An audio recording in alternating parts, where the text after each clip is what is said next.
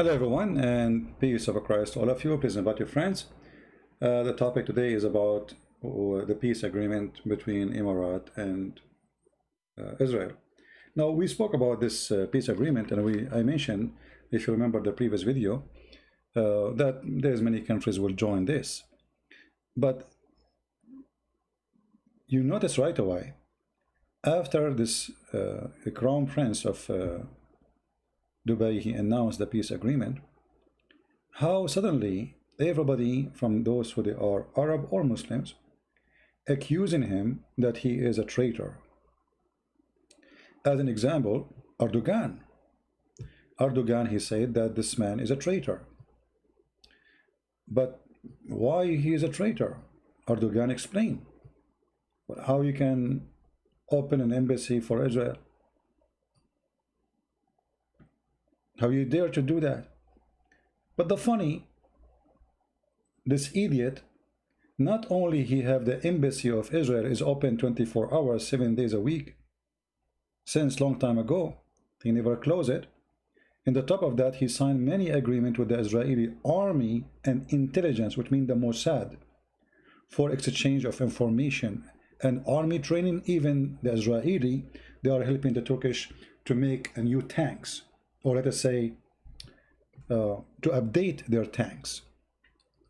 So how come if the Israeli sign peace agreement with Emirat, that will make the Emirati traitors, but Erdogan, he have all kind of relationship, including Mossad offices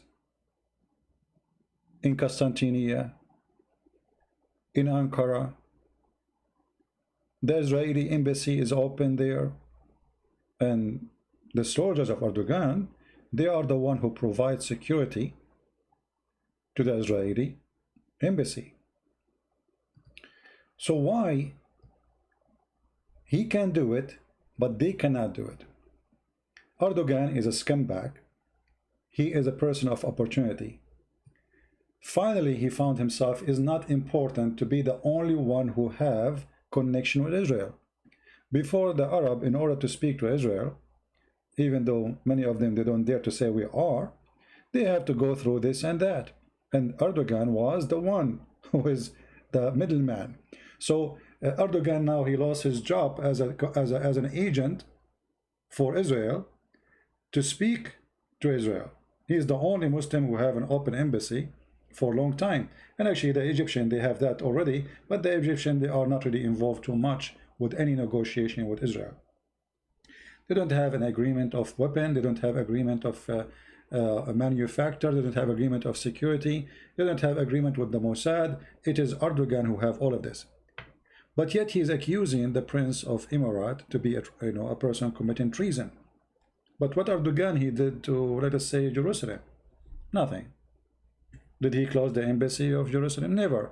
Even when the war was so hot between the terrorists and Israel, Erdogan, he did not say anything. He did not do anything except speeches. He never cut his relationship with Israel. He did not stop any agreement. He did not. Simply, this guy is a big mouth, and the Israeli, they knew. They knew exactly who he is. He is just a big mouth.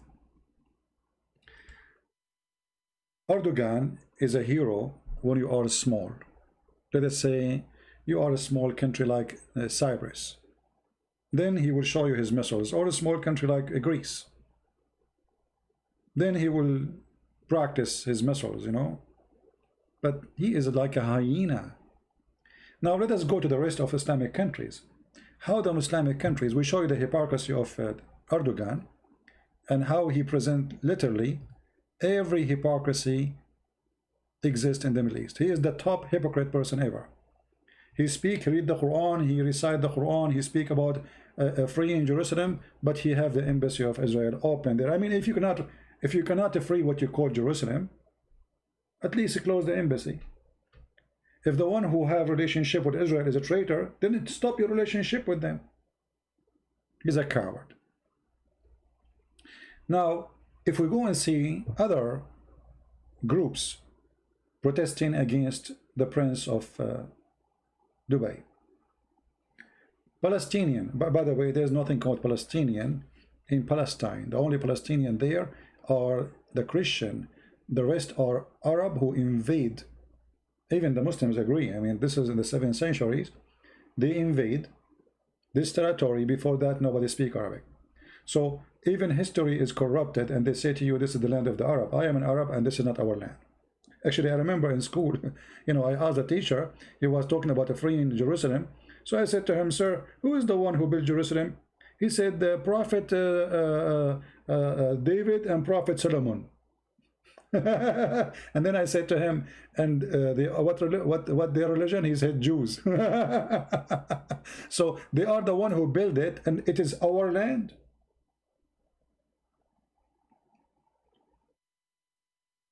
Who is the one who built it? Prophet David and Prophet Solomon. So how that make it our land? So when they speak about a free in Jerusalem, the same way they speak about a free in Spain, the Muslims now they speak about. If you see the map of the Islamic State, ISIS, it includes Spain, include even the Vatican, include Rome, include even the White House. For them, everything is to be taken, and yet they claim it is their land. So what happened now? They are burning his pictures. In Pakistan, a huge, tens of thousands of Pakistani went in the street against the Crown Prince, burning his pictures, calling him a traitor. I mean, in Pakistan, what the Pakistani have to do with this? Oh yeah, no. You see, in Islamic world, this is why Saudi Arabia and Emirat and Bahrain and Kuwait, all the Gulf countries, they have to limit the number of Muslims enter their country. They trust only non-Muslims.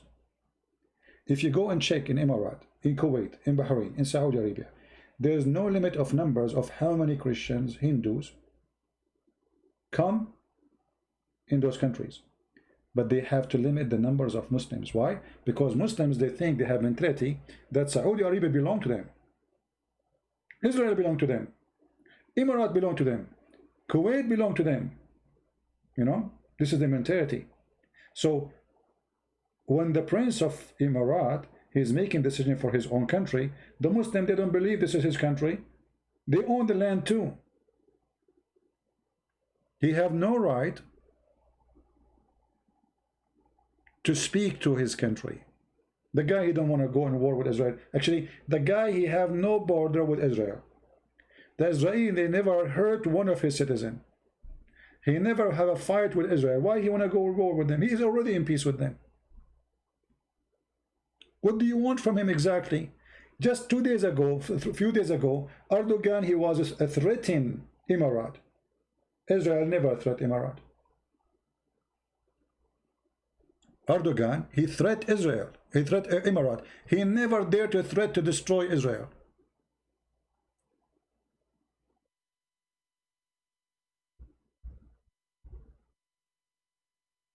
Can you believe it? He don't dare.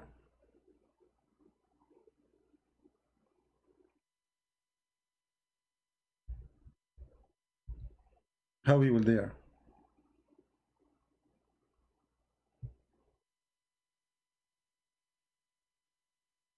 He told him, watch your size, you are so small. You see, this coward, he threat only small countries. You know that Arab Emirat, everybody knows, it's a small, tiny country. Because they are small, he make a threat of an invasion, of an attack.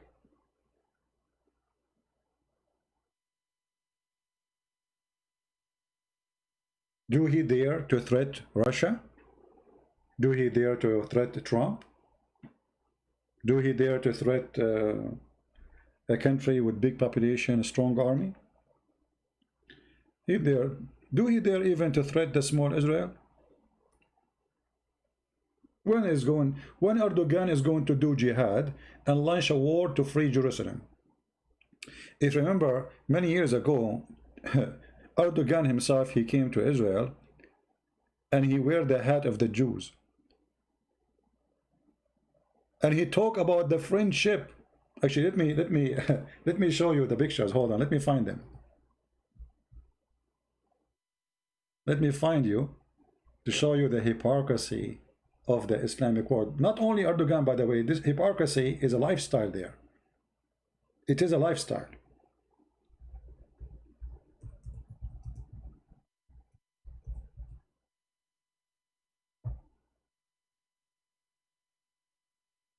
Just search for Erdogan in Israel, and you will see how Erdogan is speaking highly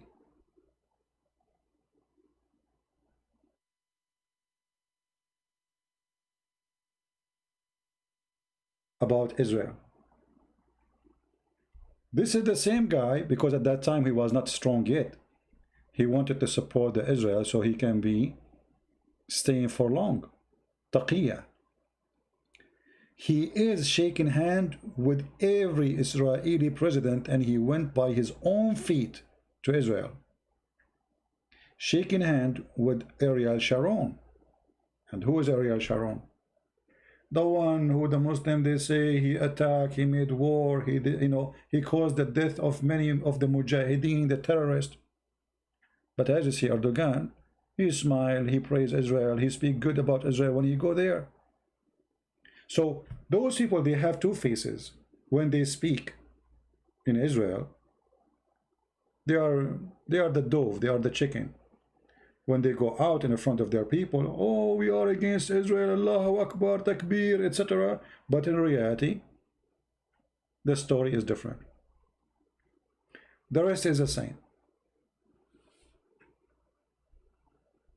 When the last time any Islamic country,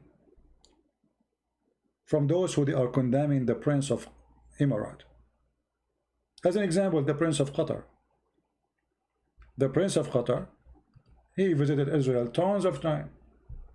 And now he is calling the Prince of Emirat a traitor. Why? Because they hate each other.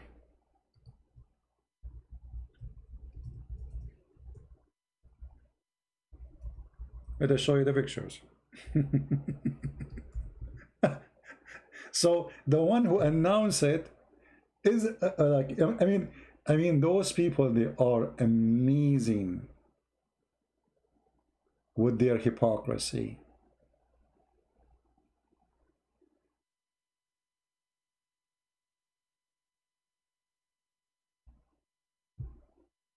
It's hard to believe the level of hypocrisy. Let us see.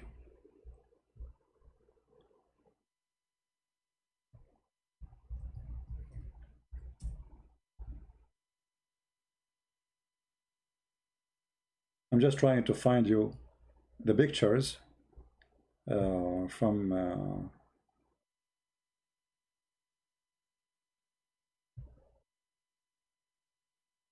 YouTube, from Google, Prophet Google, peace upon him. Let us see here. Nothing coming yet, but you know, for sure this is sure news. And actually he was drinking wine with them.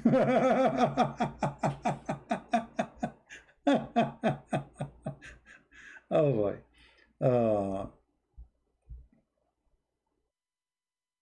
Just 2 days ago, hold on, let me. I just remember 2 days ago, the head of the Mossad was visiting Qatar, asking Qatar to pay Hamas.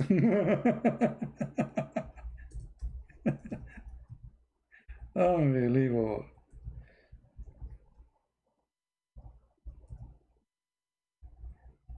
Let me search for this one.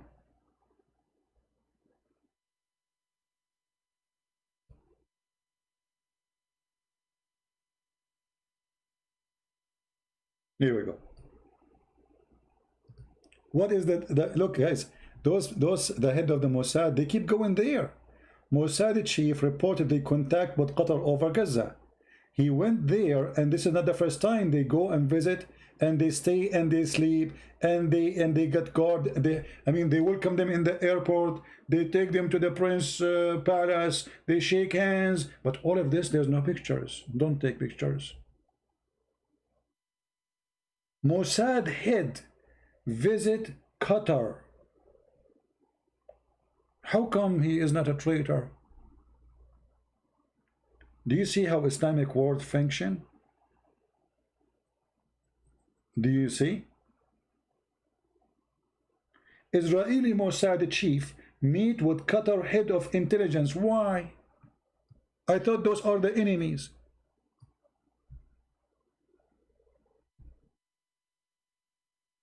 The same in Turkey. The same in Egypt. The same in Saudi Arabia. I mean, all of them. What always happens in the Middle East, they present for me a whore. She slept with everybody in the town, and yet she claimed to be the virgin of the city. This is how they are.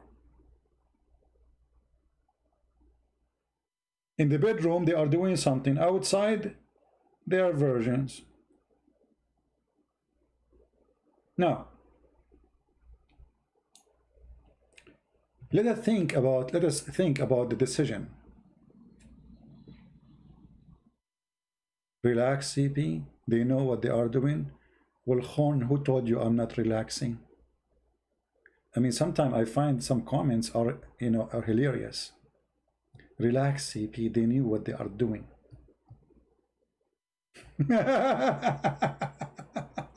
I know they knew what they are doing. What's wrong with you? We are just showing the hypocrisy. Be smart. Use your brain. Did you notice our topic? How many times we say the word hypocrisy? So relax, CP. They knew what they are doing. Oh, thank you for the advice. I thought they don't. I mean, obviously, the head of the intelligence of the Mossad, he don't know what he's doing, and the head of the intelligence of Qatar, he don't know what he's doing. Yeah. A comment in YouTube is amazing. Like the guy who posed for us to believe in the flat earth just 2 days ago. Anyway, flat earth people. We knew they knew what they are doing. We are talking about the hypocrisy. Why all of them, they are desperate to have relationship with Israel in the bedroom, but in the balcony, they are shouting against Israel. This is the question. How come Israel is the enemy? In the same time, all of them, they are in the bed with this enemy. That will take us to understand the Arab mentality. As you know, I am a Middle Eastern, I am an Arab. I'm not proud about it, but I was born there, what I can do. This is how we think. Curse him as long he have no power over you. What does that mean? When Saddam Hussein was in charge, he was God. They make poetry for him. They bow down for him. Saddam Hussein, even they saw his picture in the moon. Saddam Hussein, he go. The second the American came, they start beating his statues with their shoes. Same for Hosni Mubarak. He is their dictator for 30 years in Egypt. The second the guy collapsed, everybody say the bad word for him and they want to beat him up, etc. Blah, blah, blah, and they put him in jail.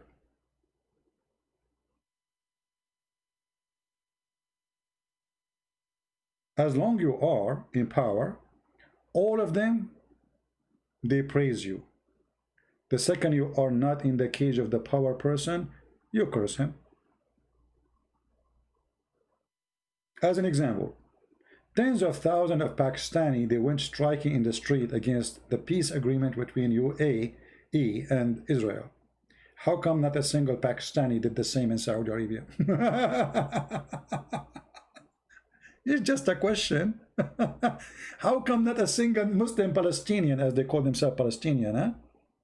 They did not protest against the Prince of Qatar in Saudi Arabia?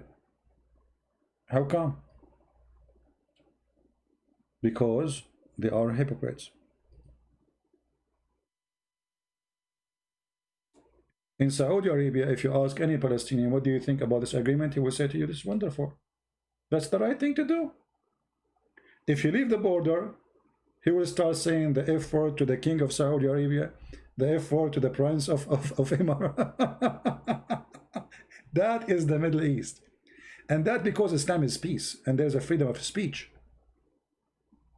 You see, terrorism is not only a terrorist taking a car and exploding himself. In Islam, terrorism is a practice of normal day life. The Quran teaches the man to beat his wife. That is terrorism. And the Quran says why? So she will obey you. That is terrorism. And this is what the Arab they practice over their people. If you don't agree with us, we will beat the hell of you. Terrorism. So when an Arab he have a freedom, he practices his own terrorism, trying to terrify the one who terrified him before, or even someone weaker. For all the mentality of this culture, the culture of Islam, which me myself I grew up through it, is culture of terrorism. Starting from the home, the father beat the wife, the husband beat the wife, he beat the kids. Then the kids will grow what?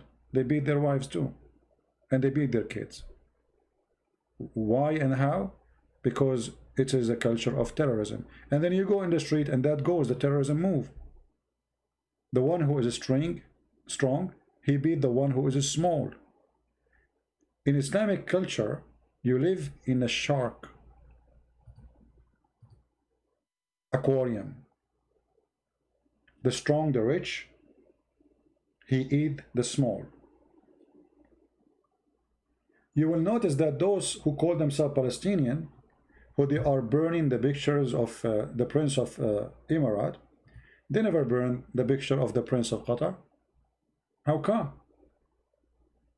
While the Prince of Qatar, he have all kind of relationship with Israel from long time ago, simply because he is sending a lot of money.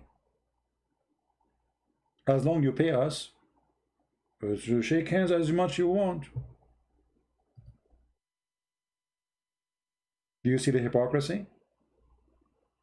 How come they don't strike against Erdogan? Erdogan, he did not close his embassy. He will never close it, and he have all kind of agreement with the Israeli, including army agreements.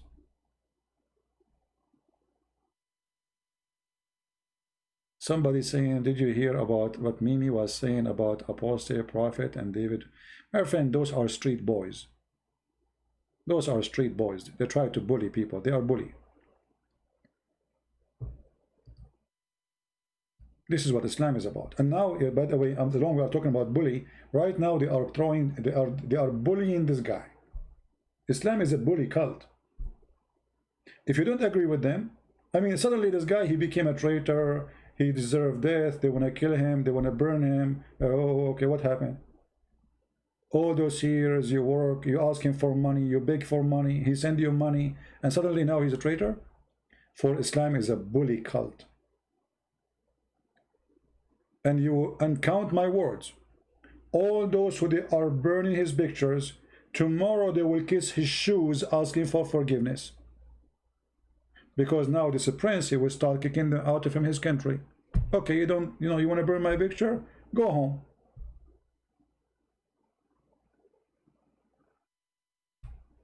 Right? Do you see the Israeli Azerbaijani protesting against an Armenian Christian church?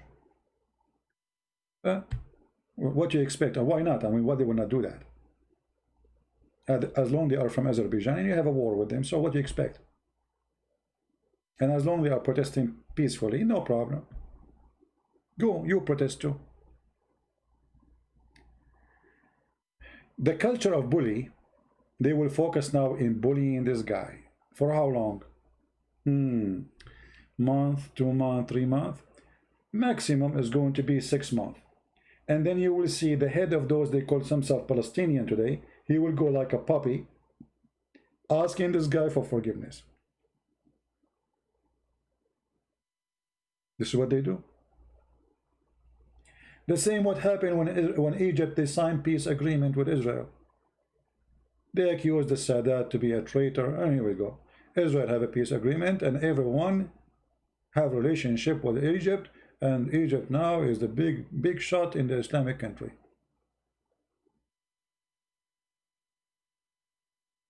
Hypocrisy is their lifestyle. And you will see, soon you will see Saudi Arabia is doing the same, Bahrain is doing it, and Qatar will do the same. Qatar is doing that actually from a long time, but the Prince of Qatar is like a snake. He do everything. The Prince of Qatar, he is with Taliban. He's with USA in the same time. He have the biggest base for USA, but in the same time he sponsor Taliban. He sponsored ISIS. He sponsored Al-Qaeda. He sponsored the Mujahideen in Libya. In the same time, he sponsored Israel. He sponsored Trump. He sponsored America. He sponsored USA Army. And in the same time, he is sponsoring the enemy. And sometimes you ask yourself, the Prince of Qatar, he is in which side he is? Obviously, he is very useful to Israel, and he is very useful to USA. That's why they kept him in his place. So, the hypocrisy of those countries are beyond the imagination. Beyond. And you will notice my internet is cutting. Yeah, what we can do? We are in America. Internet here is slow. Honestly, we have the slowest. Supposedly we are in USA, right? I mean, this company I'm signing with. Let me see. I'm losing the internet, right? I'm going to switch. I hope soon I will be able to switch. But now if I switch, they will give me a penalty. You have to finish a contract. The most bad company ever I have in my life experience. Yeah, but we have to stuck with it for some time. And now it is late at night. Everybody is watching TV, so I guess the internet is going down. Yeah. Anyway, maybe I should move to Somalia so we can get better internet.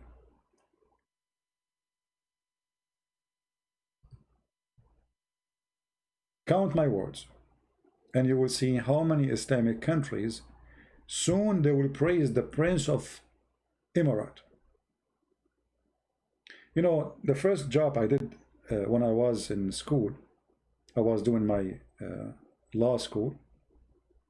It was for an Arabic newspaper to correct the grammar, the Arabic before the print, So we go late, our shift, it's night shift, and we fix the grammar to make it ready in the early morning to be printed.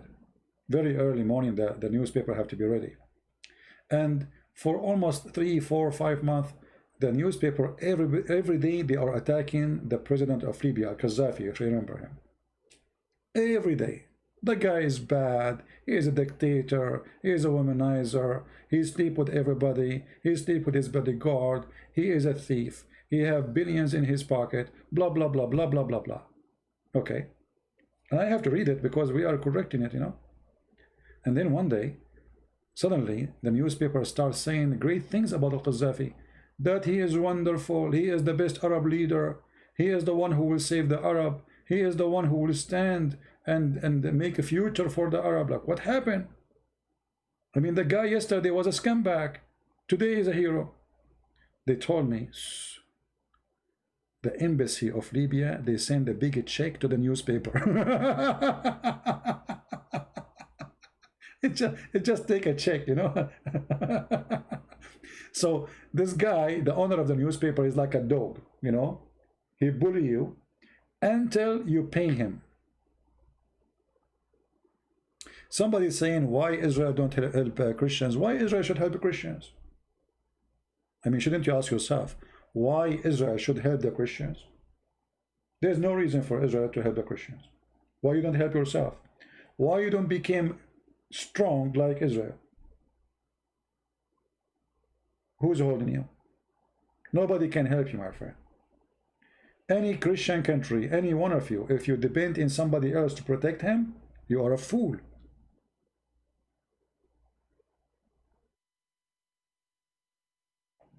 What about somebody attacking your house and you are waiting for somebody to come and help you? You defend yourself. You help yourself. Who helped Israel when the Israeli need help? Nobody. When they started their beginning, they helped themselves. When the Israeli, they have a war with how many armies? 7, 8 armies. They have only 4 planes, and none of them is owned by the government. It was for volunteers.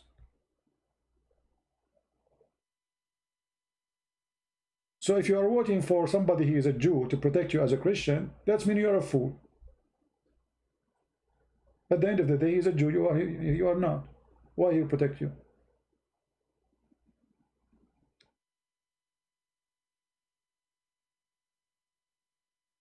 Israel are protected outside. Not true. You see, during the time of Obama, Obama make it clear that he is the enemy of Israel. The Israeli and the Jews, they understand that very well, that anytime all those Western countries, they flip on them. Actually, already they are flipping on them. United, European Union, they boycott Israel. They stop buying the product. They are putting sanctions in Israel. Obama, he did the same, like now Trump, he is siding with Israel, yeah. But all the last 10 years, it was, and until now in Europe, they hate Israel. So who is protecting Israel? Israel. Israel do not need America to be protected. That's not true. They have nukes which nobody have. Right? Is there any relationship with China that help Turkey to bully Greece?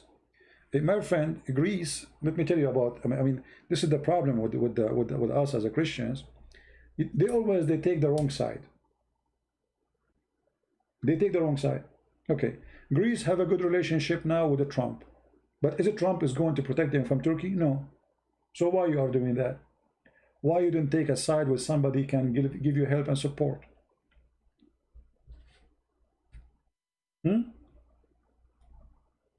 They don't think. Greece, just a few months ago, they were going to make an agreement to buy weapons from Turkey. I mean, can you believe it? How corrupt the government in Greece? They are buying from the enemy.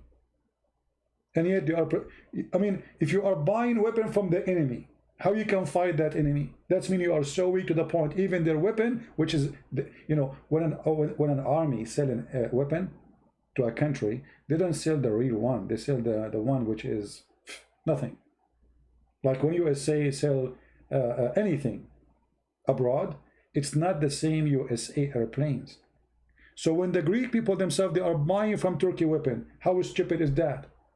Which means they are strengthening their economy, giving money to the enemy, and getting weapon which is useless. So my friend, if you think anyone in the world will protect you, you are a fool. The Greek people, they should stand for themselves, establish their own power, open, manufacture to build their weapon, and stop depending on others to protect you.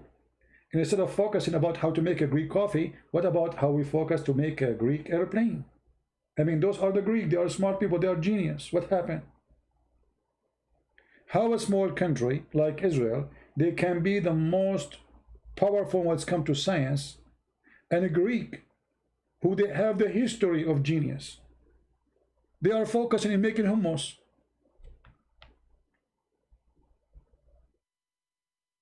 Do you understand? Why you became behind to the point Turkey is making fun of you and you can't stand for them? Why now you need to be defended by European Union and they will not help you? A bunch of cowards. Never depend in someone else to protect you. Never. Because when the fight come, the friend run. I remember once, this was in high school, like, supposedly we have a fight with other group of, we are teenage.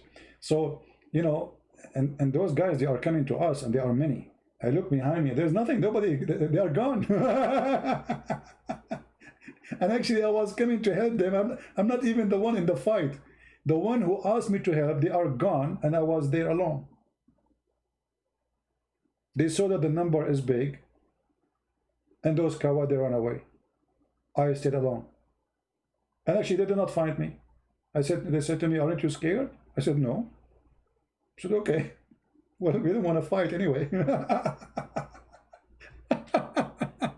So never depend in a bunch of cowards to protect you. They are cowards. and they are doing business.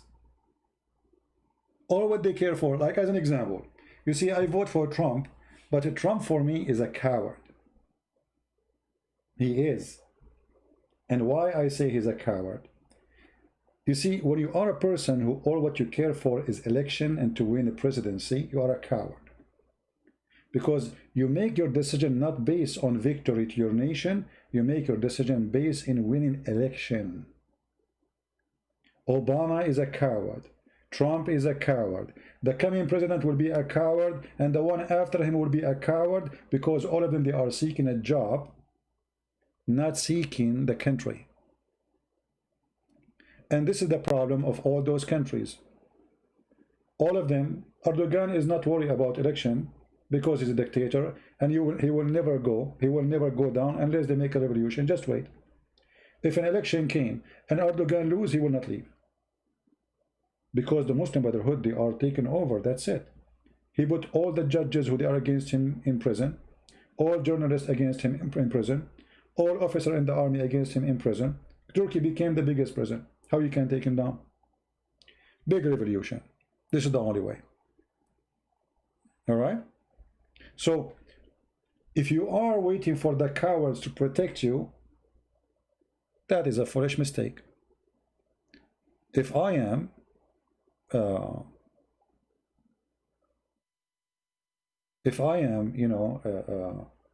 I know that I have an enemy and he's coming to me anyway, I better get ready.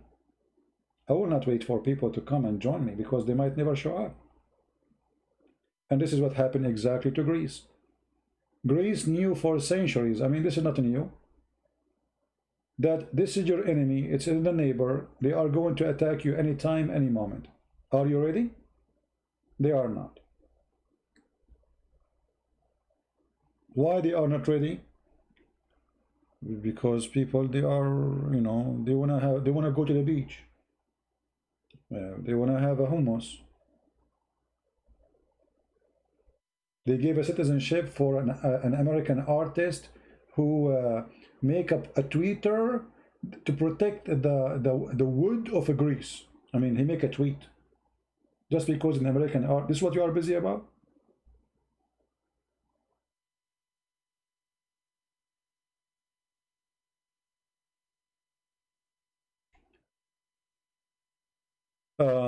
Somebody's saying, how come the Christians in the whole Middle East did not fight against Muslim occupation? That's because you do not know the history. When the Muslim occupied the Middle East, it was not under the Middle Eastern Christians' control. It was under the Roman, which means they are stripped from any weapon to fight. There was no Middle Eastern king there. There was only the Roman. The same happened in Egypt. So the Muslims, they did not take it from us as much they took it from the Roman. All right? And the Muslim get lucky. The Roman, they were fighting with the Persian for more than 300 years. And almost they are out of men, out of soldiers. So the timing of the Muslims, they came, it was perfect time, where Rome is collapsing anyway. And actually, when some Egyptian Christians, they start fighting for their freedom in Egypt, the Pope of the Coptic in Egypt at that time, he forbid any Christian to join the army of this Christian hero who fought for the Egyptian Coptic freedom. Why? Because he's a coward. And this is why you should not obey any priest, any pope who is a coward, who don't speak something makes sense. The excuse is we are Christians. But who said if you are a Christian you cannot defend your home? Who said if you are a Christian you cannot join an army? Who said if you are a Christian you cannot defend your wife and your kids and your land? Who said that?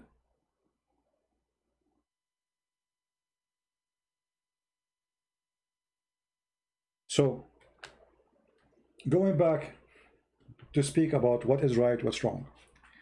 The Prince of Emirat, he understands very well that his country is so small, so tiny. Erdogan is a threat in his country. Iran threatened his country. Who is his friends? This guy, he learned that Arab, they have no friends. And I tell you, me as an Arab, I have no friends from the Arab. I don't trust them. I will never believe that they are friends, for this is their culture. They betray each other. You just heard a few days ago about, or a few weeks ago, about a Muslim. He sent an email to a Muslim. What the other Muslim he did, he leaked the email to everybody. This is exactly the nature of those people. They betray each other. I mean, who is the one who killed the caliphate of the Muslims? The Muslims. Who betrayed them? The Muslims. Not a single caliphate was killed by a Christian or by a Jew. Who is the one who killed the grandsons of Muhammad? The Muslims. Aisha herself, the wife of Muhammad, she took an army to kill Ali and his family. This is how it is. This is the culture. This is the nature of the culture. They betray each other, and the funny, they accuse each other of being traitors, when all of them, they are traitors.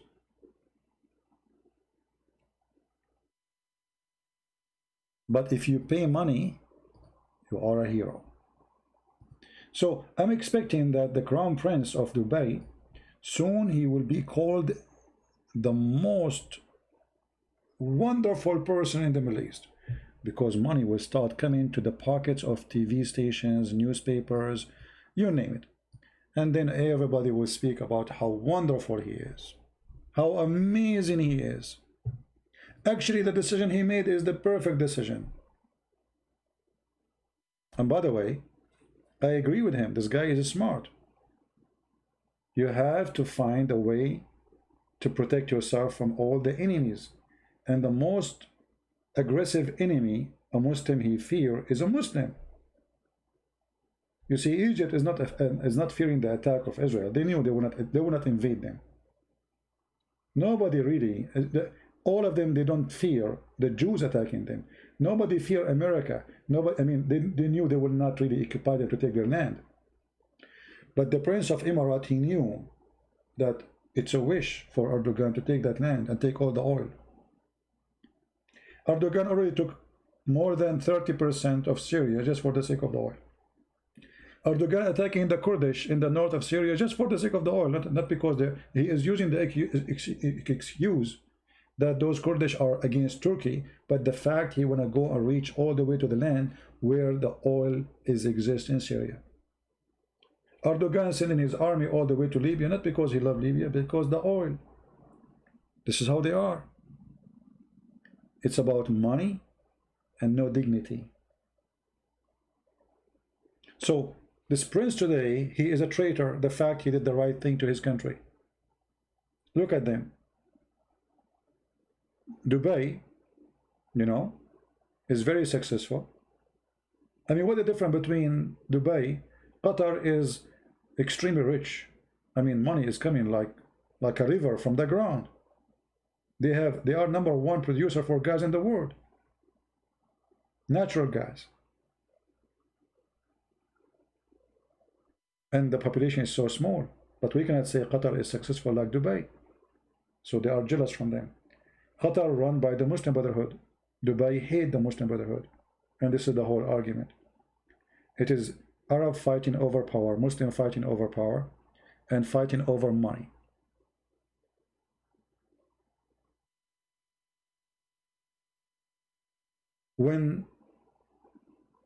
If the Crown Prince of Saudi Arabia, he announced tomorrow that he will go for peace with Israel, who dare to say to him, you are a traitor?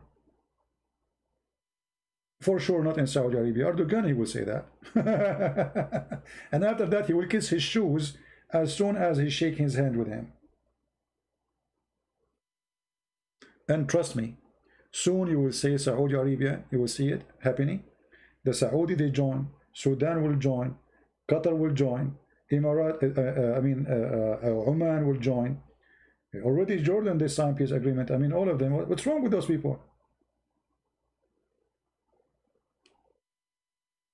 You know what I mean? Already all of them, they have relationship with Israel.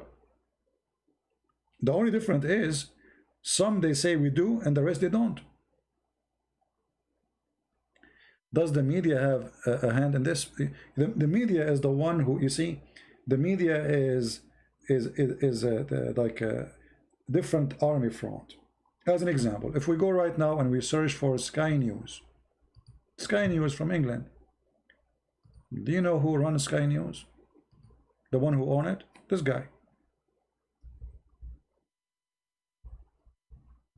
You think that you are watching Sky News in England? I mean, come on, right?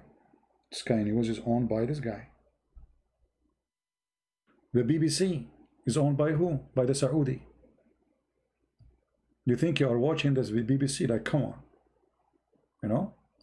The BBC. This is the BBC. I mean, how in the world this will be, you know? So if you go to Sky News, you will see Sky News, they promote anything for this guy to make him the hero, the amazing, the brave, the smart. Why? Because simply he owned the stations and they cannot say anything negative about him. Let us show you. What is the opinion of Sky News about the peace agreement?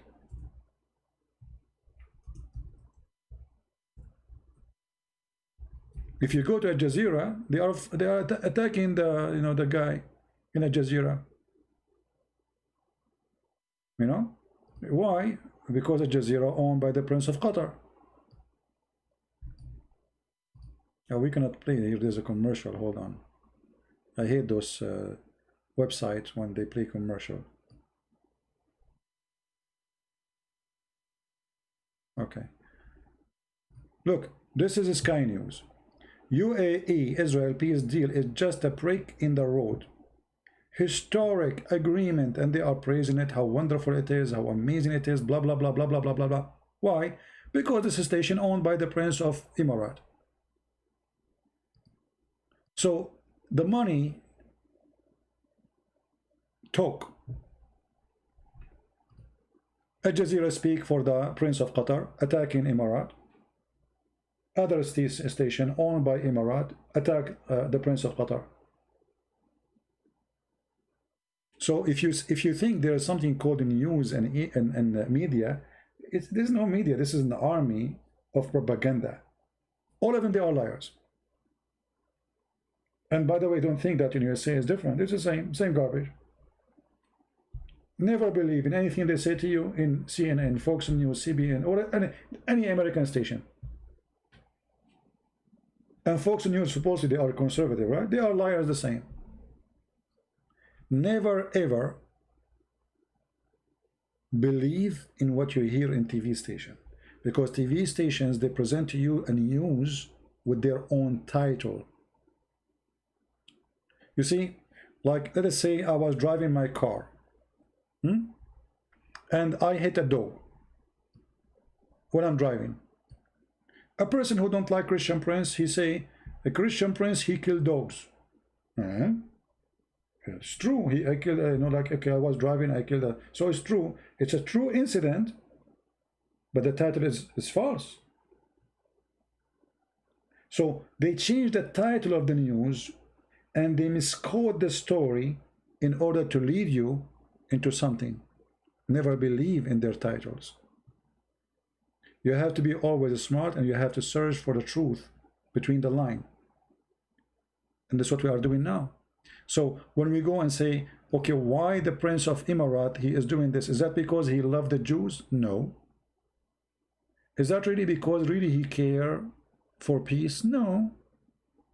So what he cared for? He cared for surviving. Israel is not a small country. Maybe small by population, yes. Small by size, yes. But it is a super power. Literally, superpower. I will not exaggerate if I say Israel have enough power to destroy China. Easy. Even to go in war with America. Easy. They do. They have the power. And because they have the power, their power will talk, not their size. The Prince of Emirat, he understands that he don't have the power of army, but he have the power of money and location. Emirat is very important location for Israel. It's just a few kilometers away from Iran, the enemy, the biggest enemy to Israel. Emirat is now opening borders of a flight to the Israeli. So now the Israeli, for sure the Saudi agree already, they fly all the way from Israel. They don't need to cross, they do not need to go like around a long circle, go over Turkey, and then from Turkey they go over the borders, etc. So they can go to India as an example, or to go all the way from Egypt, and then from Egypt they cross all the way over the ocean. They do not need to do that. Now they can take a straight line. So Emirat is very important for Israel because of the location and because, let us say, they break the rosary with them. You know the rosary? When you cut, the rest of the stones, they fell down, they fell apart. And this is what you will see next. The rosary stones will collapse. They will go in the ground. Oman will sign peace agreement. The Sultan of Oman, he will sign. You will see soon. Sudan will sign. Saudi Arabia will sign. Kuwait will sign. You will see. All of them, they are waiting for somebody is brave to say, I will sign. And then the rest will follow. They are waiting to see what will happen if he sign. Is there people will go crazy and they want to kill him and they will go and make revolution? Nothing happened. So they will sign.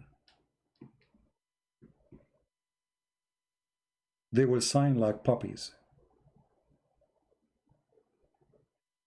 And because Emirat knew that Israel need their location, which can provide strategic supply, the Israeli, they can use the land of Emirat for strategic supply in case of war, intelligence, building a spy stations in Emirat,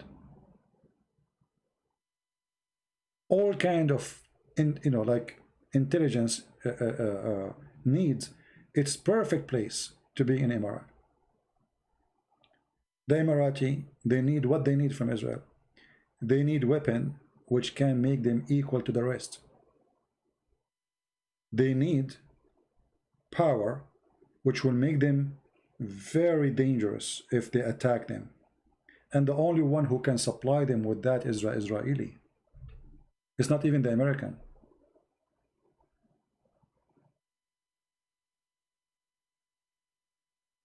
Because the American, you cannot trust the American. The American today you have a Trump, tomorrow you have someone else.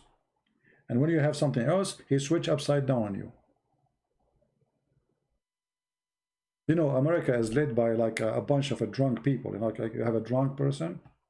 He woke up in the morning, he say, oh, this is the direction of Trump. We don't like the direction of Trump, so we will go in the opposite direction. So 4 years for Trump going in the right, and then 4 years for liberals, they go left, and then we end with zero, you know? We move nowhere. So never trust the American to protect you. Because they will not. Anyone remember what happened to Georgia? Who remember Georgia? Anyone remember? Let us show you some maps to refresh your memory.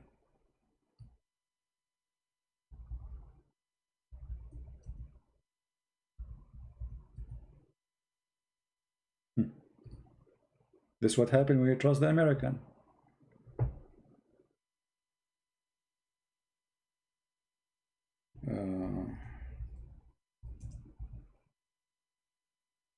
All right.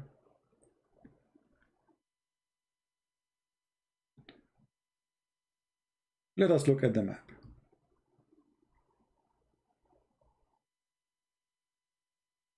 Small, tiny country, living in peace. The CIA, they start playing their dirty game. They told them you do not need Russia. You can go against Russia. You can kick the Russian. The Russian, they aren't occupying the country, but they have a strong relationship with them. Anyway, so the president of Georgia, he is so stupid, so fool. He believed the CIA. He believed Obama. He did what the Muslims do when they go Allahu Akbar Takbir, Allahu Akbar. You want to go what? In Russia against, in war against who? Russia. This is what happened to you when you trust the American. They told the guy, if you go in war, we stand with you. When the Russian, they start going in, the American disappear. Bye-bye. Bye-bye. We don't know you. Do you see what happened when you have a fool?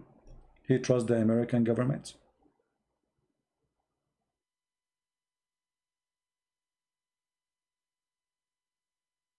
This is what happened. And now the Armenian, they are thinking better. If I am an Armenian, I will ask Russia to join in union. If Armenia join union with Russia, who dare to attack Armenia? The Turkish? Azerbaijan? Who? You have to be smart. Join in union with the Russian, keep your borders, keep your president, keep your government, but the borders protected by the Russian. And then let us see if Erdogan dare to threaten them. So when you take the wrong side, you end in the graveyard. Somebody saying, don't forget you're an American. So what? If American, I have to lie? This is the truth. American government are not to be trusted when it's come to politics, because they don't have a friends, they have business. They don't have friends. I mean, Trump, he said clearly, we want to make money from you. The crown prince of Saudi Arabia sitting next to him, he said we made him pay a lot. The guy is saying clearly, we want your money.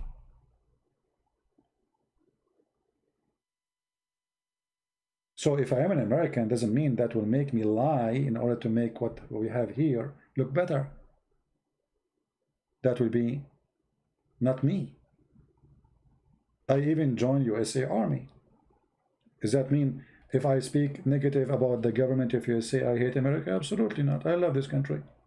That's why I joined the USA Army, to defend this country. But doesn't mean I don't understand very well the game, that those are in charge, they are not trustworthy and they have no friends. They are always take the wrong side. All those countries, Greece take the wrong side, Armenia take the wrong side, all of them, they take always the wrong side. This is what happened with Ukraine. I mean, do you remember what happened to Ukraine? Again, the same garbage. They told the Ukrainian, don't worry, be happy, we are in your back. If the Russian attack you, we will side you, we will arm you, and we will make you join European Union. Do you remember? And what happened? They made the Ukrainian go crazy against Russia. Suddenly, I mean, for no reason actually. Suddenly the Russian, they became the most hateful enemy. I mean, what's wrong with you? You have the same church. Both of you are Orthodox. You are from the same nation. What happened? You have the same roots. You have the same language. You have the same culture. What happened? Suddenly the Ukrainian, they want to be American. They believe them. They believe that they will live the American dream. So tomorrow we will drive Chevrolet. Tomorrow I will be, I have a big refrigerator in my house full of food, and I will have 5 dogs like the American. So they made them hate the Russian and go in war. And what happened when the war started? All of us, we knew. The Russian, they took inside as if they are cutting yogurt. And where was the American? Where was the army of USA? Where was Obama? So are you listening to me?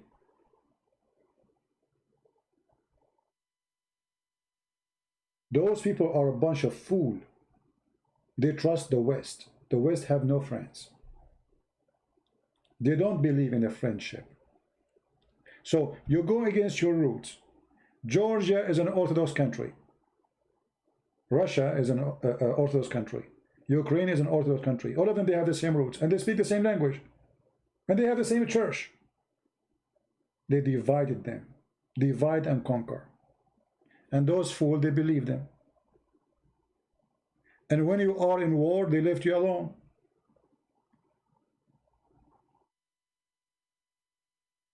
Somebody saying Poland and friend, they are friends. You made me laugh, my friend.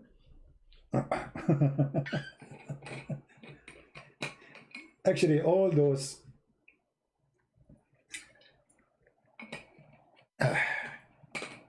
my throat went dry, sorry. All those who they are opening their borders for American army, they are making a biggest mistake. Because in case war happened for real, and it might happen, you will be the first to be burned. When I was in Romania, I saw with my own eyes how two NATO airplane accompany a Russian airplane who mistakenly, supposedly, got into Romania coast. I was in the coast of Romania, which is the Black Sea. So Romania joined European Union. Bulgaria joined European Union. Poland joined European Union. Those are the first to be hit if a war erupts. Which means they are, what European Union want from you, the poor countries, is to be burned first and to take the first hit.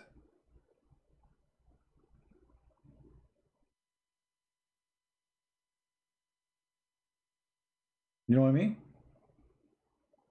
They don't really care for you. I mean, look at Romania. They told the Romanian, if you join European Union, you will become European. You will live like us. You will have a, every Romanian start dreaming that tomorrow I will have a nice car. I will have a big house, Go to Romania, nothing changed.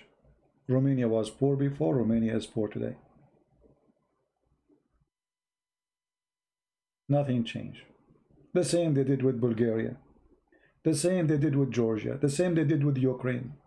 Ukraine is suffering from bankruptcy. Where is all the promises of the West? Did they make Ukraine join European Union? No. And they will not. All what they are doing, just pushing Russia far from their borders. That's the whole point. And why they don't want to sign a peace agreement with Russia? Anybody ask himself why? I mean, why America wanna be an enemy to Russia? Before it was communist. Okay, we understand. Now why? If you open CNN, they will say to you, the communist. The fact, CNN itself is the TV station of the communist. Why you want to go in war with Russia? I mean, why you want to fight Russia? And you cannot even fight Russia. I mean, look at them. They make Russia the biggest enemy, and none of them dare even to fight at Russia.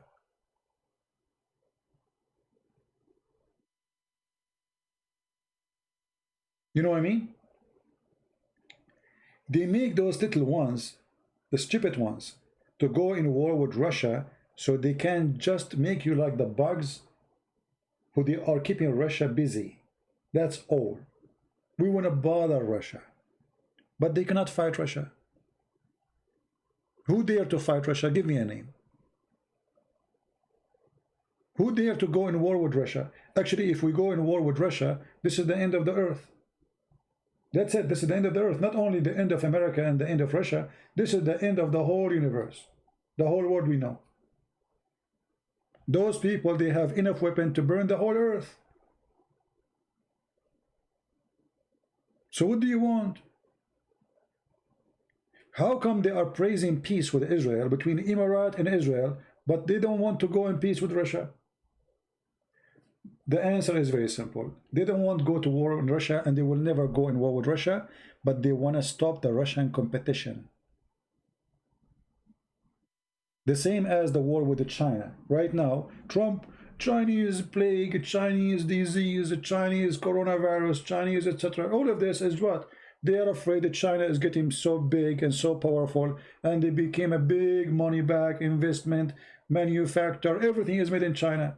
They are trying to put China back in a small box. The same they are trying to do with Russia. Russia became one of the biggest supply of weapon in the world. That will not help America. I mean, we want everybody to buy our weapon, not the Russian weapon. And their weapon is very powerful.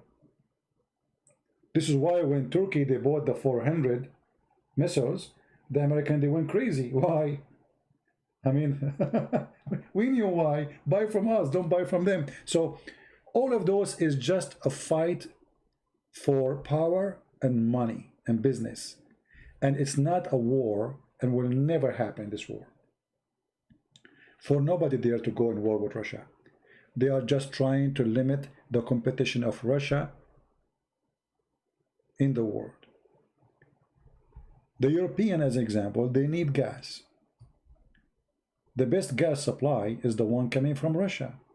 Very simple, very fast, very easy. They don't want it. Why? Not the European don't want it. USA don't want it, because USA became the biggest supply of gas in the world. So if the Russians are selling their gas to the European, who is going to buy our gas? So Trump, he started putting sanctions even in European countries who they are allowing the line of Russia to go through Europe. Do you see it? Which means USA is not a friend really of Europe. USA have no friends except USA. And this is the truth. And then if you ask yourself, why European they will buy the American gas when it have to be shipped from far away, when the border neighbor Russia is next to them? Doesn't make sense, does it? And it's a lot cheaper. It's just nothing personal, it's just business. Nothing personal.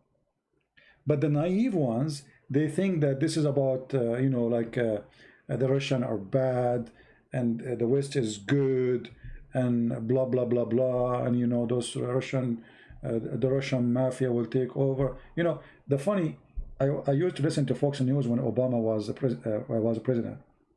Fox News every day asking Obama to stand against Russia.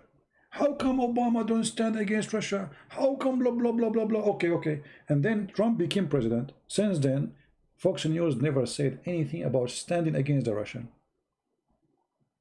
The one who's doing it now is CNN. Do you see how politics work? Garbage. No truth in politics. And no friends.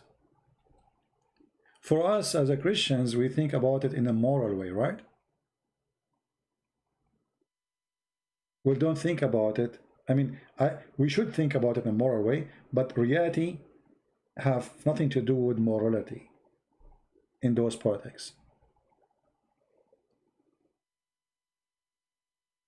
Are you getting my point? So now, when Greece is suffering in front of Turkey, who cares for Greece? I mean, European Union, I mean, okay. But imagine if Turkey is threatening Germany. The money bag. All of Europe will be standing in one leg. Because this is the money. This is the safe of the money. This is where the gold and the silver. Everybody will stand to defend Germany. It's the same what happened when Saddam Hussein took over Kuwait, if you remember. More than 60 countries, they send army to Kuwait. I mean, 60 armies, yes. Why? Because it's a bag of money, a lot of money. But even you cannot see Kuwait in the map. I mean, where is Kuwait in the map? Do you see it? Look how small it is. America came, Egypt sent an army, Europe sent an army, Australia sent an army, Canada sent an army, everybody sent an army to free Kuwait. But nobody want to send an army to free Cyprus.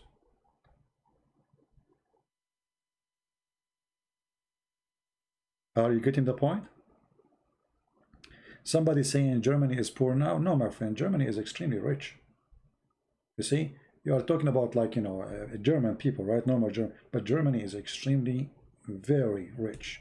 It's about how much money investment they have, not about normal people, average people. There's people in Germany, they can buy countries. So what decide your place is your power as economy, as army, as a stand up alone fighter, what you can do as harm to the enemy. If you have none of those, they will eat you. You are just a small fish in the shark's aquarium. And this is what's happening to the poor Greece. They found themselves alone, and they are begging this and that for protection. Big, a huge enemy next to them, small, tiny country, population. They are no match in any way, in any mean, to fight Turkey.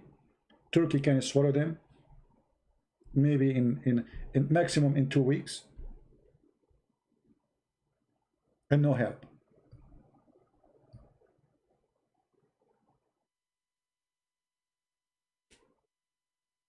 If I am the Greece president or prime minister, I will say to European Union, how come until now we don't have European army?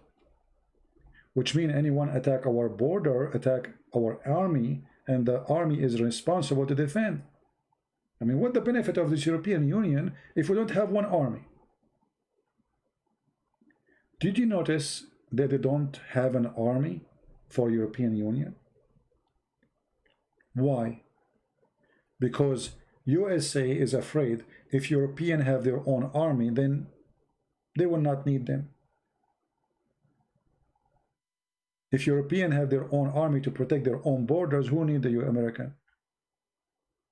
So America will not be happy to see European army. They told them, the NATO is enough. But how you can have, what does NATO can do if Turkey is part of it?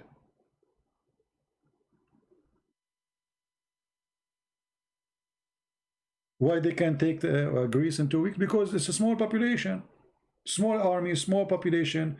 They have no real weapon. They are no match. Very simple. If you compare between the army of Greece and the army of Turkey, you will notice that they are no match. Right? As simple as that. Now, do you know even the population of Greece? Very small, tiny.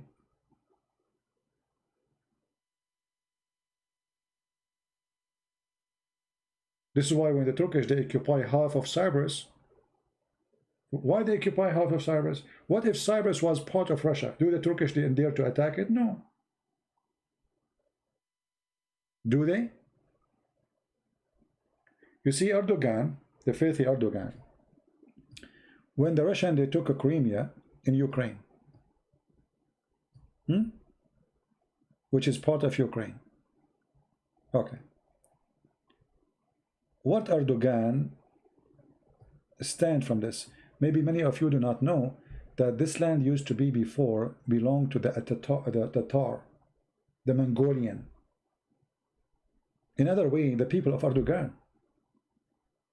Did Erdogan say, Allahu Akbar, we will go for war, they took the land which belonged to the... No.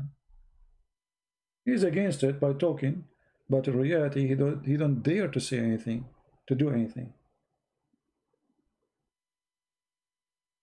The Russian, they took it back. It used to be part of the Soviet Union before, and the majority there, they are Russian. They took it back. Everybody have to shut up. Why? Because this is Russia. Who dare? When you are powerful, you do what you need to do. When you are weak, everybody slam you, everybody spank you, everybody whip your face with the floor. So many of you think about what is right and what's wrong. In this earth, there's nothing is called right and wrong. There's a strong and weak. We as a Christian, we think about it in a moral way, but in the ground, those people, they don't practice morality. They practice power. The one who have power is the winner. The one who is weak, they will eat him alive. It's like an ocean. A fish, big fish eat the small fish, and nothing changed. And just wait until the coming war erupt, and I believe it's going to happen. You see, the world is going like in a certain point where resource will be limited, and countries will be fighting over even market, which means war will not happen for the reason of occupying a land. Is going to be for a market, like now what we see in China, between China and USA. They are fighting over a market. They are not fighting really. There's no war. They will never have a war with China. They are fighting how we can stop a China market from growing. You heard Trump saying they have 2 weeks to sell TikTok to American company. I mean, if TikTok is bad, why you want to buy it? They say to you, because of security problem. But don't you know that all American companies, they run their business from overseas? Which means my name, my phone, my address, my social security is exist in computer, exist in the Philippines or in India. Do you understand what I'm saying? So what happened with this TikTok? TikTok simply is very simple. If TikTok keep growing, that means Facebook is dead. Twitter is dead. YouTube is dead. We cannot let that happen. So what we will do, we are powerful. We will say to the Chinese, listen, this company have this problem and this problem and this problem, and this is a national threat to our security. So you have to say it for us. It's like, you know, going to somebody, saying to him, what you have is a rat, but you have to, I want to buy it from you. But it's a rat. I want to buy it. And I will force you to sell it for me. But I don't want to sell it. No, you have. You have to. So, you know, the excuse is security. But the reality is how we can stop China from taking over the internet. Because China now, not only, you see, China is not only TikTok, they have Alibaba, they have search engines. So soon Google will disappear. Soon YouTube will not be really important. Chinese will make your own YouTube. Actually, they have. So if they are able to grow so fast in such a way in TikTok, they can use TikTok as a platform to jump to the second stage, and they will become the giant, not only in making everything, but the giant in internet and virtual technology. If you notice that Trump, he put sanctions in Huawei company, right? I mean, Huawei is a threat. They are spying at us, blah, blah, blah, blah, blah, blah, blah. The problem is not that. The problem is this company became so huge, so powerful, and it is a threat to the business in USA.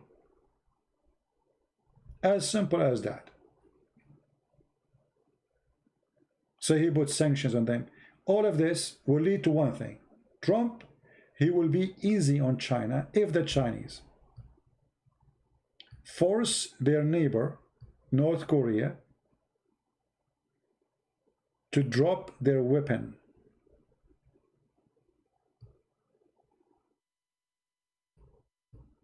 Their nuke.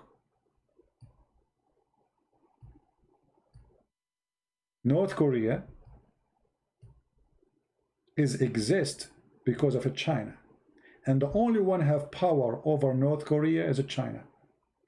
So Trump will keep hitting and hitting and hitting, and until this pig, the president of North Korea, obey the Chinese and they say, okay, give your weapon.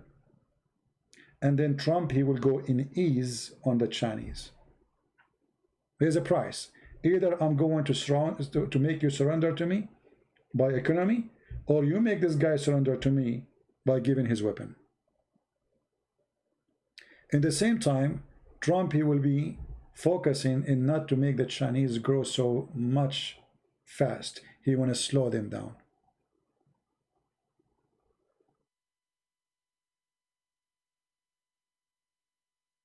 If you speak against Chinese government, they ban you. Well, they ban me here in YouTube. It's the same garbage, my friend. Did you ask yourself actually why I'm broadcasting? This is not my channel. This is just a backup. Who told you that in USA is not the same as in China? You say anything, YouTube, he took you down. Twitter took you down. The president of USA, Twitter, they took his tweet down.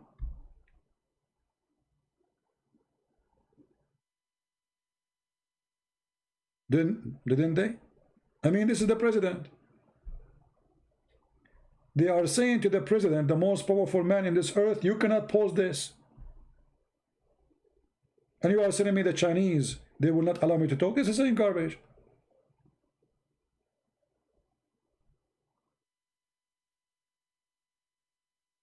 Somebody saying CCP is the devil. Okay, China is the devil. You know, we don't like Iran now, you know. No, they are not the devil. They are doing what is good for them. And if they are communist, well, good for them. Teach the people to free themselves from the communists so they can be free. Saying they are the devil, saying all this garbage will not help.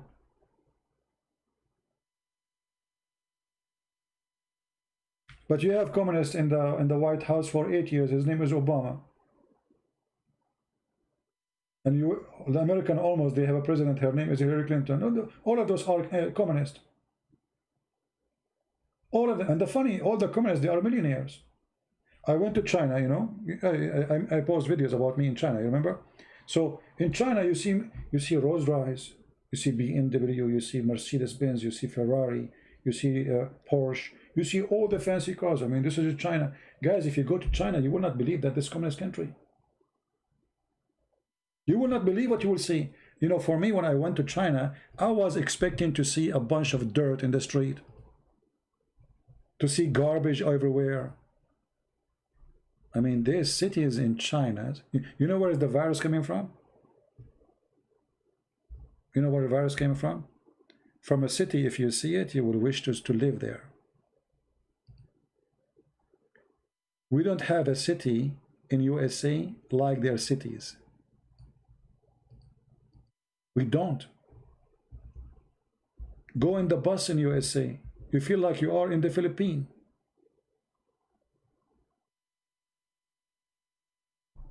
Literally. Look at my internet. Did you notice my internet? I'm losing speed. This is a China, my friend. So from countries collapsing, they have nothing. I'm not supporting them, by the way. I'm not saying they are good. They are discriminating the Christians. They are closing our churches. When I was there, they were watching me. If you remember, I paused a video when I was crossing the street. There's police car in every direction, every corner. I mean, it's a police state. But yet they are different form of communism.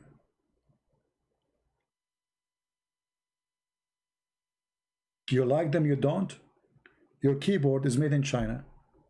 Your mouse is made in China. Your computer made in China.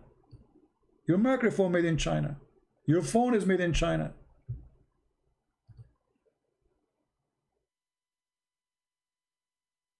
You know, when my laptop broke, supposedly it's a Mac computer, you know. We open it. The battery made in China.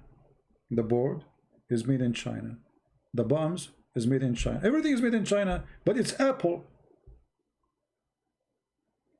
When you buy an iPhone, you think you are buying an American product. It's not. It's Chinese. Samsung is Chinese. I mean, anything you buy is a Chinese.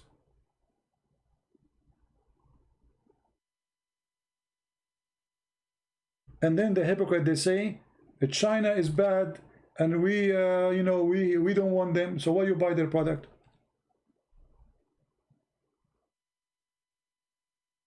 My friend, I'm not saying they are good. You see, if you see the comments, it's really funny.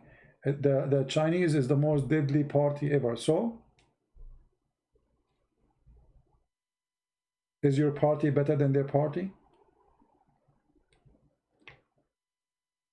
It's just about you kill who.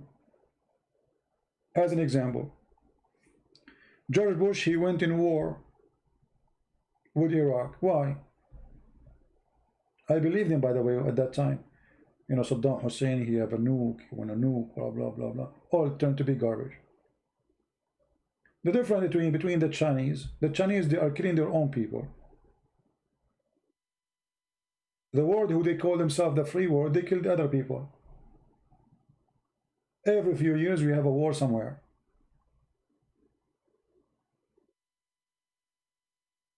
We bombed the Serbian, we bombed the Christians, we bombed the Lebanese, we bombed the Iraqi, we bomb everybody. But you are the good one, right? And they make you believe in the bombing, they make you believe of the reasons. But always they bomb the wrong one. They never bomb the right target. It's like the USA is run by a general. He have a cross eyes. With my respect to those who have a cross eyes.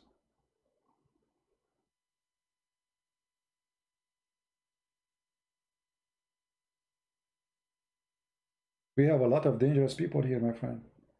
Do you remember what Hillary Clinton, she said in the election? She said if Russian, they know that she will nuke them. She will what? She will nuke them. We have people in this country talking about nuking as if it's like throwing a gun.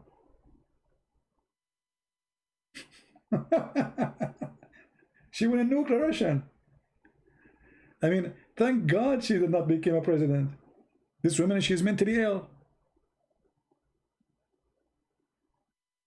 So whatever you want to say about the Russian, the Chinese government, yes, they are bad, they are communists, they discriminate, they kill, they put people in jail, blah, blah, blah, blah, blah, blah, blah, blah, blah. But yet, after all of this, you buy their product. The question then, why, if they are bad, you're supporting them? Because when you buy their product, you are supporting them.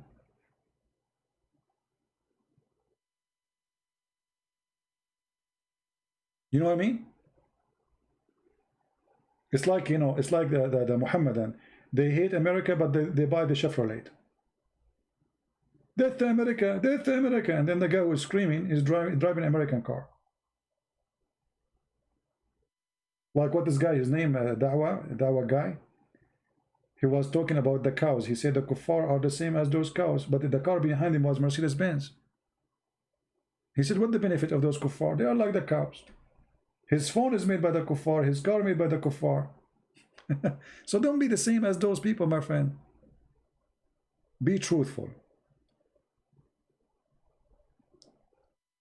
And see the word in reality, not in fantasy.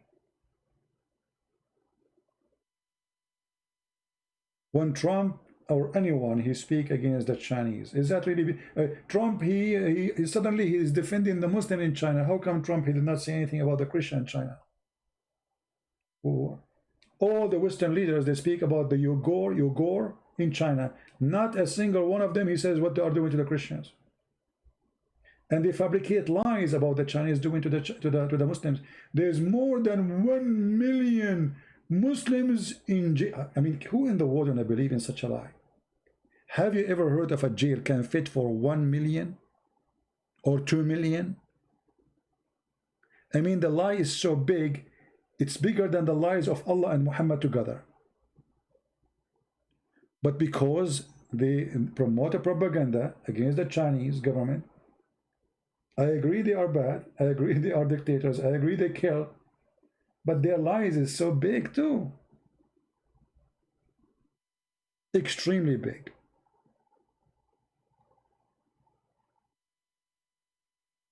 You know, the war in Syria as an example. The Assad, you know, we should bomb the Assad, we should, okay, the Assad, he allowed women to go in the army. Women, they can dress as they wish. Women are in the police. Christians, they can go to the church. Muslim, they go to their mosque. Everybody do whatever he wants. You can drink alcohol. You can swim with your bikini in the beach. The only thing you cannot do, don't talk about the president. He's dictator. So why you want to bomb him? If you bomb every dictator, why you don't bomb the king of Saudi Arabia? What about the king of Jordan? What about the president of Egypt? What about the prince of Qatar? All of them, they are dictators. How come the Assad? Because the Assad is not our friend. If he is our friend, he can do whatever he wants. When Saddam Hussein was our friend, fighting Iran, we give him weapons. Saddam Hussein was a good... Osama bin Laden himself was our friend one day. Do you believe it? Why? Because he was fighting the enemy. But the guy is a terrorist. How he was our friend? You can search right now how Washington Post and New York Times, they are making articles about Osama bin Laden, how amazing he is.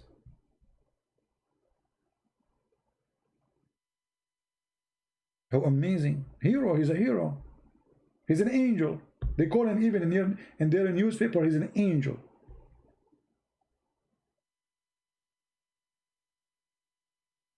But when they want, they friend you even if you are a terrorist. And they call you an angel, they give you a name. When they want, they make you the devil. The same guy, Saddam Hussein, was an angel one day. Second day, he's the devil. Right? So don't be naive and think that those people, they speak for morality. They don't. They don't. As an example, in America, morality happens only when it's about protecting American. But if you are a foreigner, no. I will give you an example. Trump, he put sanctions on Russia in Syria. I mean, those people, they have corona. They have 12 years of war. There's no work. There's no business. There's no income. I mean, you put sanctions on them, why? You want to fight the president? But the one who get hungry, the one who will die is the people. Where is morality? Do you understand, guys? It doesn't matter if they are Muslims or not. This is not moral. And this is not right. You cannot even transfer $50 to your family if you are in Syria. Why? Who in the world he say this is right? Those people, they are suffering from 12 years of war.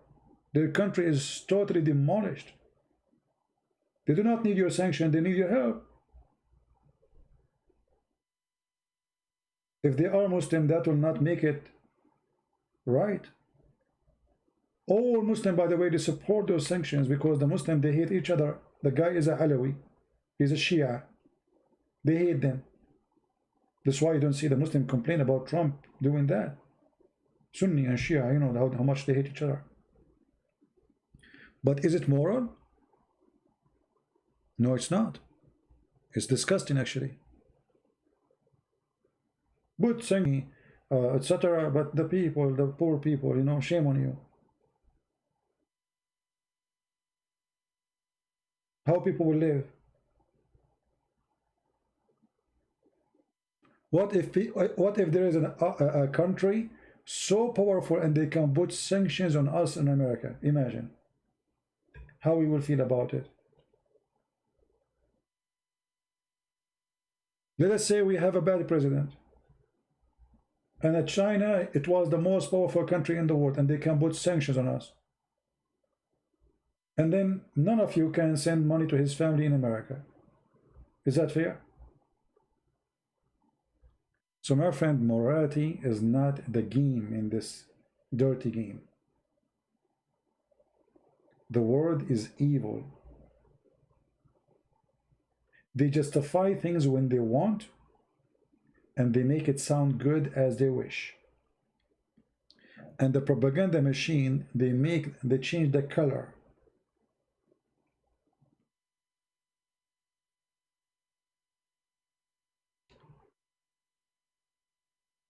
What if a Muslim don't like what? Dates? What does that mean? What dates?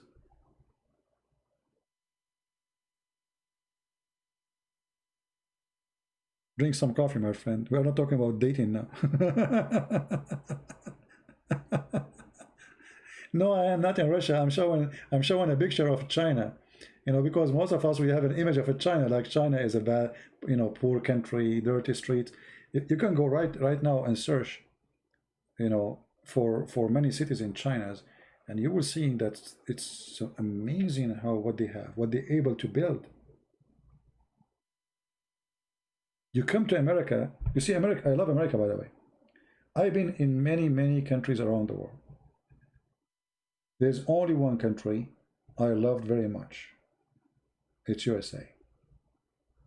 Because in USA is the only country, even if you are not really powerful man, rich man, you can have a house with a garden for little money. You can have your fridge full of food for little money. Only in America. I went everywhere. You see people, they say to you, if you go to a country like, as an example, the Philippines is cheap. My friend, you are visiting there, go and live there and see that it's not cheap. It's not. Because you need to compare about how much money you will make if you are living there and how much money you spend, and you will see how expensive it is. Thailand is so cheap, it's not cheap. It's not cheap for you. It's not cheap for them. So, you don't like Australia? I've never been in Australia, no. I cannot say that, but I mean, we are blessed in this country. You have the most powerful, protected country.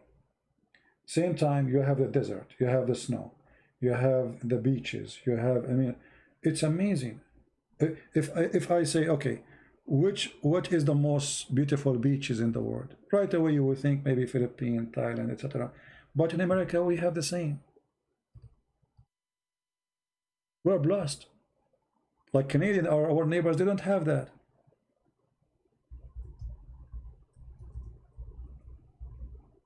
They don't.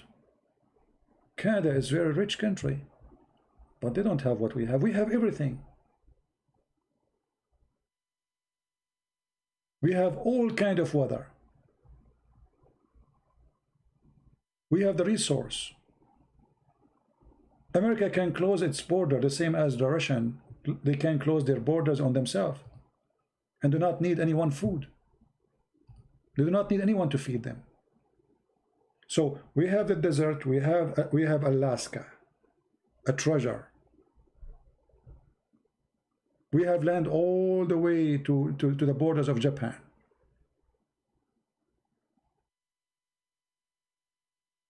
We have islands in the Caribbean. So you can live in the cold, you can live in the desert, you can live in the most beautiful beaches. We are blessed. But the funny is that most of Americans don't appreciate what they have. They don't. Because this is what happens when you are born in it. You don't feel it. You don't notice it. It's like a child who was born in a palace. He don't know what the word palace means. This is his house. What palace? The palace is palace for you because you never saw such a house, so you call it a palace. But for him, this is just a home. You understand what I'm saying?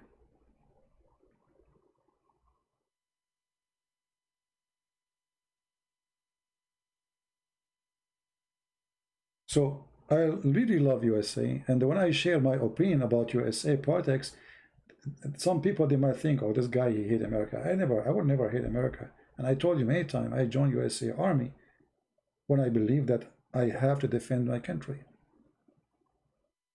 I love America.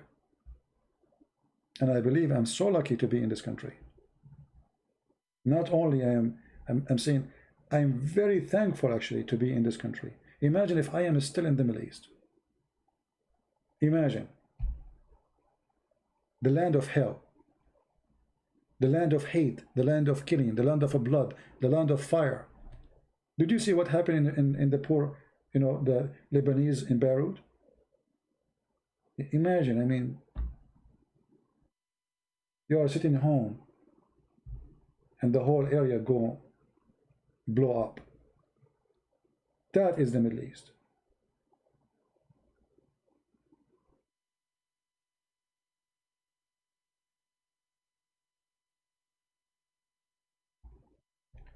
There, they feed you speeches. Here, you eat food. Speeches is just for entertainment. You see, if I watch Trump or not, still I will have my food. This country is really blessed. You see those people who they are homeless? I mean, I sometimes ask myself, how in the world you can be homeless and you are in USA? It's impossible. I mean, how a foreigner who's coming from India, he became the top like person in Google, and a person who's born in America is not. There's people who they are lazy. There's people they destroy their opportunity. USA is the land of, it's blessed. If you are born in India, and it doesn't matter how genius you are, what you will make, how much you will make.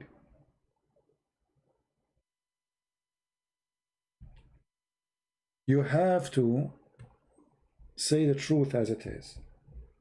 And the problem is, because in America we are blessed, so we think everybody eat what we eat. So you speak to an American, they speak about China is America. And they try to apply their way of thinking on other nations too. So as an example, the USA, they want to make democracy in Iraq. Good luck with that. They want to make democracy in Afghanistan. Why they are not successful? Because they are a bunch of donkeys. Who is the one bunch of donkeys? Those who they are in the White House. I mean, you want to make democracy in Afghanistan when 90% of the nation do not know how to read, how to write. Who is the stupid here?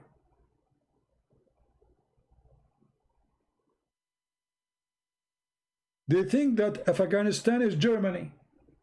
They want to make democracy in Afghanistan.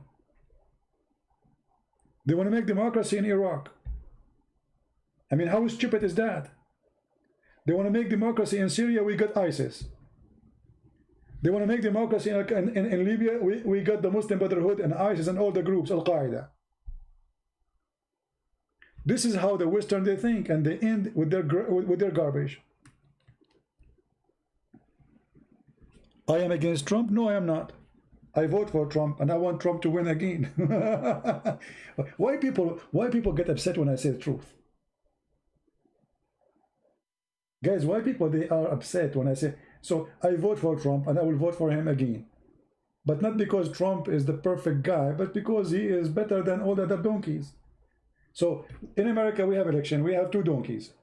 One, he will hit you, excuse my language, in your balls, and the other one, he will hit you in your face. Choose one.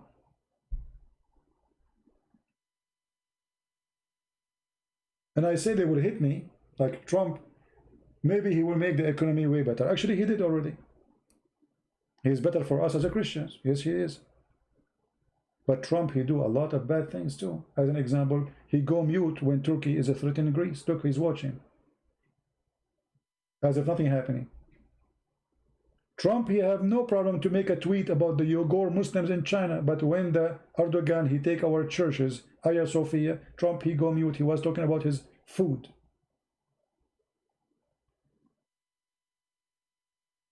Coward. All what he want is just to win the election.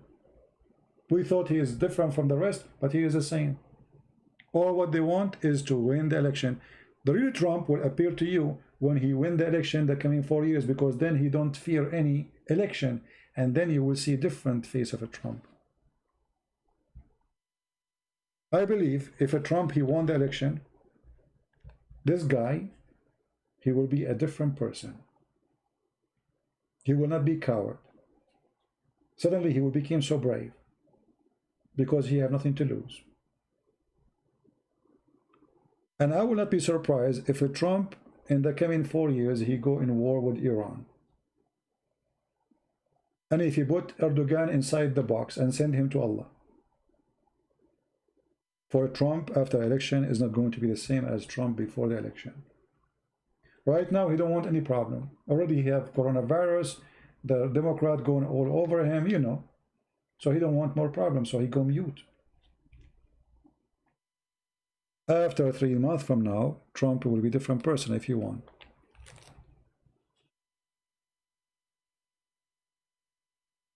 I don't like Trump because Trump, he resists war. Who said that Trump, he resists war?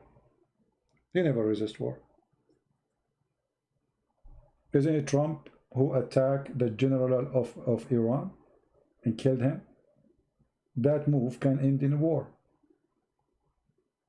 If the Iranian they decide to go in war, then war will happen. You killed the biggest general. What do you expect next? So the war did not happen because the Iranian they knew they are no match. As simple as that. But when you go and you kill the general, the biggest general of the other country, you are asking for war. Correct? If the other country they did not go for war, that's because they knew they are no match. That's not because you are not seeking war.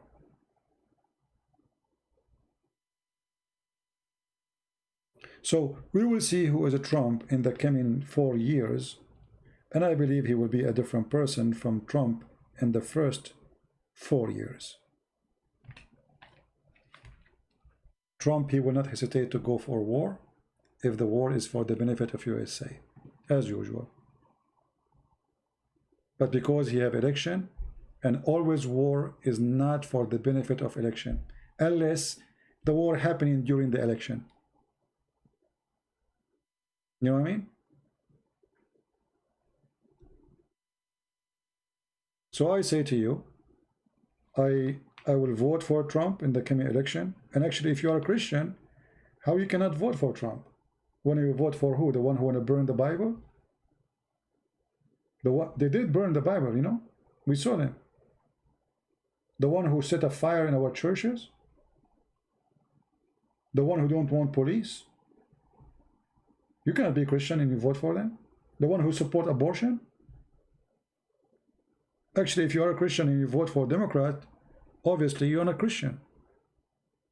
You are a hypocrite. So we vote for Trump because we don't have a better choice than Trump. He is better than all of them.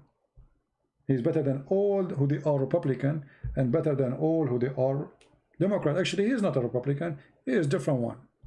He is a party by his own. Trump is not Republican, really. This guy, actually, guys, if you remember, when Trump, he won the election, do you know who was the first one they attacked him? Republican. The filthy John McCain, this guy, what his name, Graham, you know, he was like a dog biting him 24 hours. McCain, he died. The guy, he found himself alone, and Trump is being successful, so he switched the paper. Hypocrite. They were biting him. All those Republicans, they were biting him. They are against him. Trump is not Republican.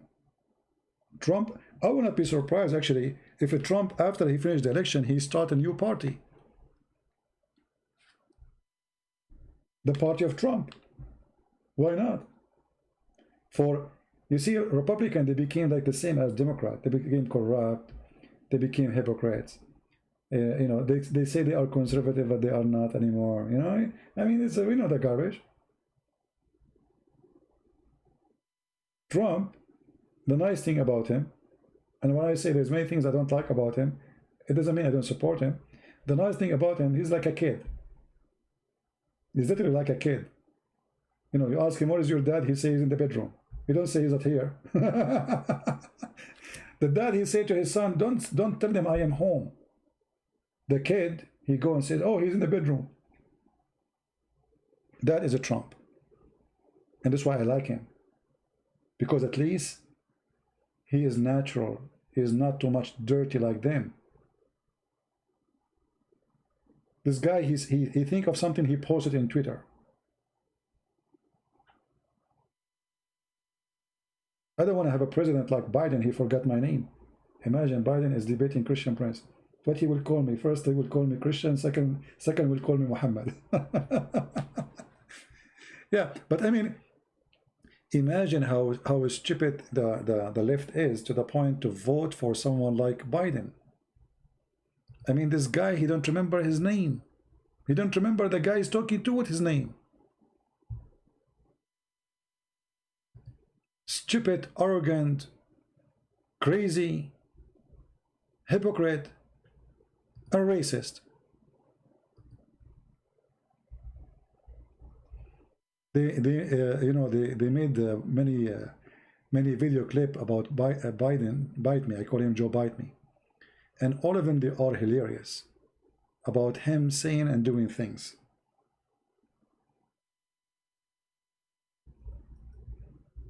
And actually, Trump, he got him a good name, Sleepy Joe.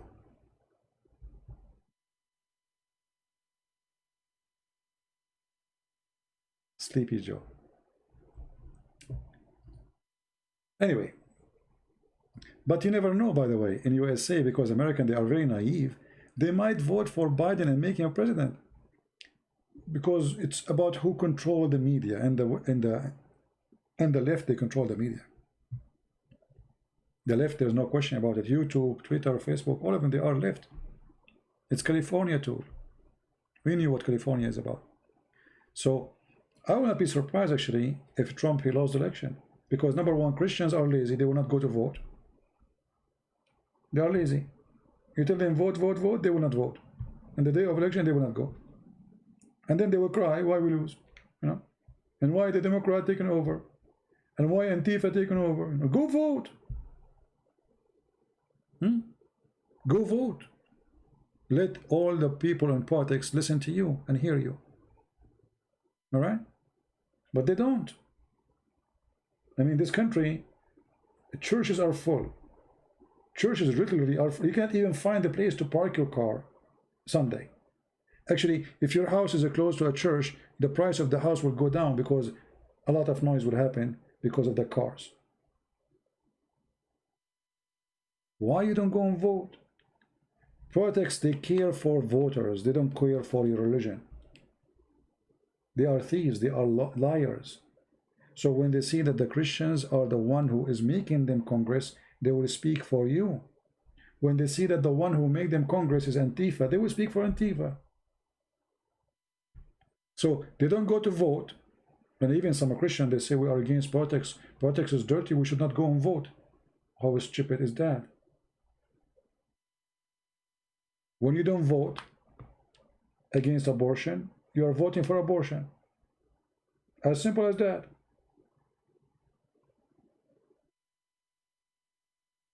Correct?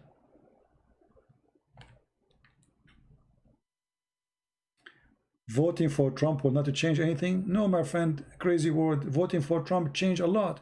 As an example, right now, we have almost the majority in the Supreme Court of a Christian people. If Hillary Clinton, she was the one election, all the judges will turn to be, for the coming 20, 30, 40 years, they will be socialist, left, who they are antichrist, anti-Christianity. And this is what I don't like about some people who speak foolishness. Voting for Trump will not change. No, will change. Because in the coming 4 years, at least 2 more judges will be hired by Trump. And judges in the Supreme Court are more important than the president in the White House. More important. For they have the highest authority over even the president. So you are badly mistaken. And this is why Christians like you who say we should not vote, that will not change anything, this is why we are behind and nobody is listening to us. And now Trump, actually, he is listening to the Christians because he knew he won the last election because of the Christians.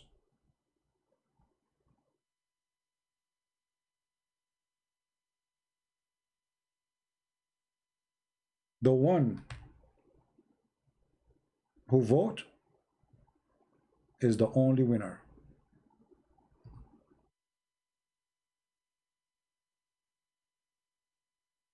All right? That is the truth.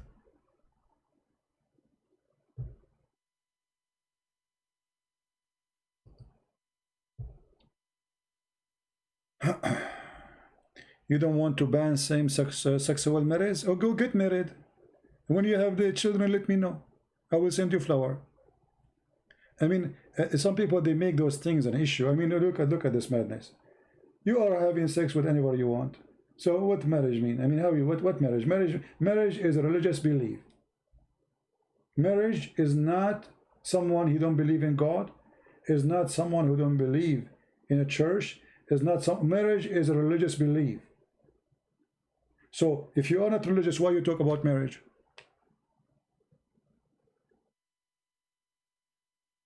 Hypocrisy. Either you are religious and you believe in what's written in books about marriage, or you don't believe in marriage.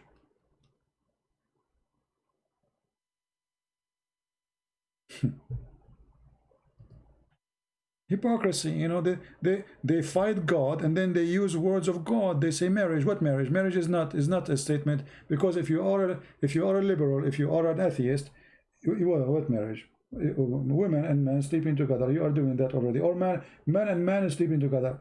What marriage? Marriage is only a religious belief. It's not someone who don't believe in religion.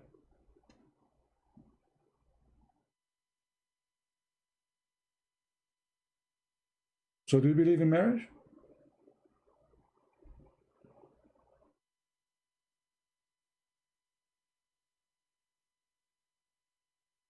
Enslave the future of generation? Okay, crazy. My friend, crazy. I understand your name is a crazy, and obviously what you are saying is a crazy. So 6.2 trillion he gave it to the people. That make him bad. So if we don't receive it, that will make him bad too. People out of jobs, people they have no money, people they have. So when the guy he give this money, you attack him for it. If you don't give it, you will attack him. And who said we are going to be enslaved? USA is the most powerful, rich nation in the world. And doesn't matter, you see, even like we borrow money from China, right? The fact China owns us more money. And in fact, the weakness of China is that we borrow a lot of money from them. Because USA can say to them, give us our money, which you borrow from us before the communist, which is trillions and trillions of dollars equal. So the Chinese now actually, they became the slaves of USA, not the opposite. Because when you give all your money to a person and then this person he says say to you, okay, get lost, I will not pay you, pay us first. Actually, borrowing money from China was a very smart move. China will never dare to go in war with USA because they will lose everything. All the money of China is in USA. And not only that, Trump, he can open the file of the Chinese anytime and he say to them, all the money we gave you before the communist revolution, we want it now. Maybe many of you do not know how much money the communists they hijacked from USA. A lot of money. Changing government will not make you away from paying the money. And I don't know why Trump until now is not forcing it.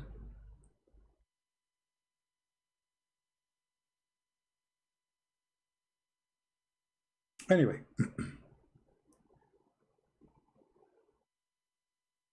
they paid only 300 million. You know, crazy word. I have to let you go, my friend. I have to let you go. Let me show you how stupid you are. I received myself $1,200 from Trump. So if everyone is receiving $1,200, how in the world they pay us only 300 million?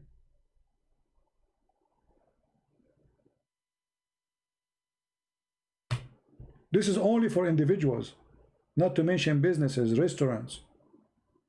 Get out of here, man. We want to put you in the office and your name is a crazy word. You will put two horns in your head and you will make Halloween in the White House.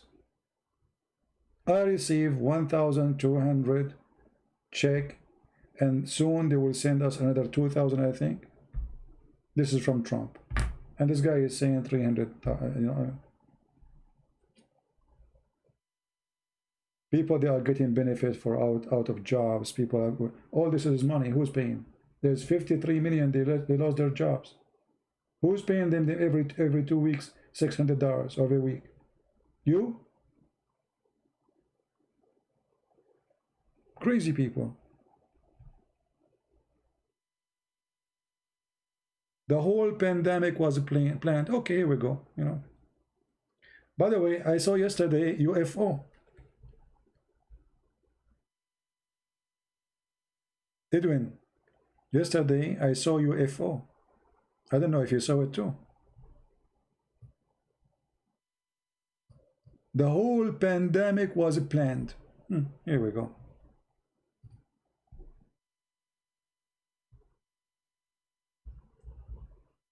I looked yesterday from my yard and I saw a UFO and I believe it was planned.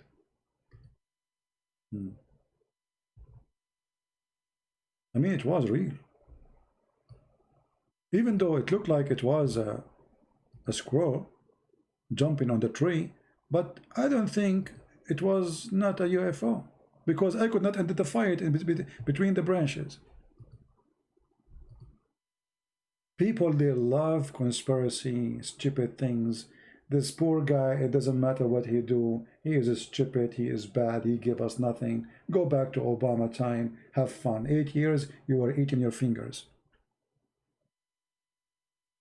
Unbelievable. So the guy, he give you money, he don't give you money, is ugly. Right? Anything, you know, like 9/11, it was planned by the CIA.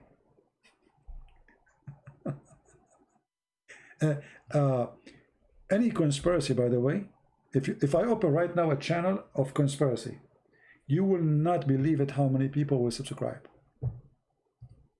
And they would love it. Or even talking about dreams. I saw a dream.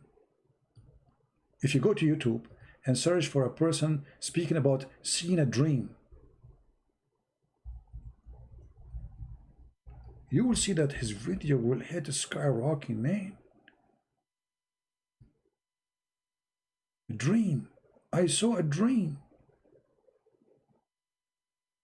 Just say I saw a dream. Oh boy. Oh, or you can search for trying a bikini.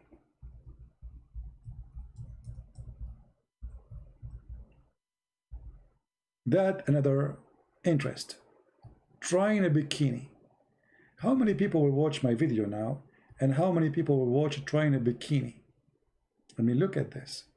1 year ago, I'm not going to show you the pictures. 1 year ago, 4.2 million. 2 days ago, 75,000K. 2.6 million. 1 week ago, 57K. And what is the topic? Trying a bikini.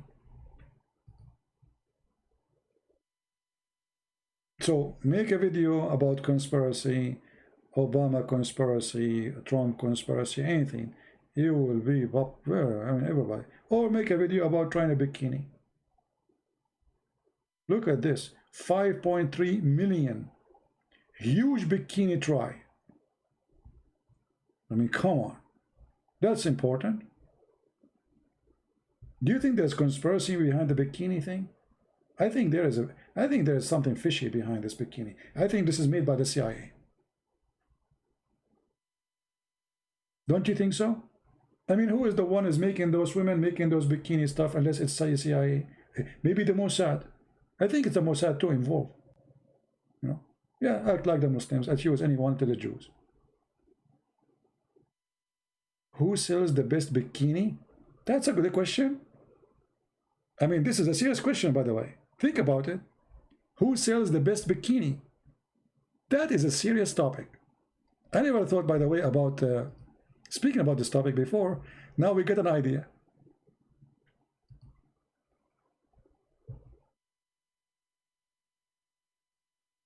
Six days ago, boyfriend react to my lingerie. 417,000 views in 6 days. That's a good topic. I mean, why in the world people will listen to me? Look at me. I have 700, 600 people listening. That's a program, man. That's So beautiful.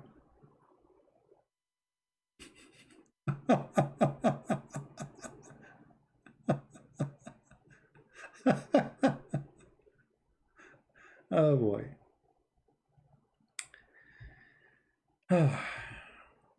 Just use your brain. If there is conspiracy in the world, yes, there is. If there is some of it is true, yes. But don't be a fool and believe whatever the garbage thrown at you. There are some people, they love to make anything. I think even if their wife, she got a BreadNet, they will claim there's conspiracy behind it. Who is the one behind this? Maybe the neighbor.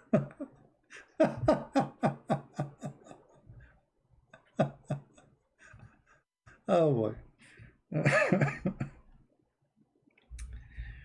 Okay.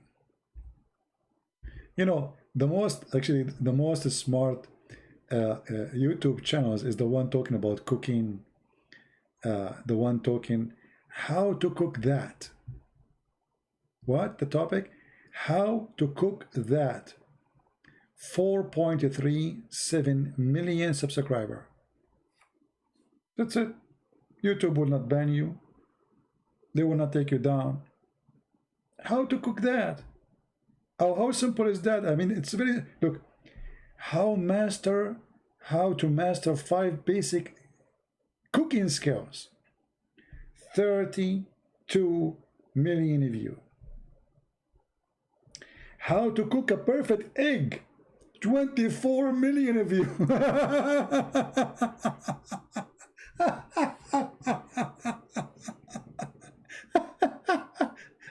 Did you see it? 24 million views for how to cook an egg. I mean, this is serious.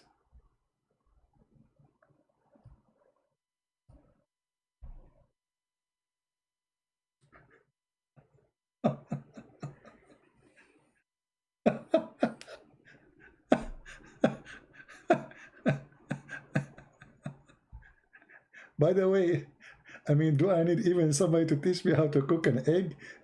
What do you mean how to cook an egg? And look, he have some spice, and even he did not even. I mean, look at this. The yolk is still the same. He just throw it in the tray, and 24 million they want to see how to cook an egg. That's the. I mean, that's it. I mean, what you can do. And how many people see my video? Oh boy. I get that. See, this is a video. Nobody will threat to kill you. Nobody threat will find you. Nobody will go after you, and you will make a lot of money. My videos, people hate me. They curse me. They want to kill me. They want to find me. Blah blah blah blah blah blah blah. All of this for what? I'm going to switch to my channel, and I will change the name. How to cook a perfect egg. All right.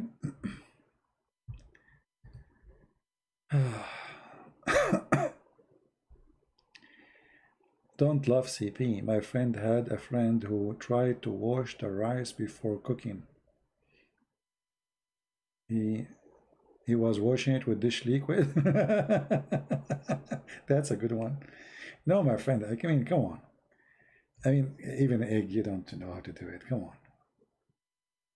Oh boy. Yeah, actually, I'm going to make a channel. Why not? I will make a channel. At least YouTube cannot chase us. But do you think YouTube will find a reason to take my video down? They will find that when I speak about eggs, I am offending the eggs. I think YouTube will do that. Let us say I say this egg is big. They will say, you cannot say big. This is racist. This egg is small. They say, you cannot say that. You are describing the, you are insulting them. Let us say I say this meat is fat. They say they cannot say fat. Did you say fat? This is rude. This is against our guideline of speech. They will find a reason to take my video down because I'm a Christian Prince. How to cook the best ribeye steak? I don't know what ribeye steak is. I don't buy them anyway. For easy meals to start cooking, 2.57 million. 9 million how to make pan seared, butter, basted steak. I don't even know how to read the title. Forget it. 9 millions. How to cook a steak perfectly every time. 4.3. Okay. Oh boy.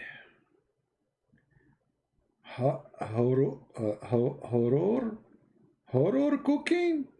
Even horror cooking is what, 17 million? Horror cooking. Oh, man. Oh boy.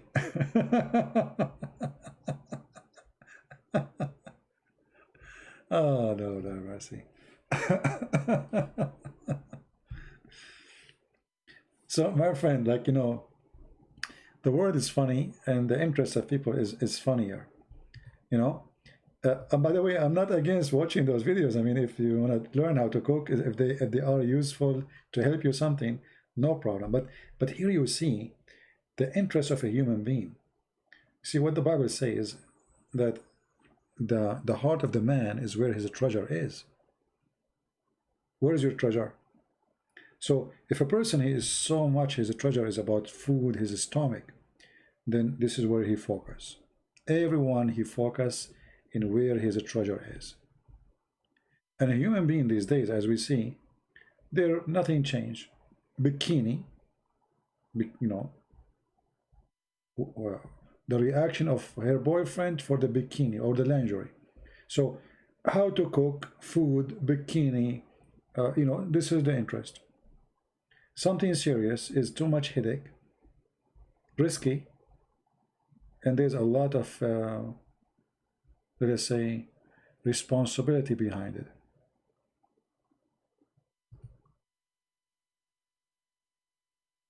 This is why the second you start speaking serious, people don't like you, because we are sick from serious word. We want a fiction. This is why fiction movies are very popular. Why? Because we are trying to run away from reality to fictions. So we find that fictions are a solution. Fiction is not successful for no reason. When you see a woman, she is jumping and killing 10 guys, she flipped from a building to a building, and you see Batman and Spider-Man and all the garbage man. All of this because a human being trying to run away from reality. Fiction always bring a form of escape. It's like going to the space without being in the space. You want to be the hero, but you cannot do the jump like they see in the movie. So you watch a movie about a hero for your dream to be the hero. It's always a solution for something you are suffering from. So if you are a person focusing too much in food, trust me, you are running away from something more important in your life. That's why you want to eat more and more and more, because you don't want to think or think or think. So you focus on things which is always will supply you with some basic needs. Yeah, because Spider-Man, Batman, Superman, and now lately we have Spider-Woman, Batwoman. I mean, and those movies, they are really amazing. I mean, they speak your brain. They speak your brain, like at the point you don't like. Did you watch Chinese movies, the ninja? I mean, the ninja guy, he is in the floor, he is in the 6th floor in 2 seconds. Don't ask how. I mean, just enjoy the movie. And nobody complain. Nobody complain, nobody ask how, why, how this happened. You watch an American movie, like Sylvester Stallone being shot in the right shoulder in the first scene. The second scene, the blood in the left shoulder. Like, he was shot in the right shoulder in the first scene. He went to the, second day they did they want to continue the movie. They forgot he was shot where.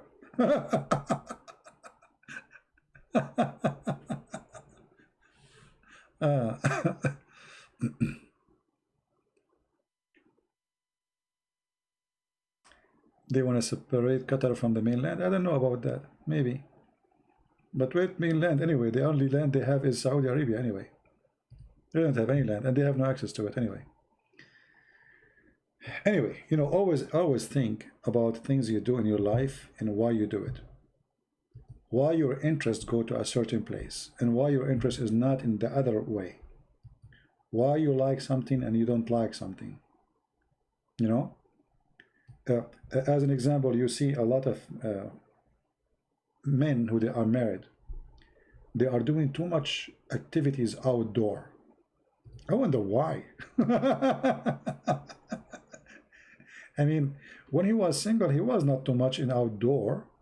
After he got married, he want to do outdoor videos and open a channel, and suddenly he became so much in outdoor and bushcraft. What happened? So they try to escape from certain situation they have in their life, and now they are spending too much time in outdoor trying to escape something, staying away from the wife or responsibility. Human being always he do something for a reason. Always. So when you do anything, ask yourself, what is really the reason? As an example, you know, you remember I made a video in Quality of Life about why you should not buy expensive stuff. YouTube took my donation down because this is not what I'm supposed to do. I suppose to make you buy stuff, not the opposite. They don't want you to think why you buy things, why you do things, why you go somewhere. They want you just to do it. And if you want to understand yourself as a human being, question always your action, not the action of somebody else. Because if you can't understand yourself, how you can question someone else? Question yourself why you do things, what is the reason, the real reason. Because always there's a real reason and there's a fake reason.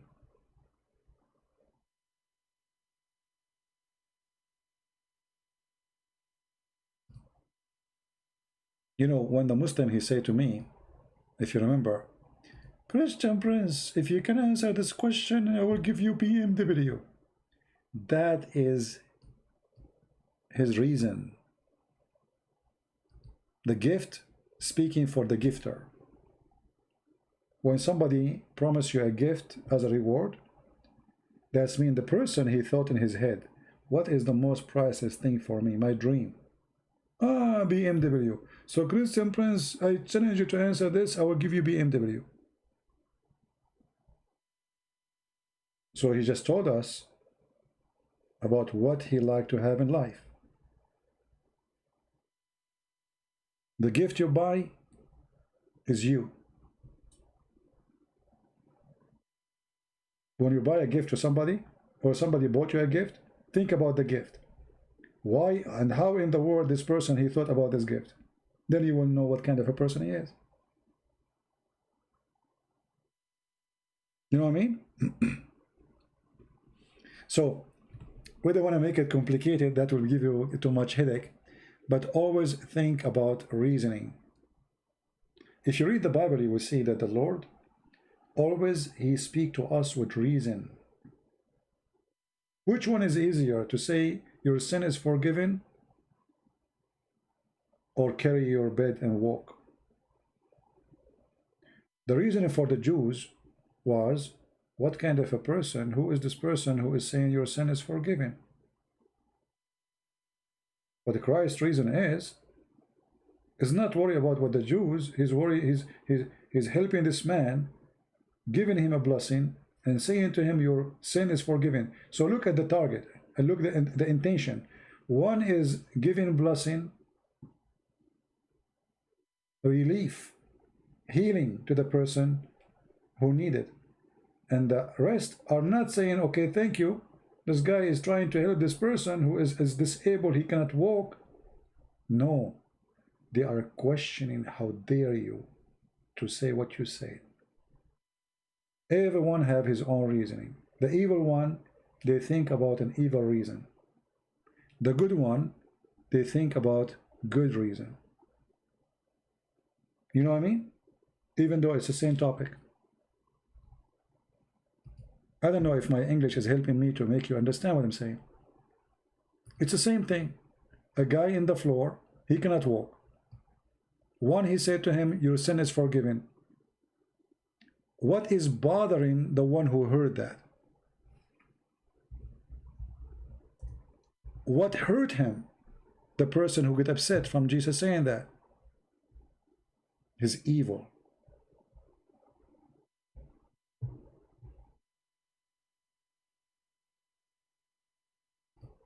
He could not hide his evil. So instead of thinking in a positive way, he started questioning the good act. Like when Jesus was helping somebody is injured. How you do help an injured person? It is Saturday. The evil. They're even questioning the good you do, for they have their own reasoning. This is why always we have to question the reason. And many of us, we fabricate reasons to make our behavior acceptable.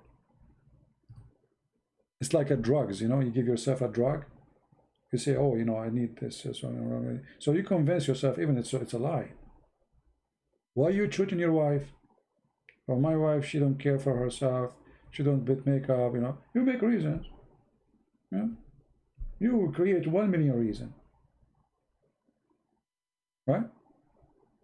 Reasoning is the way to know who you are. Find the real reason of things you do. Then you will understand yourself, and then you will be able to solve your problem. And this is what we are trying to do when we speak about politics. We spoke about reasons why Trump, he is upset from the Russians selling the gas to the European. I mean, what the problem? The Russian fuel is cheaper, closer, make more sense. No, the reason is not. The reason of the European is different from the reason of the American. The American, they want to sell their gas. European, they want to buy cheaper gas. Russian, they want to sell their own product. So every one of them, he have his own reason. All of them, they claim that their reason is valid. But it cannot be true. You know what I mean? It cannot be true that all of them, their reason is true, is good.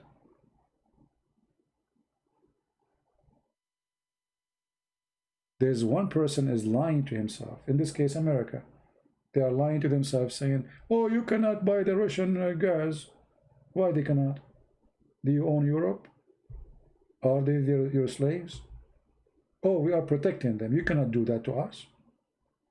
So this is the reasons, but it's not moral reason.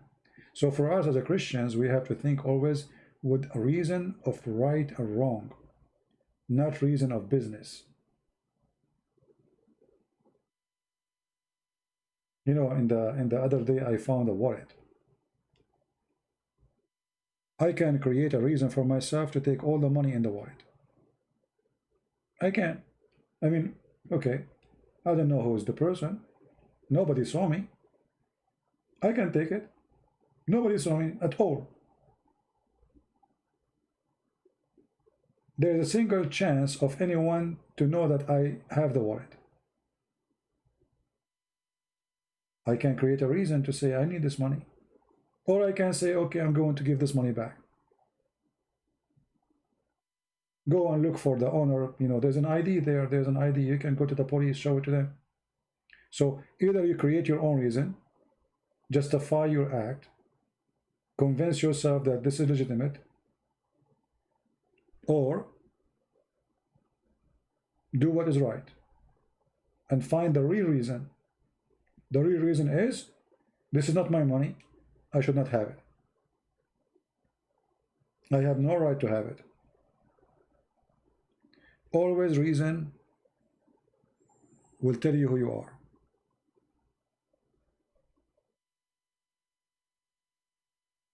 I don't dare. Why I don't dare? I can do it. Why not?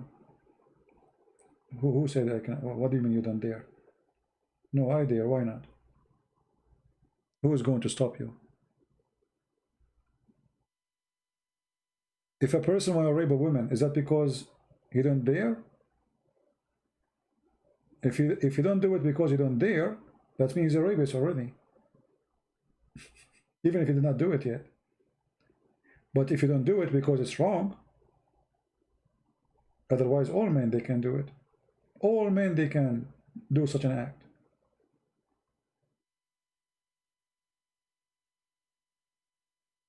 This is why if you want to have a right society, good society, it's not about because you scare them about what is right and what's wrong. How dare you? But by make them understand and believe that this is right and this is wrong. If we have all society, let us say we have a town, have 10,000 people, and nobody believes that theft is right, then we do not need to put money in the bank, because nobody will steal. The belief, my friend, you are your belief. So it's not about you dare or not, it's about what you believe, because those who don't dare, they are thieves. If the reason is stopping you from stealing, that's when you are a thief already.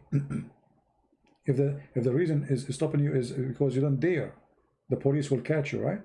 So you're a thief. You are just waiting for opportunity, like what we see in USA in those Antifa, the protest. They start breaking windows, stealing iPhones, watches, etc. They are thieves. They were just waiting for opportunity. When the opportunity comes, the truth about them show up. And they are saying, don't trust the bank. So what, you trust the pillow? And they are, if you don't put your money in the bank, what do? You put it under the pillow?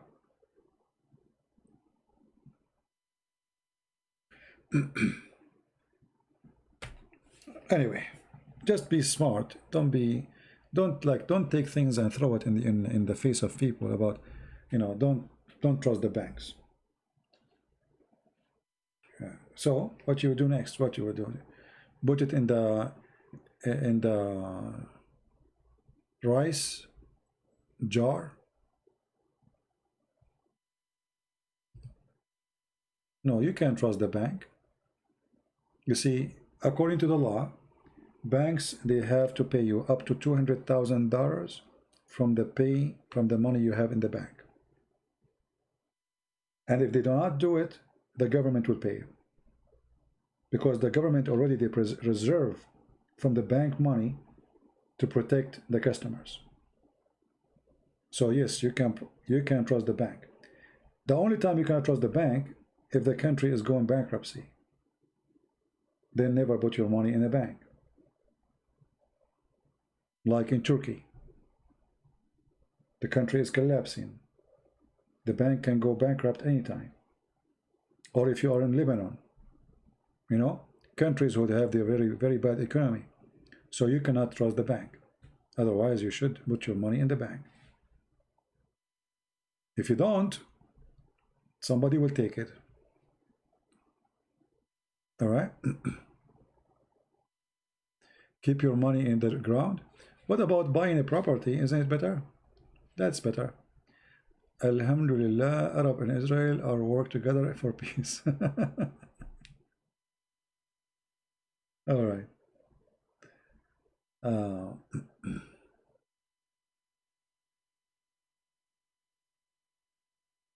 What about Sharia bank? Actually, those Sharia bank are fake, because this is other way of deception.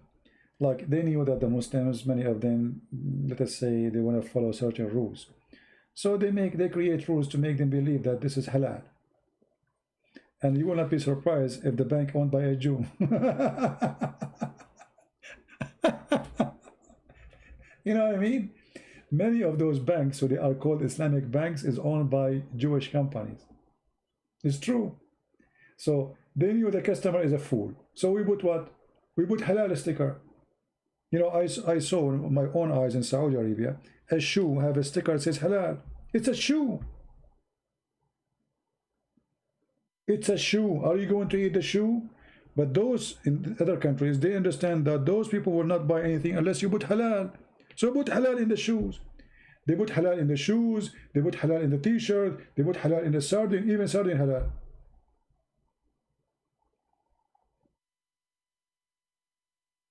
All this, if you are a fool, they will take advantage of you. And not only that, they give a different name for the interest. So in Sharia banks, there's no interest, brother, but we will give you beneficiary. What it's beneficiary. Oh, okay. Oh, this is not interest. No, haram. Interest is haram. Okay. They changed the name, It's like the muta marriage. Muta marriage is you hire a woman, you pay her money, you sleep with her, right? So what they did, no, muta is forbidden by the Prophet, now we're gonna do it, so we do zawaj a friend. What does that mean? Oh, you hire a woman, we go to the motel, and we do boom boom, Is that muta? No, brother, this is not muta. They just changed the name, Yeah. Oh, don't tell me about halal pork. Did I tell you this story about the pork? When I was in the army, I have Abdul. He worked with me. Because we are Middle Eastern and we are Arab, we go eat together. So for like 3-4 months, I don't know how long, we go eat. And when the waiter come or waitress, it's the same restaurant because it's next to the army office. Abdul, he say, I want pork. Okay. And not only that, he say, I want halal pork. So first time I heard him, I thought he's joking, halal pork. And I laugh, I said, okay. So always he go there and he say halal pork, halal pork, halal pork. And then one day he asked me, what do you have in front of you? I said, in Arabic, I said, khanzir, which means pork. He said, what? You are eating khanzir? I said, what, you idiot? What are you doing? What is this face you are giving me? He said, how you eat this khanzir? I said, you stupid donkey. You are eating khanzir for the last 6 months. He said, how, me? I said, yeah, you just ordered it. You yourself, you are eating khanzir too. Aren't you the one who keeps saying, give me halal pork? So the stupid, he thought that halal pork is like a way to cook it, it's like a kind of food, meat. It's a dish. So he go to the restaurant, he say halal pork, he don't speak good English, So he want halal pork. So I told him, you idiot, you are eating khanzir for the last 6 months. He said, what are you talking about? He said, yeah, and today now you are eating khanzir too. Look in front. Didn't you today told the waitress to bring you halal pork? He said, yes. I said, pork me khanzir, you donkey. So he was eating all this time halal pork.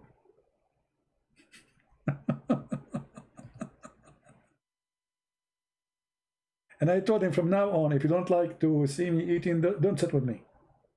All right? I mean, look how, and the funny, they say we have Islamophobia. Those people, they have khanzir phobia, pork phobia, cross phobia, gay phobia. I mean, they have all kind of phobia. And yet they are the one who have a phobia. I don't mind to sit next to a Muslim and wherever you're eating, so what?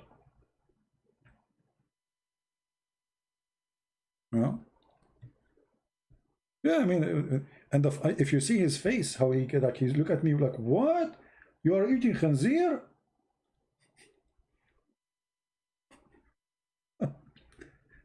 Yeah. And the idea of thinking that you are dirty because you ate a food, you remember we said reasoning? We said reasoning, right? Always think about what is the reason behind your behavior. If you ask the Muslim why the khanzir is bad, they will start giving you all reasoning in the world, except they cannot show you from their book why.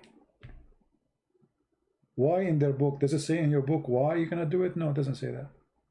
So they start fabricating all reasoning. Okay, so when we ask them why you beat your wife, why the Prophet you ordered, they start fabricating all kind of reason. Like Mimi Hijab was saying, what if your wife beating your son? Is that the reason behind this verse? And if your wife beating your son or causing danger to your son, so you beat the wife? So reasoning, my friend, reason, you are your reasons. So those hypocrite phobia people follow Muhammad, they fabricate phobia reasoning, for they are hypocrite liars. In the same time, every single Muslim, he don't mind to put stitches if he get injured. And guess what? Do you know what the stitches is made of? Pork. All the stitches in the hospitals are made of pork. The flesh of the pigs.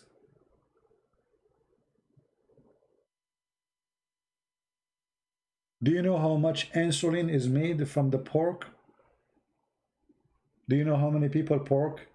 How many human being, the pig, he saved their life? Between stitches and insulin?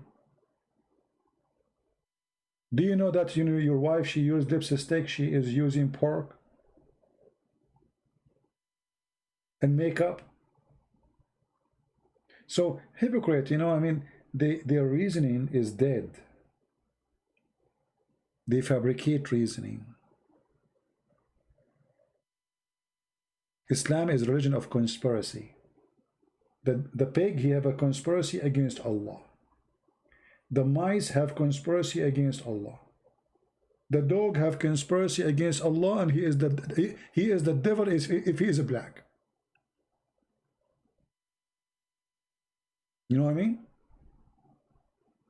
It is a religion of conspiracy. Now, how many of you did subscribe to this new channel? It's not new really, but I mean, we are not using it always. Don't forget, please, to subscribe. And if you want really to be updated about, our videos, always, you can go to Patreon page and you can subscribe there.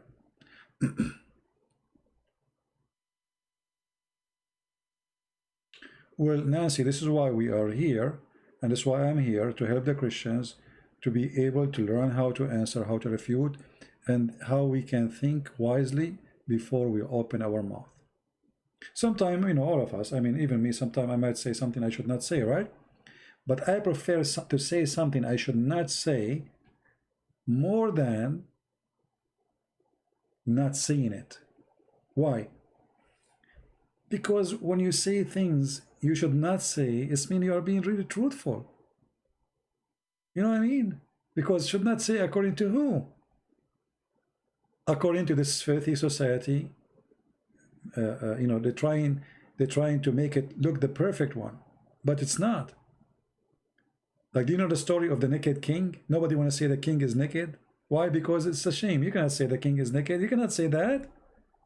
He's the king. You cannot say that to the king. No, I can. So we are living in a corrupt society where nobody dare to say what is the truth. And then who is going to tell you the truth? Imagine you have a friend, and now you're dressed, you want to go out, and you ask your friend, do you see anything wrong with my clothes? Because your friend is afraid to offend you, he will not tell you, oh, your zipper is open. So you walk in the street and everybody is looking at your zipper.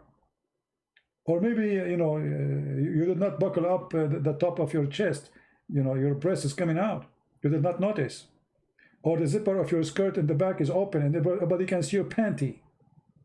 So the friend don't dare to say to you the truth, because maybe you are too aggressive to listen to it. And he learned before, if he say to you the truth, he will be angry. So he keep his mouth shut. And then you go in the street and everybody is laughing at you. You deserve it. So when somebody say the truth for you, be thankful. Be thankful for having truthful people around you. Don't silence them and don't be abusive. Be thankful. Give them reward, actually, for they are helping you to see the truth. If somebody says to you, you are a liar, and you are a liar, you should respect that person.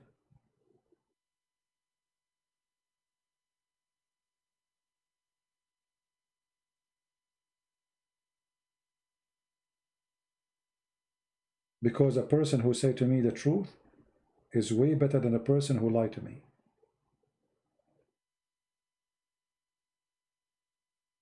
Actually, those who lie to you, they are trying to hurt you.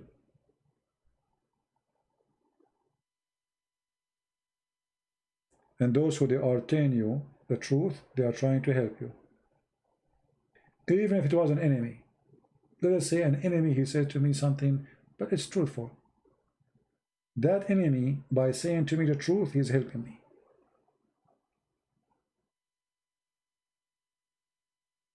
So if you are speaking to your wife, be truthful. If you are speaking to your husband, be truthful. If you are engaged with a woman, be truthful. For your divorce is going to be the coming step if you are not basing everything in being truthful. Truth can save you. Lying will destroy you. You know, if you have something in your life and you try to hide it from, let us say you want to get married, and the woman you are going to marry her, you're afraid if you share the truth with her, she will leave you. Sooner or later, she will find out and she will leave you. If this is the reason to leave you. So better to leave you now from later. After having kids, divorce, disaster. Why you want to do that?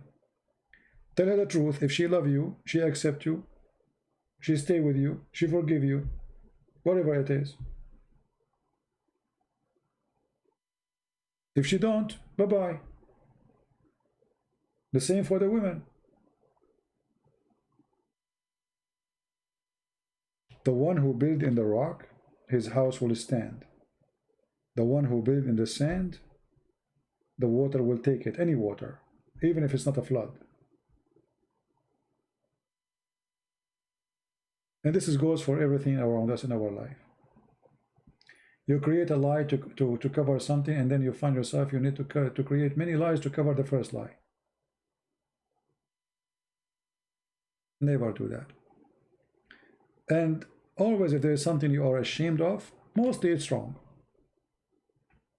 Not necessarily, by the way, but mostly it is wrong. Like there's many things we do in our private life, you know, okay, I'm ashamed of it, so I cannot talk about it. So I hide it. But not necessarily always things we ashamed of it, we hide it because it's wrong. No, but because society around us consider it shame. So like now, if I say Islam is etc., according to YouTube, this is not right to say certain things about Islam. This is their shame value, you know. So not necessarily what you think is a shame. If they convince you it's a shame, that it means it is a shame. It might be the opposite.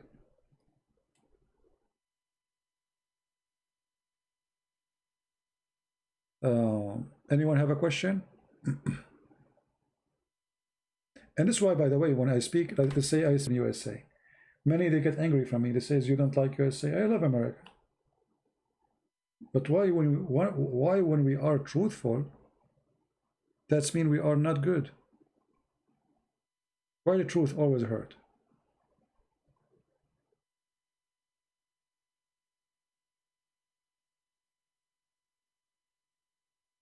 Like, you know, we saw that some Hindus, they always support me as long as I'm talking about Islam. The second I spoke about Sadhguru, suddenly all the Hindus, they are, you know, very angry. That's hypocrisy.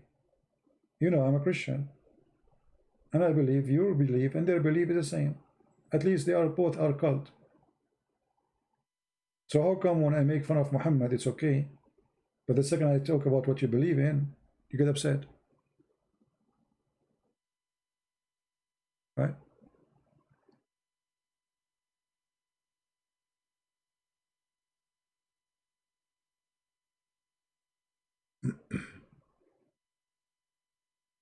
Anyone have a question? Yeah, adoption is forbidden in Islam. Yeah, this is Quranic verses and hadith.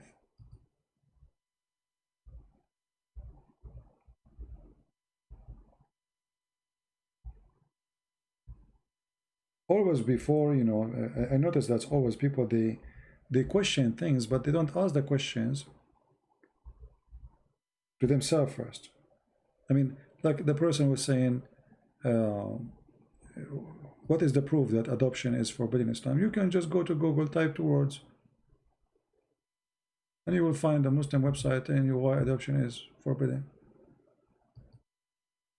Muhammad, he wanted to have sex with his own son wife, and his son is from adoption. So he come with the idea, adoption is forbidden. As simple as that.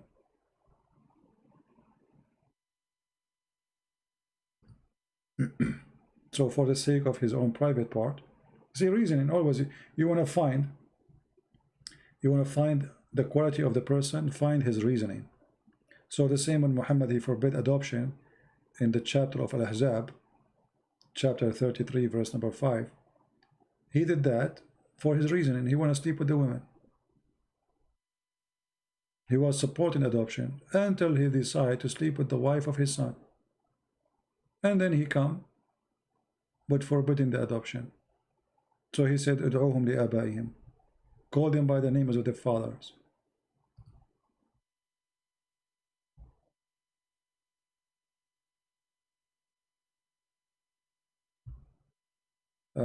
Can be traced back to Muhammad superstition and his lost. You see, superstition is a lifestyle at that time.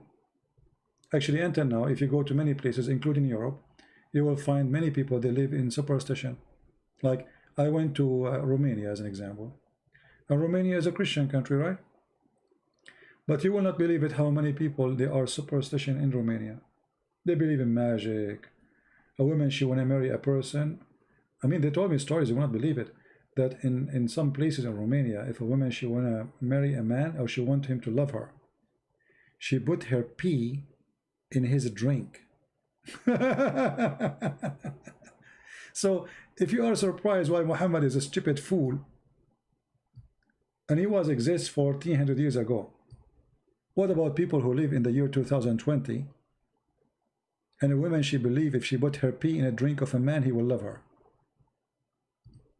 And since I heard that, I decided to drink any drink made by a woman in Romania. Because how in the world I will know what is there?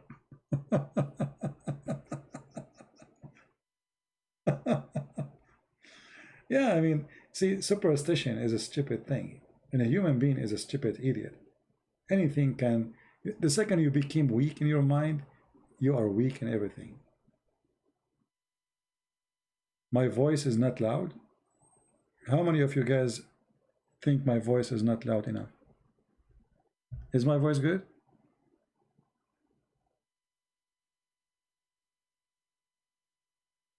How is my voice? Is it good or not? Somebody say my voice is not good. Maybe it is his speaker. Let me know, please, if my voice is low. So superstition is a disease society is infected with. And your duty as a Christian to fight it. Fight it with no question. And don't be coward to say this is stupid. Because you need to help the people to know that this is stupid. So when I was there, I said this is stupid. They look at me, I mean, how offending. I said this is stupid.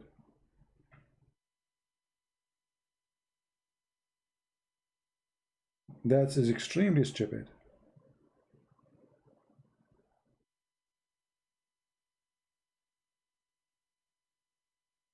You know, the second we are people who believe in those things, we lost our freedom. You are free when your brain is free. Not necessarily when you are not in the chain. They can put you in the chain, still you can be free. But the second your brain is controlled by stupid ideas, you are not free no more. You know what I mean? The Lord, he said, be aware or be afraid of those who destroy the soil, the spirit, not the one who destroy the body. When your spirit is possessed by the devil, you are not free no more. And your spirit be possessed by your brain. When your brain is controlled by dark ideas, you are just under the control of those ideas. And you know, superstition is one of those things. Like somebody believed that you see, if you go in the Quran, if you remember, this is why we believe Islam is a very dangerous cult. If you go in the Quran, you will see Muhammad is asking the Muslim to recite certain chapters because those will protect you supposedly. But the funny, Muhammad himself was not protected from what he called the evil of the knot. Any one of you saw what people do with voodoo? It's very funny how ideas, by the way, is around the earth. It's not only like, look, this is in Saudi Arabia, but it's the same practice they do in Jamaica, in Africa, so in India, where somebody he make a knot for you and he blow in it, and supposedly by doing that he will control you.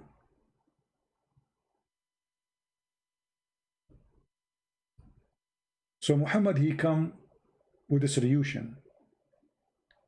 Say this: I say, seek refuge with Allah, the Lord of the dawn, from the mischievement of what he created, from the mischief of the darkness. By the way, here this translation is not right. This word here, waqab, is about the penis. If you have my book, Sex and Allah, you will see with the evidence from the Islamic books. It says here, from Shari Ghasiqin idha waqab. It was about the penis of Muhammad when Aisha, she asked him to sleep with her, claiming, because he cannot have sex, claiming that this is her evil. And then Muhammad, he claimed that because his penis is not functioning, he say, the mischievement of those who practice by blowing in the knot. Here the translation is not really correct. It says the practice secret art. What is that? Change the translator, you will see how everything changed.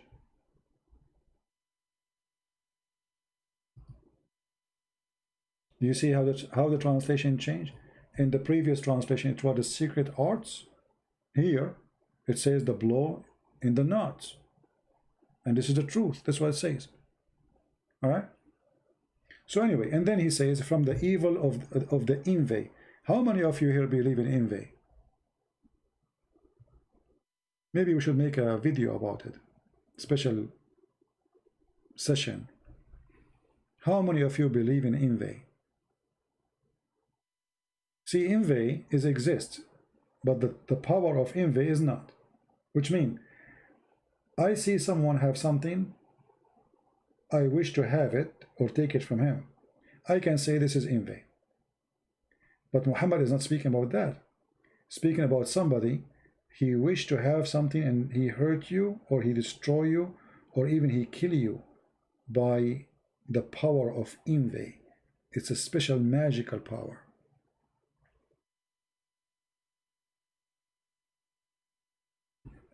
Any of you believe in that? If we search right now for envy, what we will find in Google? Let us see.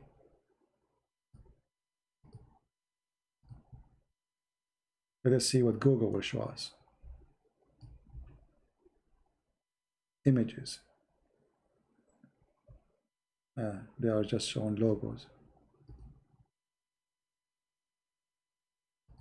Let us see something else.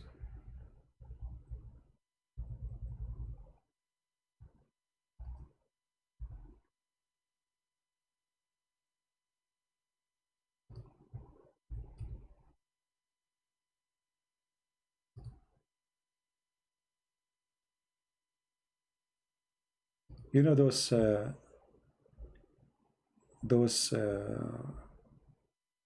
symbolic of an eye, they put it in the cars. I'm sure many of you saw it, right? Maybe some of you have it, I don't know.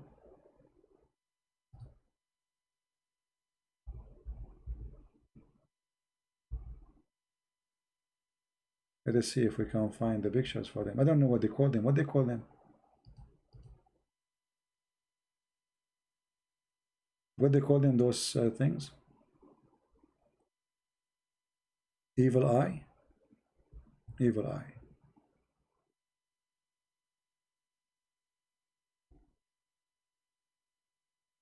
I don't know really what they call them, so I can search for them.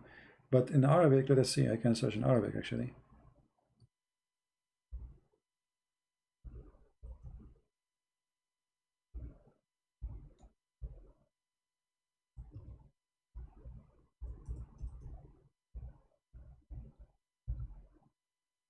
Here we go. If you go in the Islamic countries, you will find all over those things. So you will see the Arab and the Muslim, they hang those things like a hand, have an eye in it, an eye, a blue plastic with eye, you know, as you see here, like this one here. Let us put it on the screen so you can see. This is why the Middle East stayed in the cave time for a long time. And still.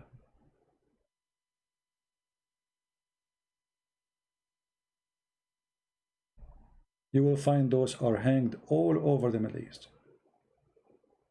Over the house door, in the bedroom, around the neck of a baby. And especially they believe in a blue, like a blue glass. Supposedly that is against envy. Will stop the power of the envy. You know? Yeah. Whatever they call them. I mean, every culture. But all of those, if you are a person who decide to believe in this, that's when you decide to be a foolish. You don't want to use your brain. You know what? How many people you think they can, they have the power, they can destroy Trump? I mean, how many people they hate me? Can they do invade to me? Think about it, you know? So, what about Israel? There is 1 point whatever billion. They wish Israel disappear. What about they do invade to Israel? And then Israel will go. Israel second, they will have accident. You know what I mean? Why even when I need an army, we just do invade to somebody and he go. That's it. We destroy him. Actually, I'm thinking to do invade to Corona. And then Corona will die. Let us do invade together, yeah. Let us do invade. All of us, let us focus in Corona, okay? And do invade to Corona. Corona now is feeling pain. Corona now, she have a pain in the stomach. Corona is upset. Corona, she have diarrhea. Corona is dead. Why? Because we have invade. Oh boy. See how easy it is?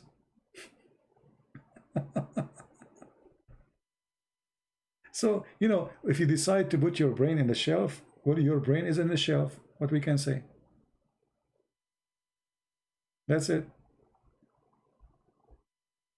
And actually in the Middle East, if you have a blue eyes, you have a problem, by the way. Anyone knows? Do you know that? If you are in the Middle East and you have a blue eyes, Arab, generally speaking, they believe that the one who have a blue eyes, he can do envy. He have the power of envy.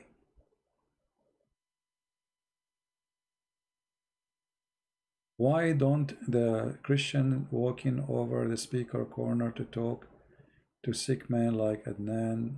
Why you don't do it, Appy, yourself? Instead of saying why they don't, why you don't? Why you want them to do it, you don't do it.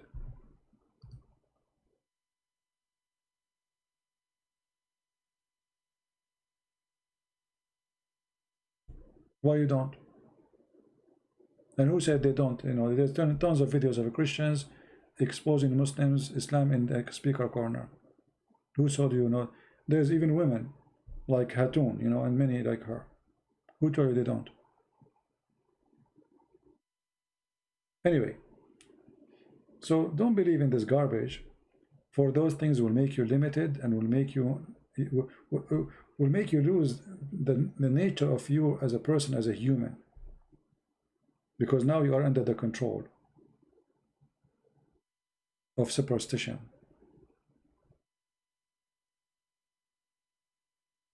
As simple as that.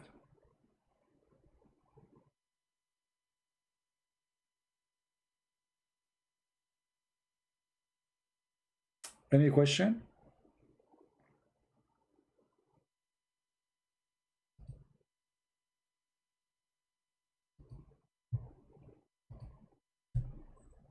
Anyone have a question?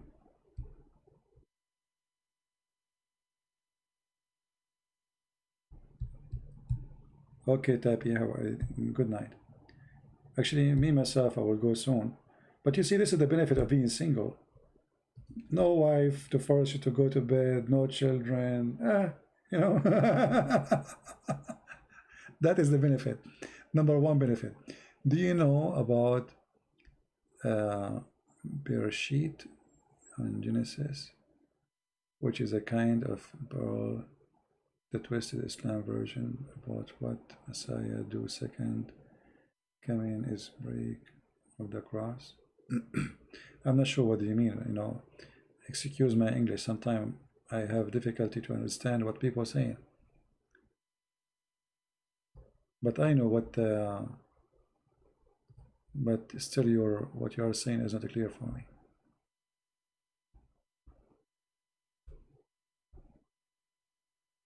No, those are very good business in the Middle East, you know.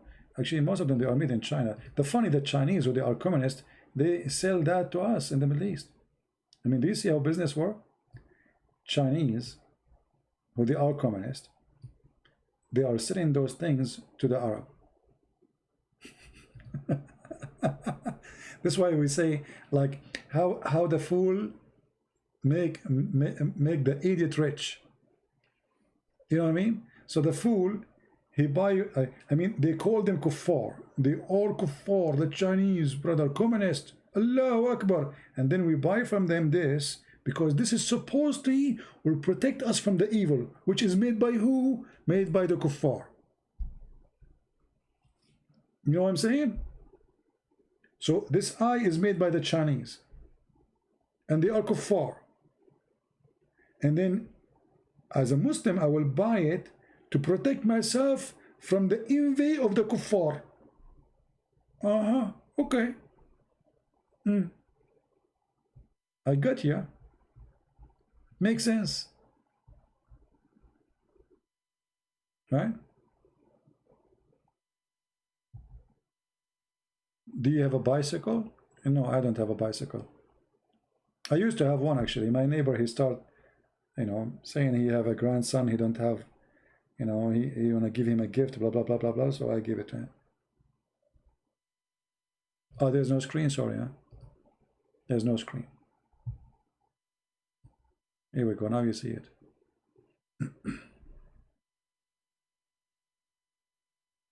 Muslim love Chinese women? I don't know about that. But I know that Muslims, they like white women. They are obsessed with white women. Who will help the Christian in the Middle East? Nobody. Nobody will help anyone. If you don't help yourself, nobody will help you. The only one in the history of the Middle East help the Christians is the Russian. Always. That's why me, myself, I have a special respect to the Russian people. Nobody ever helped the Middle Eastern Christians, except the Russian. And actually, right now, if not the Russian, the Christians in Syria will be slaughtered. While the Americans were sponsoring the terrorists, Al-Qaeda and ISIS, and all the Western supporting Turkey, sending all the fighters to Syria, the Russian was killing them. Nothing changed. History repeats itself. Anyway, any last question before we go? Anyone? Maybe, last question. Let's change this stupid eye thing. Good morning from Germany. How are you, my friend? You know, last time I was in Germany, you see, in Western countries, you see things which is unbelievable. So I was, do you know a brother Amir? Amir from Germany, the ex-Muslim. So I was with him, and I have another brother. He was with us. And then we walk in an area in their town. There was a woman sitting in the ground, and she have a sign, and next to it there's empty container. The sign, the first sign, it says, "This is for my beer," and she put the sign in the front of a container. The second sign says, "This is for my weeds."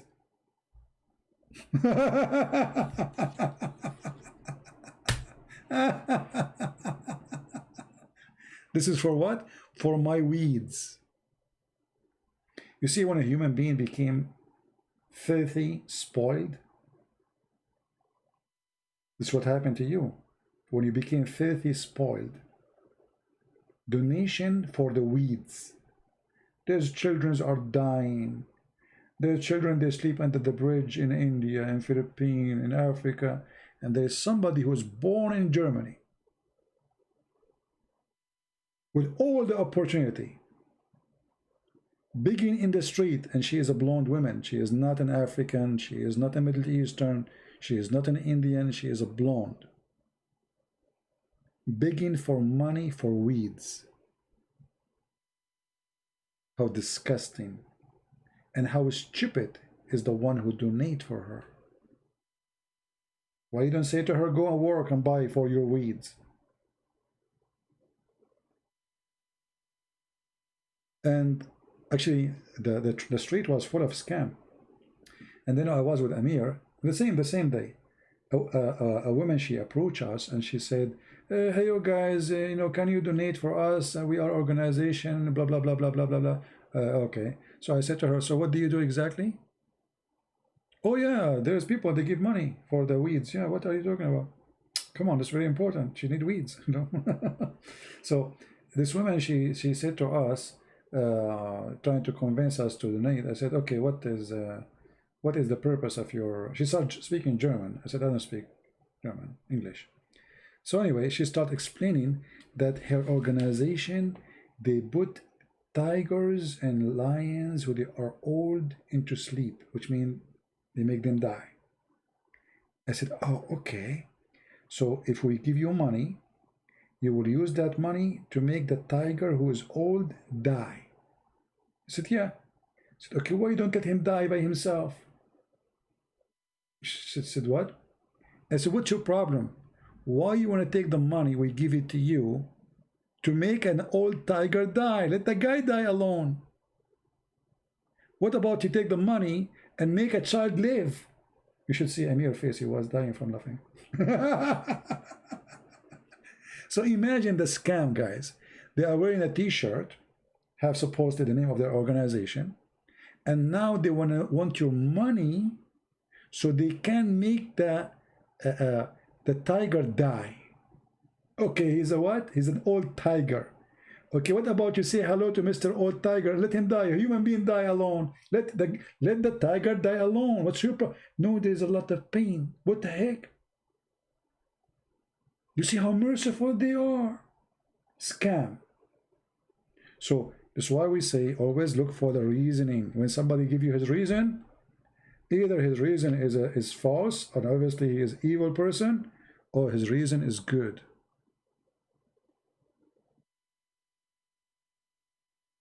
Don't be a fool, and don't let them fool you. If they fool you, it's your fault. Yeah, the tiger is going to die, and he's old. And how many tigers die a day? And what do you do exactly to make them die? It's very easy, my friend. Just watch, make them watch CNN, they will die laughing. I mean, you do not need even to give them drugs.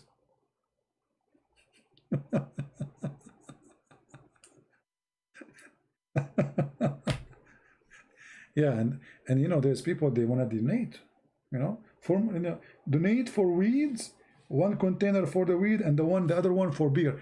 She don't even have one for the food.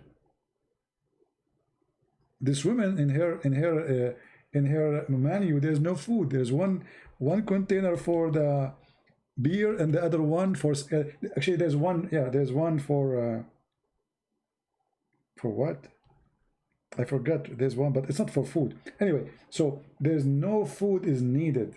What is needed, important, is the weeds. and the beer. That's it. So if you are a fool, everybody will take opportunity on you. Right? I say I don't believe. Ex-Muslim, please. Yes. Can even pretend and cheat you. Why you don't believe ex-Muslim? Why is that? Okay, let us say a person he wanna cheat. Okay, he cheat. Why you are making judgment before he cheat? So a person who listened to the Messiah and he became a follower of the Messiah. We have a 12 disciple. One of them, he was a cheater. So you are saying we should not listen to Peter because maybe he's cheating. We don't listen to Paul. We don't listen to any. Right? That is a false analogy. This guy, Amir, he fight, they threaten him, they try to kill him. Still you don't want to trust him? It's up to you. Who cares? And who's asking you to trust anyone anyway? Correct, guys? Who is asking you to trust anyone? Why you should even trust me? There's only one name to be trusted. That is the name of the Lord. Men, women, they can be corrupted. Even the good man can be corrupted, correct? Which means you might be good today, you might be evil tomorrow. Only one person can be trusted.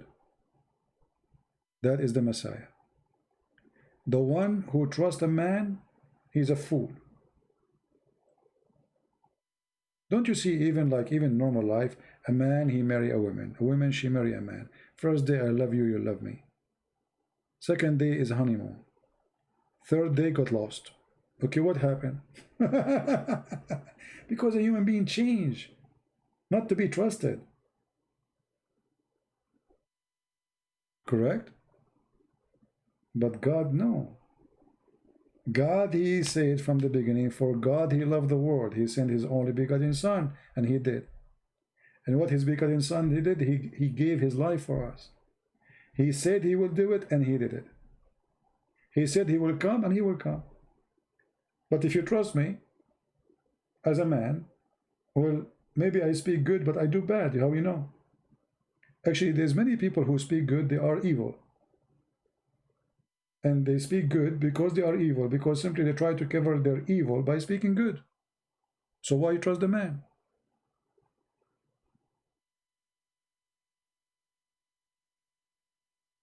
Man, women, they changed. And this is why we see people getting divorced, women and men fighting. The first time the man he meet a woman, he opened the car door for her, he give her a rose, he buy her a ring, a perfume, he call her honey, he carry her. Just wait 3 months after.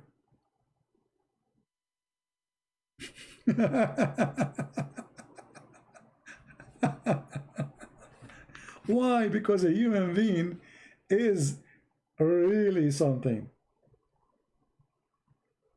This is why before you know, like let's say talking about marriage, before you marry a person, try him once, twice, 3 times, 5 times, 6 times, 10 times. Don't go and get married right away. See how much he changed. See how good he is when life is good. See how bad he is when life is harsh. When life is easy, human being is relaxed. You don't know him. You want to know him?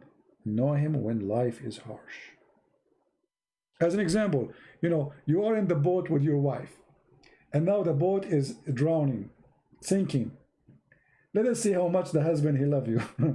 If the husband, let us say there's only one vest, vest to survival vest. Let us see who is the one who is the one who will give the other one the vest. This is the only way to know the nature of the person. You know what I mean? You go in one boat, and there's only one vest, and there's only one person who will survive. The one who gives his vest to the other person, That is the real person. And the one who gave me my vest is Christ. This is the only way to know who is good, who is bad. The rest is false. When life is relaxed, everything is okay. The husband is rich. No problem. No fight will happen. The husband is rich, you know. He buy the women gift, or it might be the opposite. It might be evil too with his richness. So problems come when life is harsh. Try the man or the woman when life is harsh, not when life is easy.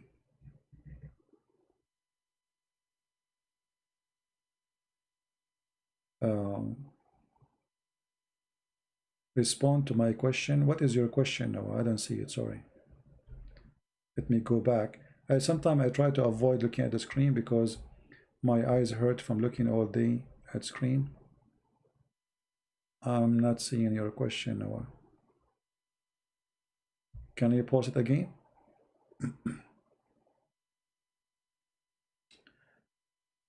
Where I can find the Dajjal and Allah Lake. David Wood chewed the Quran and spat it out in the video. What do you think about that? What do I think? It's funny. What a big deal. Obviously, he was trying to make a point. Are you questioning the point or the act? If you are questioning the act, then that means you are ignoring the point. If questioning the point, that means you are ignoring the act. You have always to put the act with the point. Actually, I was there. I stopped there for maybe 5-10 minutes. And I was there when he chewed the thing. And I asked in the text how it tastes. You know, they are being filthy, speaking about their wives, trying, this is how filthy they are. I mean, they are low. Speaking about the wife of David Wood, the wife of Apostate Prophet, I mean, filthy. So he's showing them, if you want to go down, we can go down farther. So he's making a point. This is his way to make a point. You don't have to agree with him.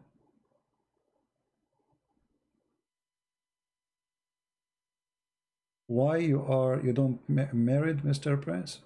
Well, when I find her, I will marry her. But the problem is she's going to marry me.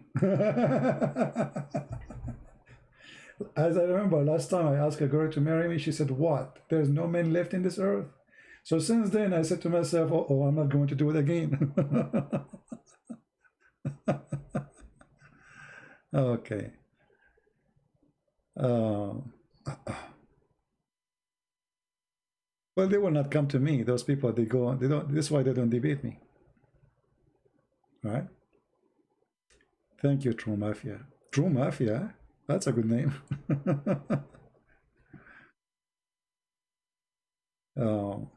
Where am I? Actually, the best time now for me to talk to a girl is Corona.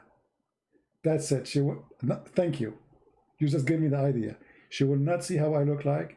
Anytime she said to me, take the mask off, I say, Corona, hello, social distancing. We have to be social distance now. Okay, sorry, I cannot take the mask off. Then we get married, and then she will go to the bedroom. I said, no, I cannot take it off. It's Corona time. We have to wait until Corona. Perfect, Corona. Finally, I can find someone she accept me and without seeing what is under the mask.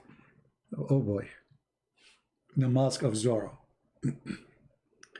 When you will translate the Quran, I need to take a vacation to do that and finish. I finished a lot of work on it, actually. You know.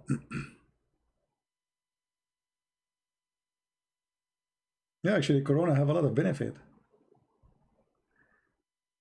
CP weakness is feeling in love? No, actually, you see, it's my strength that I feel in love. But I have my own way of loving things. Never, you see, the Bible says, love never fail. Right? So you can love a person, but not necessarily you love him or you love her for certain benefit. You can love a person by showing that you care to help. even if there's no benefit. Actually, the real love is when there's no benefit. So if somebody want to love you, but in order to, let us say, he will not accept you to love him unless you sleep with him. That means he don't really love you. He just love your body. He want to sleep with you. A person who love you, he will not sleep with you unless you are his wife. Even he might be tempted. He like you maybe in a sexual way. You know, you are beautiful. You are, you know, pretty. He got tempted, but he should not take you to bed if he really loves you.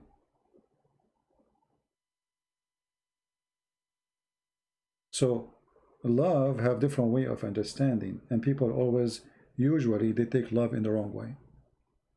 A man, he loves you, he will not take you really to bed unless he want to marry you. And if he want to marry you, why he don't wait until he marry you?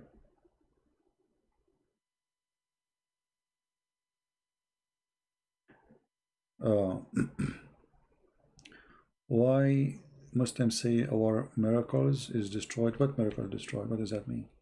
The Quran says Jesus, he made the blind see. Even the Quran witness for the miracle of Jesus. Is the hadith that about Allah being created by the sweat of horse a Sunni or Shia? No, it is Sunni.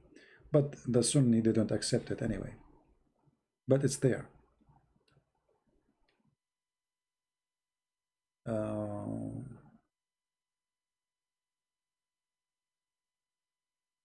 I'm trying just to follow up with the questions.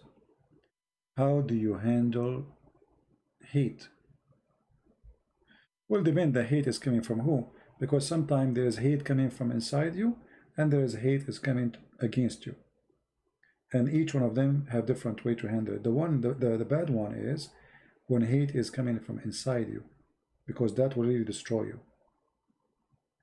So hate from inside, it's mean you became a slave. You are not free, because the hate will conquer your brain and will decide how you talk, how you think, and even your feeling, your emotion is controlled by hate. So for me, I have a lot of people who threaten me. People want to kill me, people, etc. If I say to myself, I hate them, that's mean they killed me already. Because now I am a slave of the hate idea. And supposedly I'm fighting hate, so I'm fighting hate, but yet I hate them. So you have to be consistent with yourself and never believe in hate. Even if something happened to you. Let us say you were married, as when we are talking about marriage. Your wife left you, or your husband left you. Don't hate him, because that will not help you anyway. Forgive and live. That will make you have a better life. Hate is a continuous of pain. You decide to be in pain. You decide to be crying. You don't want to be happy. So hate will not be for your benefit. And as long as hate is not for my benefit, so why I want to believe in hate?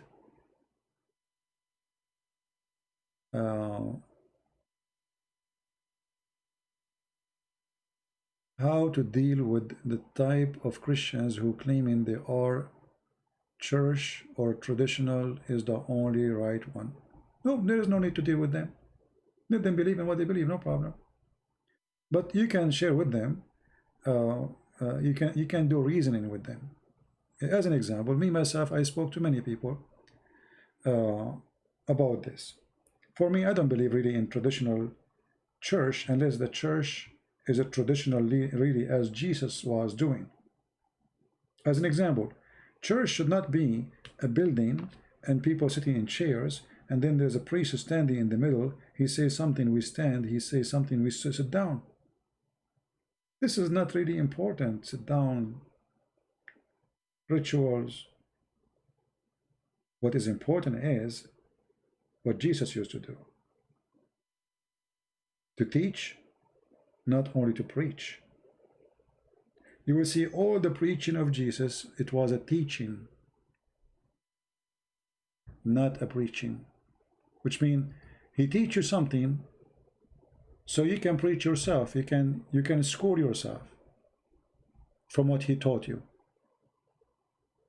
For speech which is empty speech. But a teaching is not. As an example, if I teach you how to do fishing, now you know how to feed yourself. But if I talk about fish, it's tasty, it's good to have it, then what is the benefit you did to me? I know the fish is good, I know God is good, I know that Jesus is good. So you come to me and you say you are a priest, and now you are going to teach me about Jesus, that he is good. I know already, I'm a Christian. Aren't we already in the church? I am in the church already because I'm a Christian, I'm a believer. So traditional church, it should not be a priest standing as they think today. It is someone is teaching us how to think, how to answer, how to refute, how to convince. What is the benefit of me if I cannot answer a question about the Bible? What is the benefit of going every Sunday to the church, and yet an atheist, he can make fun of me, or a Muslim, he say a question, I don't know what to say to him? That's mean this priest did not teach me anything. I spend the time just doing rituals, like the Muslims go around the Kaaba kissing black stone, but nobody understand why. Right? So we as a Christians, we need teachers. And if a teacher don't teach you, he's a fraud. He's getting paid for no service. You know what I mean?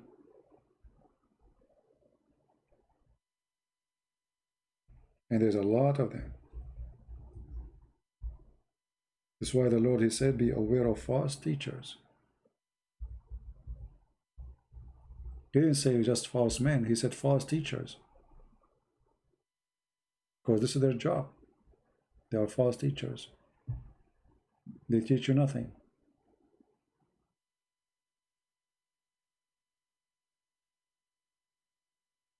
You know, once I have a bishop, I'm not going to say from which church, but it was traditional. So he said to me, what are you getting from this? What he meant about Islam. So I said, okay, well, let us answer a simple question. How many Muslims accepted Christ since you became a bishop? He said, none. I said, since you became a priest? None. I said, okay, ask me the same question. So instead of encouraging me, and he is a bishop, saying, yes, son, I support you, God bless you, you should do more, he was questioning what I am doing. What is the benefit of this?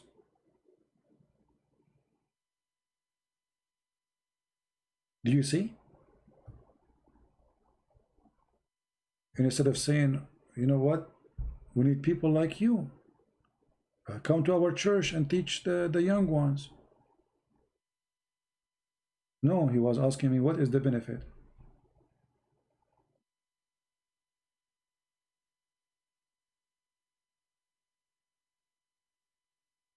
Where you can find it, the Dajjal in the Shia books, you can find them in many. The Shia, they have books like Al-Kafi, many books for them equal to Al-Bukhari, like Al-Kafi.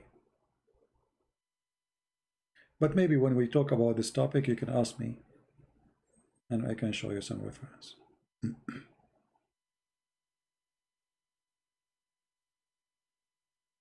No, my friend, I am not a teacher. I'm no one. I'm like you.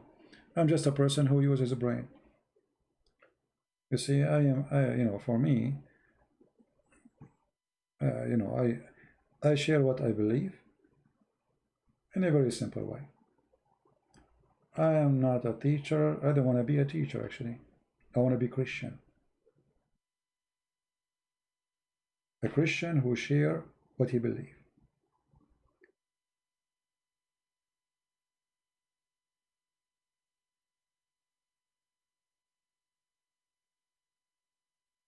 Our internet is getting bad, isn't it? I think so. What do you think about current Pope? I don't believe in all those names.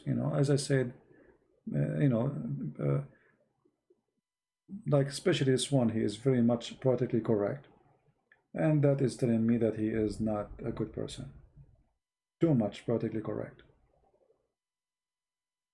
The one before him was way better.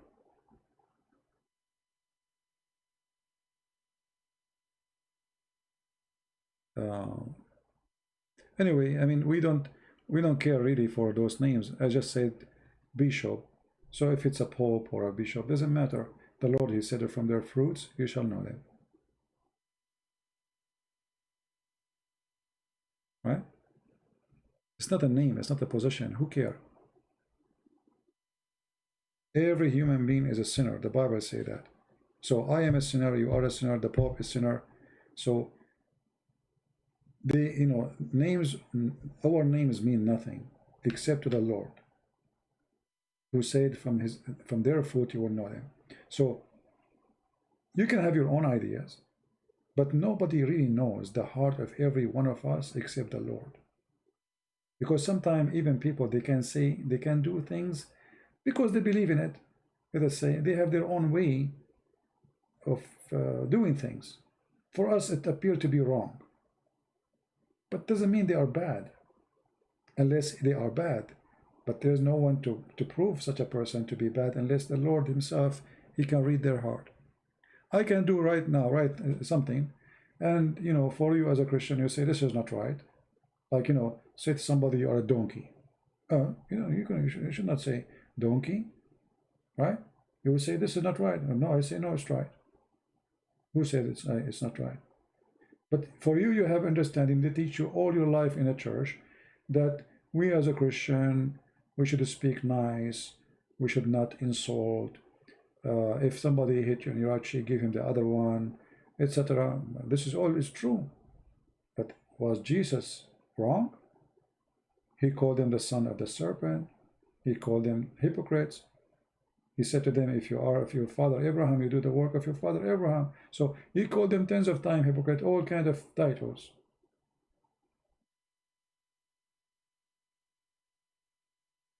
So if Jesus did it, was he right or wrong?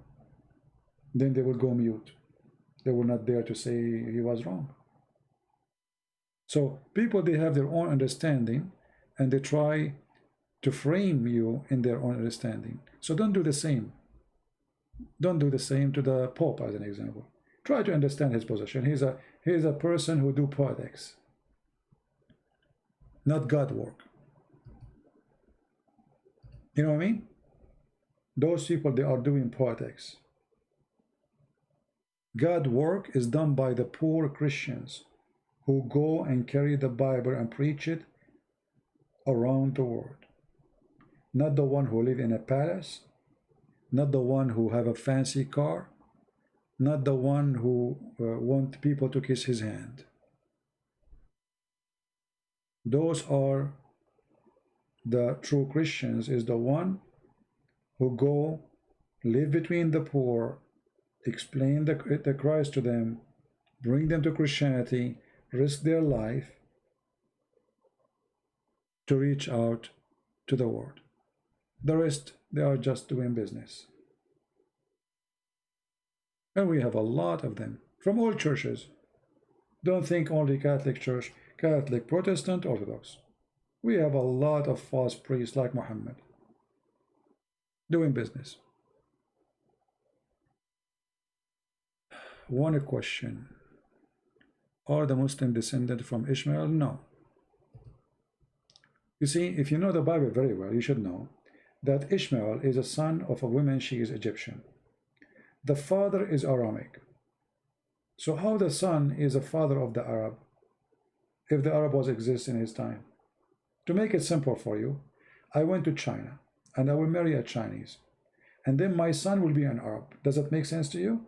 Or German? Secondly, Ishmael, he married an Egyptian woman. So look what happened now. So we have the father is Aramic, uh, and the mother is Egyptian, and the son of the Egyptian mother and the Aramic or Iraqi are not, those Iraqi are not the Arab, they are not Arab. So, and the son of that Iraqi person, he married an Egyptian. So what happened now? What his sons will be? So the father was 50% Egyptian. Now his sons will be almost, let us say, 85% Egyptian. No, not Hebrew. What Hebrew? What the Hebrew have to do with Ishmael? No. Do you know even what Hebrew mean? Hebrew is not an ethnic. Hebrew is those who cross the sea, those who they've been saved from the Pharaoh.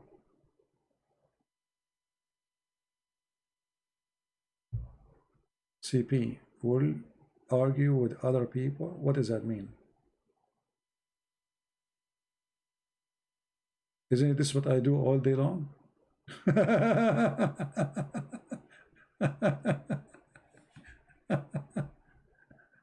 What are you talking about? CP, you will argue with other people? I mean, all what I do here is arguing with people. What's wrong with you? Oh boy. Take it easy, my friend. All right.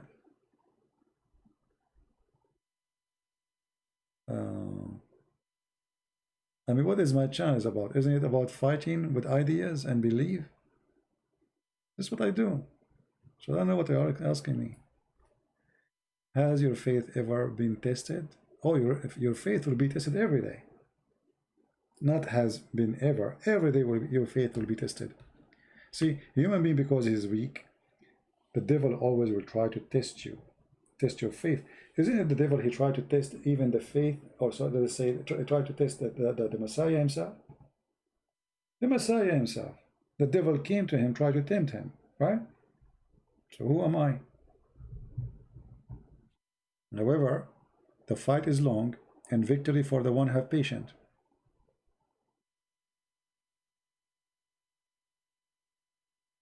Yeah, Abraham was Iraqi, Chaldean, whatever you call, you know. So how the son will be an Arab? Even the Muslim books, in their books, they say that Ishmael, he learned Arabic at the age of 11, according to them.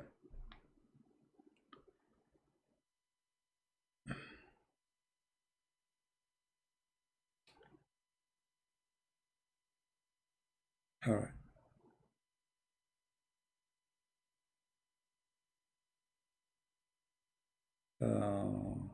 I see some fight in the chat. Any question? How many times I said last question? Anyway, God is good. I'm happy to have you, all of you. Don't forget, please, to subscribe to this channel. It's getting late here. Have you had any vision or a dream? Yeah, I have a vision actually, but it's scary. I don't want to share it. Yeah, I do. And actually, there's one thing I don't like about things I see, because they happen, and that sometimes make it scary, you know. So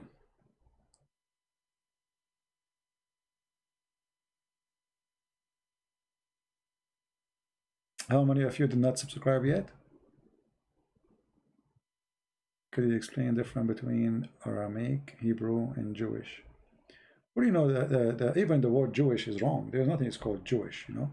But this is a term we use today to understand people who they are from certain faith, right?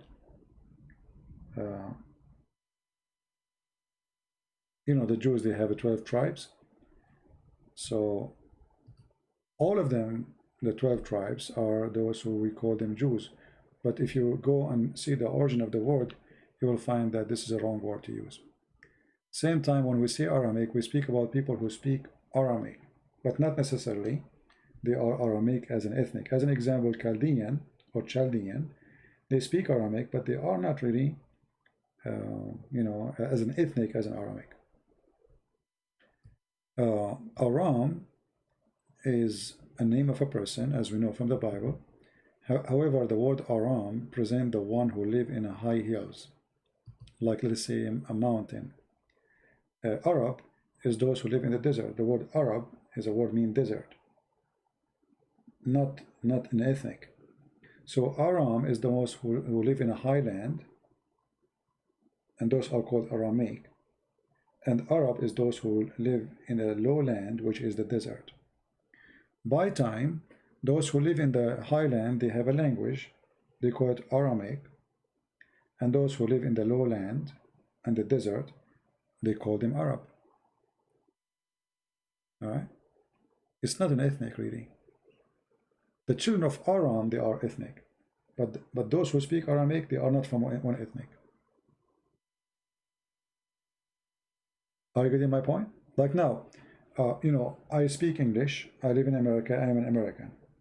But can I say I am really an American? No. I'm an Arab. I speak English. I live in America. I have American passport. I am an American citizen. But in reality, I'm not.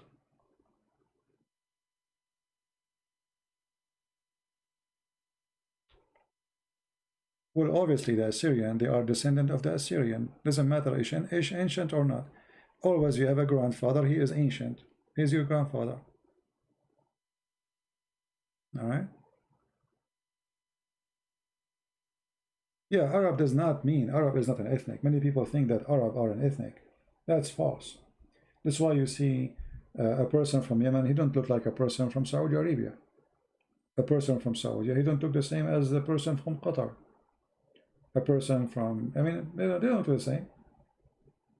Actually, in most of those countries like Qatar, Bahrain, in the coast of Saudi Arabia, they look like Pakistan. They're Pakistani. You know, if you look at the, let me show you. We mentioned this before, you know. Maybe you can search for my videos about it.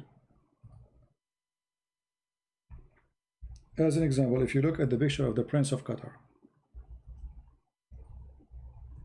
him and his family and all of them, right away, the first thing will come to your mind that this guy is from Pakistan.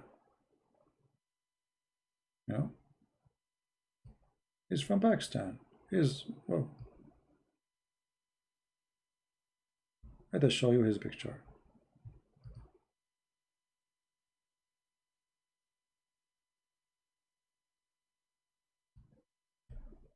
Take a look.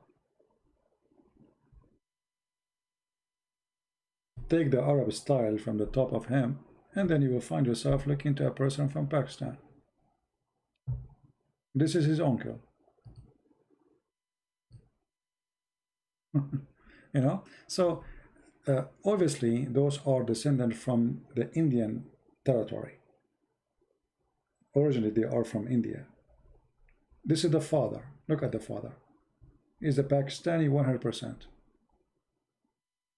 Right? Okay, so who is the Arab? You know, what Arab mean? They look different. Every one of them look different.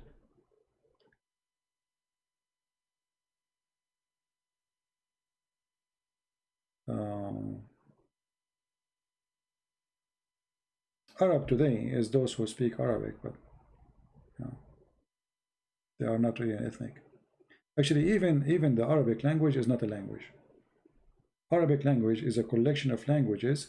Most of it is from the Aramaic. And that's why the Quran, most likely, the first Quran was written in Aramaic, not in Arabic. Christian Prince,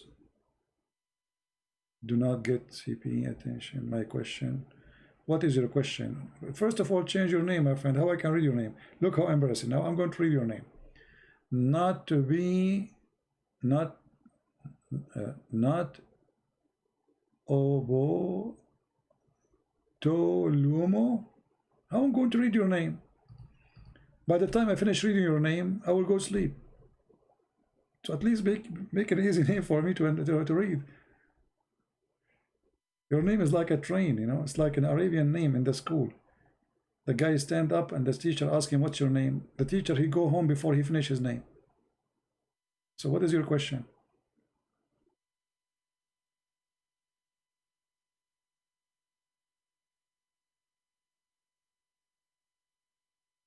Here we go. Now I'm waiting for his answer question. It's not coming.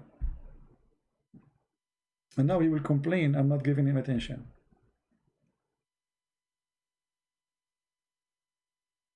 Explain how Quran is divine. Who is the one who say Quran is divine? I mean, the guy, he think that the sperm is coming from the backbone of the man, and the sperm of the coming, and the women have a sperm coming from her ribs, and that make it divine. That remind me of my divine chicken. Are you Orthodox? I am. All the names you wish. I am a follower of Christ. So you can say, I pray in Orthodox Church, I pray in Catholic Church, I pray in Protestant Church, for I believe all churches belong to Jesus. I don't care for names. So what happened to this guy who wanna ask me a question? His question never come now. I think he have a slow internet. Maybe he did not hear me until now.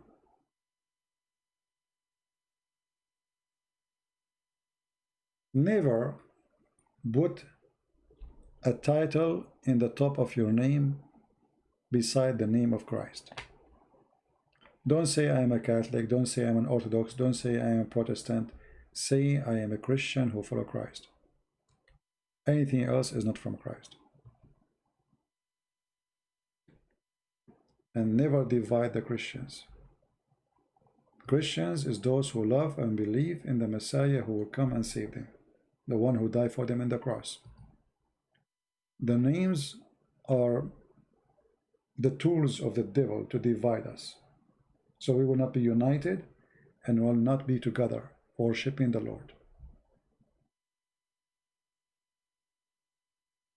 I asked Muhammad circumcision long time ago. Muhammad never been circumcised. Never.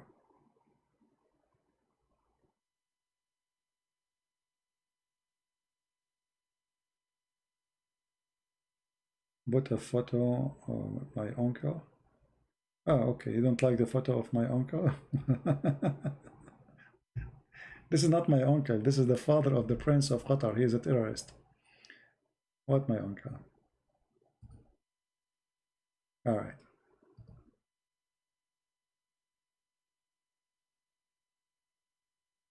Actually, I like those churches who they are in the countryside.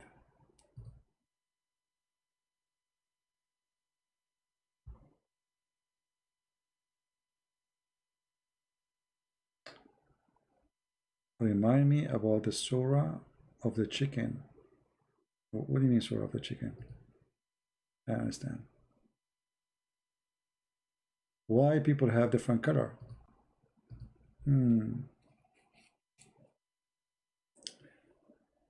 Okay.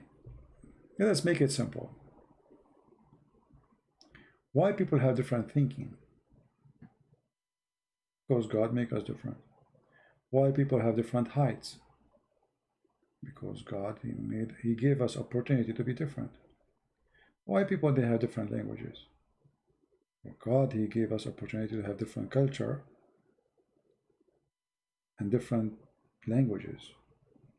Why people they have different color?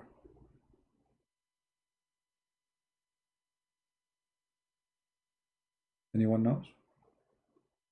Why God he gave us? I mean, after all those things we say, for God, I mean, some person he is born blind, someone he's born he can see. Why all of us don't have the same thing? Why don't all of us can see? Why not all of us have the same height? Because simply, my friend, we are not as the atheists believe that we are a cell and we became something else. Otherwise, if this is true, all of us, we should have the same exact DNA. We should have exact the same look. But for God, he created us different. Now, somebody might say, okay, well, Adam, he married Eve. And Eve and Adam, whatever their look is, how we end with different look, you know? Those who believe in science, they try to explain it, but they explain it in a very disgusting way. As an example, Darwin, he tried to prove that monkeys are the roots of the black people. So he captured a black person, he put him in a cage to prove that this monkey was this black person.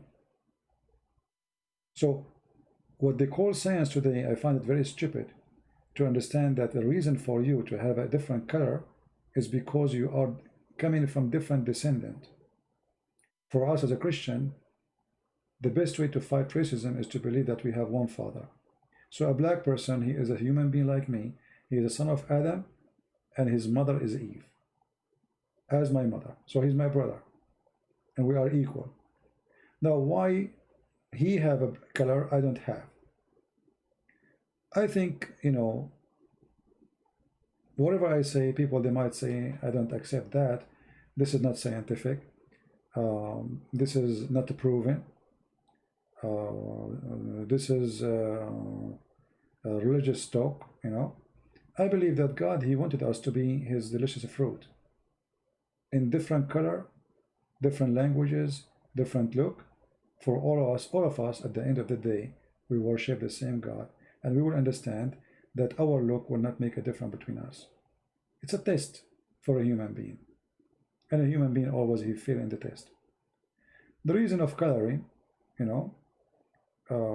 maybe it's hard to explain for a person like me or like you, because yeah, why somebody is white and why somebody look Asian, why somebody look black, this is very hard to explain. But the one who made such a complicated creature is called a human being, or even a mosquito, who is very complicated creature too. Can he make us look different? Is it hard for him to make us look different? Is it impossible? So for us as people who believe in God, everything for God is possible, and everything God, he do have a reason. And look, human being, he feel the reason. So they start discriminating each other, using the color against each other. Many, they think that always the white enslaved the black. The fact the black enslaved the white too. As an example, the African, Egyptian, they enslave all the Israeli. That's true. The one who have a power, he enslaved the one who is weak. The color is not really was a reason for slavery. It was the abuse of someone. He is not from you. Human being always he fail, for he seek power, he seek money, he seek property, he seek to own you. And today's slavery have different format. However, the color for me is nothing but God gift.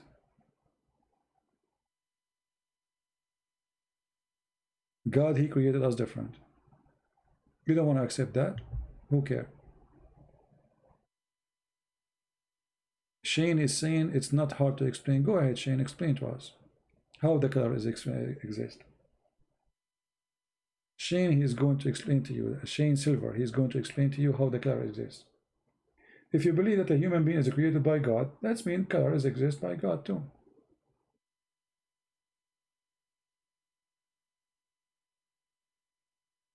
We are waiting for you, Shane, to post for us how the colors exist.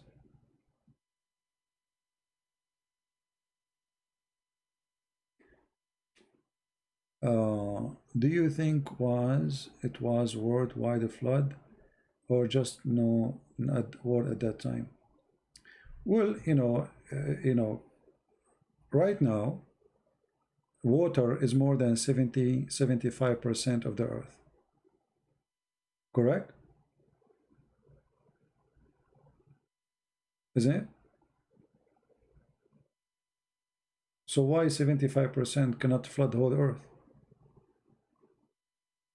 One big tsunami can flood the whole earth.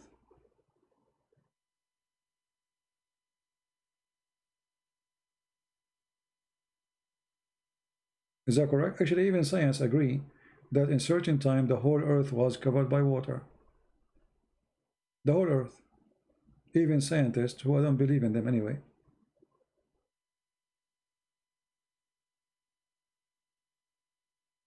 Right? What happened to this guy Shane? He want to explain to us how people have different color. I'm waiting for you. Don't worry. No, I'm worried. I want your answer. I would have searched the internet. Okay, I found that the internet says you are an idiot because you claim you have an answer, and now you are giving us an answer that says search the internet. Thank you, Shane. Guys, Shane Silver is genius. The answer is search the internet. Okay, take care, Silver. So you call me names. You said I'm saying garbage. And then when we ask you for the answer, search the internet. Okay. Well, I just showed you that Darwin, this is what he believed, your master Darwin. He brought in a black person, a human being. He put him in a cage. Accuse me of lying. Can you? So if you're an atheist, you believe in racism.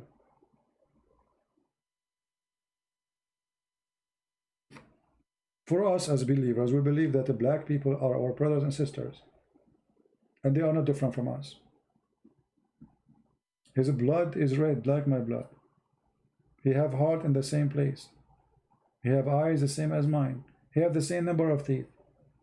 That is telling you that the same creator is one signature. We have one signature of one creator.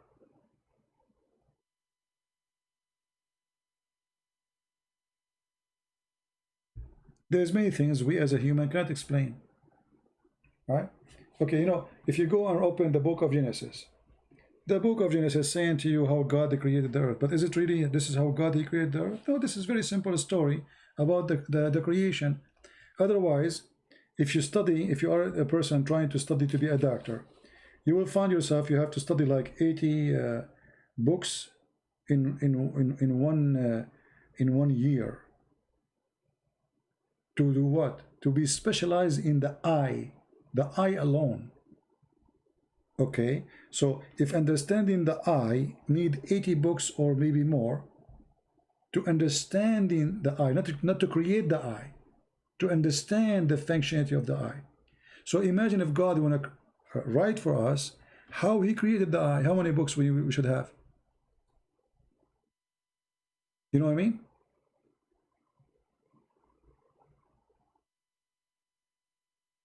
Are you getting my point? So the book of Genesis is not telling me really the details of a creation. It's making it simple for a human being who exists thousands of years ago to know that God is the one who created you. Otherwise, if God want to explain to us how he created everything, we need billions of books. How many insects we have in this world? Just to explain the insect creation, we need millions of books. My friend, I don't go to Paltalk no more, but maybe we can do that from time to time. We will think about it. So the books we have, which is given to us by prophets or by the Messiah himself, is not to explain creation, is to explain the Creator. And what to explain about him? That he's almighty, he's loving, nothing is impossible for him, and why he is our only hope for tomorrow. Otherwise, the book does not exist to explain to us how God really created everything.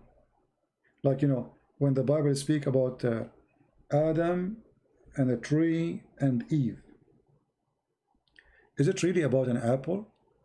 Do you think really we are out of heaven because just an apple? No. The Bible is telling us we disobey God. The apple here presents disobedience. So as a person who steals $1 or $1 million, he's a thief. It doesn't matter how big the number. You know what I mean? So the story of the apple is just to show us that a human being disobeyed God, and because he disobeyed God, he lost heaven. Otherwise, it's not about an apple. even though the story is mentioning an apple. Do you think God, he will send us to hell because of an apple?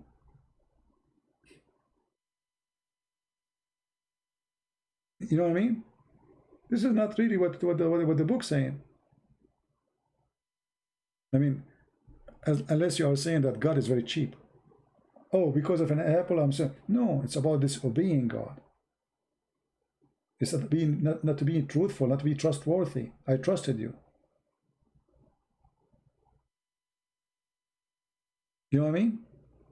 So when somebody he trusts you and then you break the trust, you are not trustworthy no more. Doesn't matter how big the trust, how small it is.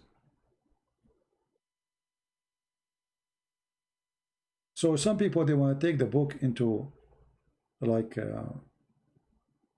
an illiterate way. There's places we can take it literate, and there's places we should not. God, he said, let be light. Let be light.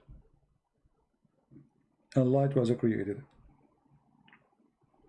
But nobody explained what kind of power say, let be light, and light was. Because how you can explain such a power? Until now, even we do not know. You know, we see things in the space with all of those telescopes we have, and they discover that, you know, like I saw a documentary of NASA, and there is a star. They give it a name, or a planet, sorry, not a star. They give it a name, and this name was exist for a year, 2 years, 3 years, 20 years, 30 years, and then they find that this is not a planet. It was just dust. So we are basing our science sometime in deception, because this is, our hand cannot reach there. What we see is the reflection of images, and images can be deceiving. So they've been deceived, even they are NASA and they have all the telescope, that this is a planet, but then they discover it was a collection of dust, have high dense, and that make it look like a planet. And then after years they discover that this is not a planet.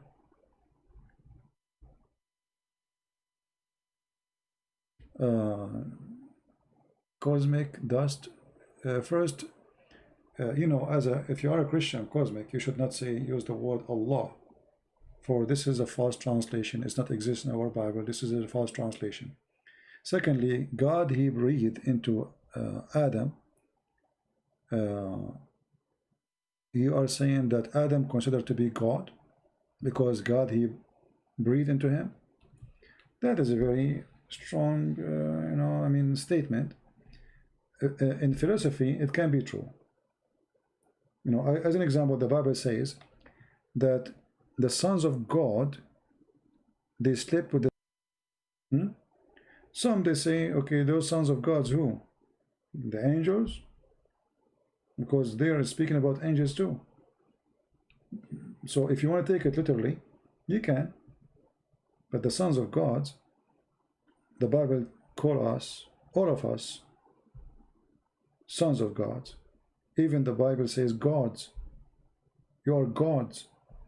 So if you take it literally, then you end with literal understanding, and that will be very shallow. I am God if I believe I am, but doesn't make me really true God. That will make me false God. So there is people who believe they are God. There's people who create their own gods, and the Bible describes them, but doesn't mean those are true gods.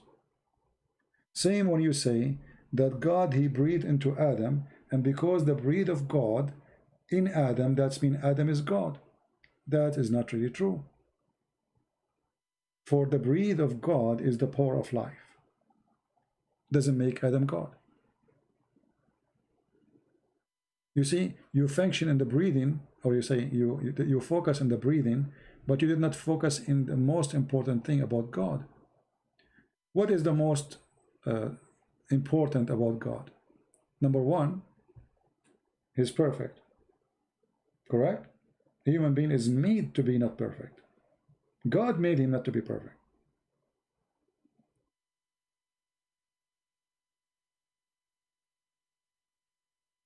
Because you are made, you will not be equal to God.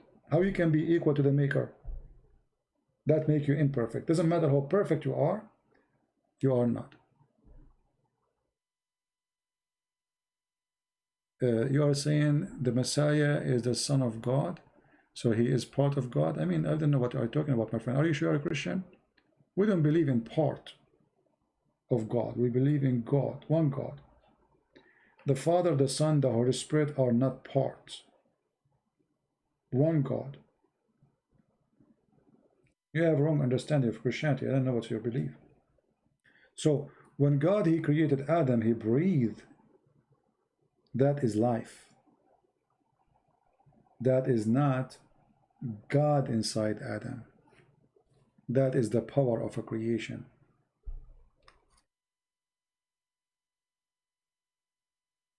Why Muslims they say the Bible is changed?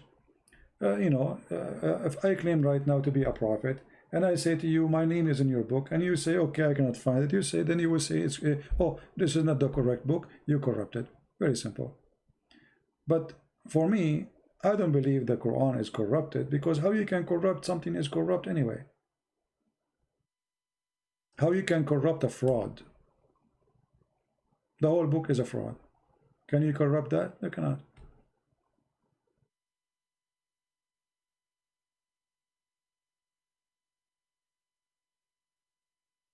Cosmic, I just answer you. If God, he breathed into Adam, that is just the power of life. He gave him life. And this is why you see Adam and Eve, God, he gave them the power of life too. How? They can reproduce. So God created Adam, but after that he is creating nobody. Correct, guys? God, he created Adam, and then he created Eve, and that's it. So he gave him the power of life and the power of reproduce. Why? You will notice that Adam and Eve, when they were in heaven, they did not have kids. Anyone ask himself why they don't have kids? I mean, they were not having sex. I'm sure they do, right? But there's no kids. How come? Because they will live forever. God, he decided to create one man, one woman. But when they disobey God, and they will die, they will die. He says, and the Bible says, and death you will die as a penalty. So because they will die, God, he gave them the ability to reproduce. You can call it even creation. So human being race will continue. And those who want to get back to God will be given chance. Adam did wrong. Human being did the same as his father too. Still God, he loves us. And he said, okay, well, I will give you a chance. You will not die forever. I will give you the ability to reproduce. Your children, if they choose me, they will come back to me. If they choose not, they will not.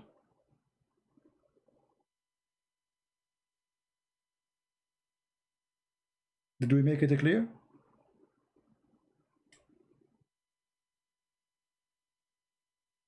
To make it simple, reproduce was another way of eternity, but temporarily.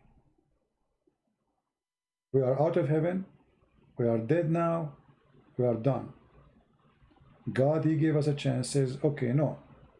Yes, I punish you by death, but yes, I'm going to give you a chance to live again. So I will give you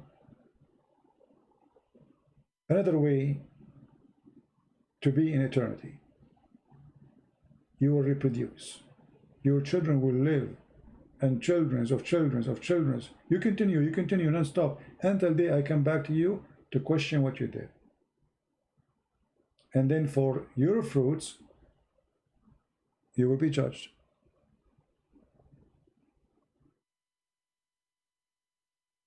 So God, because of his mercy, he gave us opportunity to be children of Adam. Otherwise, Adam, he die, Eve die, and then we should not be exist too.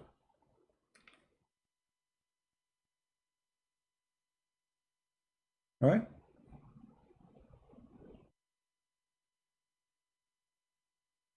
Any other question, my friend? I know most of people now, they are asleep in USA, and already for me it's almost 3 a.m. in the morning. Mean. Wake up. Wake up, huh? All right. Any other question? I feel guilty, by the way, if somebody want to ask me something and I leave.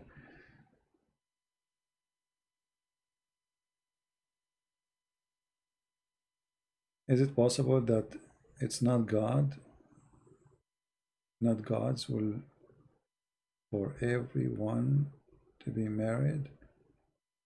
They can focus on God. Well, you know, the Bible says if a man he marry, he will focus on pleasing his wife, and the woman, she will focus on pleasing her husband. So it's not a secret that marriage will take a lot of your energy, right? But you know, for me, I think about it in a certain way. At that time, those are the disciples, and based on them, everything is established. So their mission is huge. Their life is dangerous, and all of them get killed actually, which means it's true. Their life is extremely dangerous. So because of the fear, because of the duty, because of the size of it,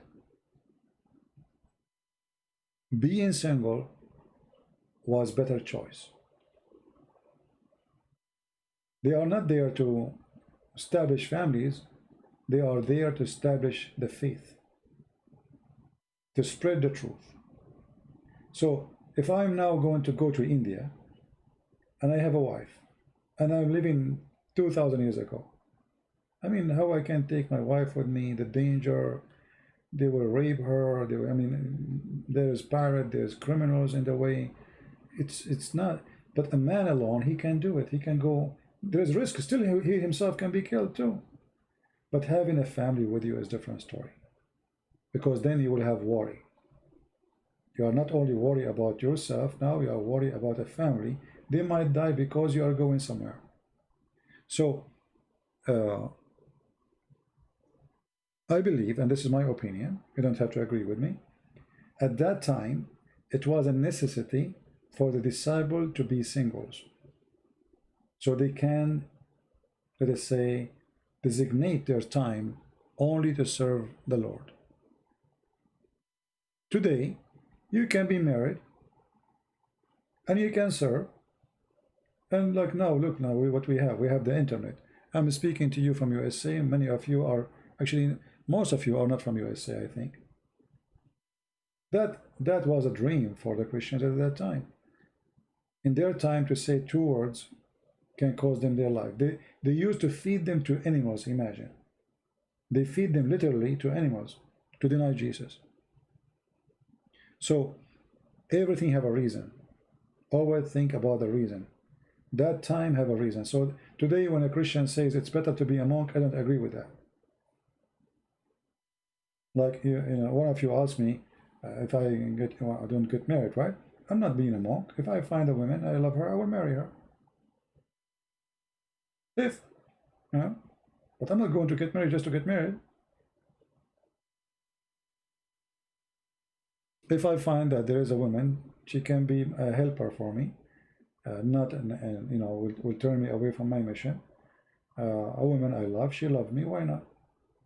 But it's not the most important thing in my life. Always, your decision is about necessity. And every one of us have his own necessity. A person who is so much crazy about a steak, for sure the first thing he would do, he would buy a grill. Why? Because this is what he's, you know, this is the necessity for him. A person who is crazy about cars, he will work so hard to buy the car he's dreamed to have. It's always your necessity. What is your necessity?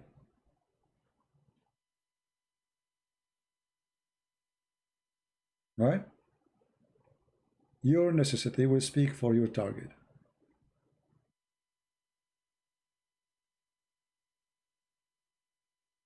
All right?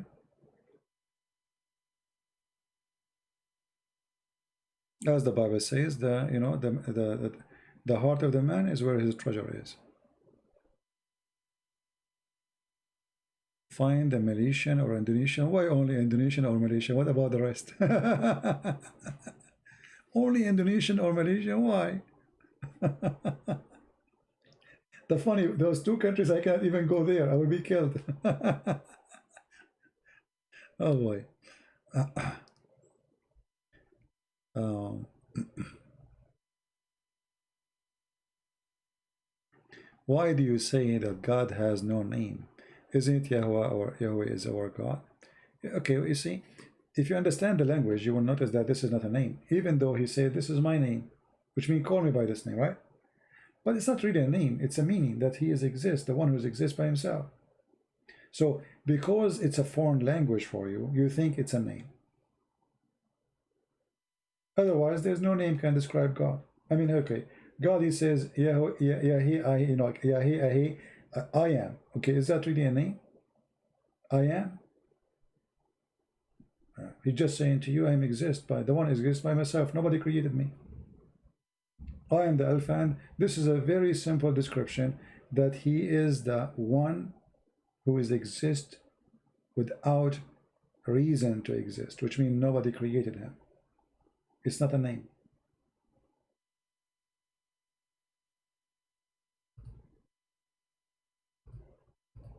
It is a description.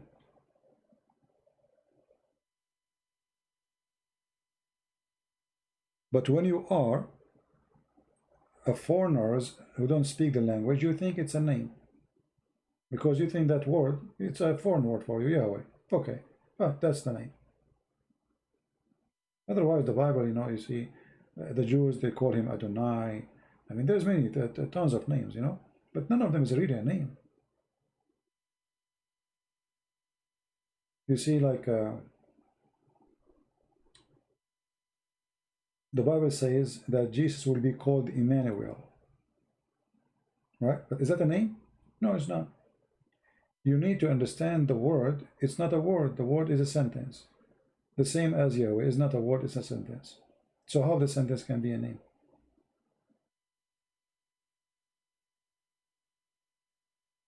No, Cosmic, no. That's not true.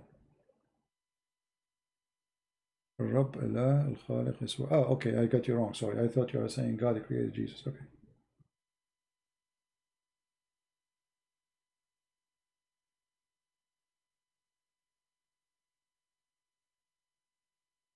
You admit that Jesus, our Lord, has said hallowed by the name. So what does that mean? This is what I said. Like some people, they try to take things into illiterate meaning. There's no name can describe God, and there's nothing can explain him. You see, remember, God is using your language, not his, which means he is speaking to you in the language you understand. So before those letters exist, God wasn't exist. You know what I mean? Before those letters exist, where was God?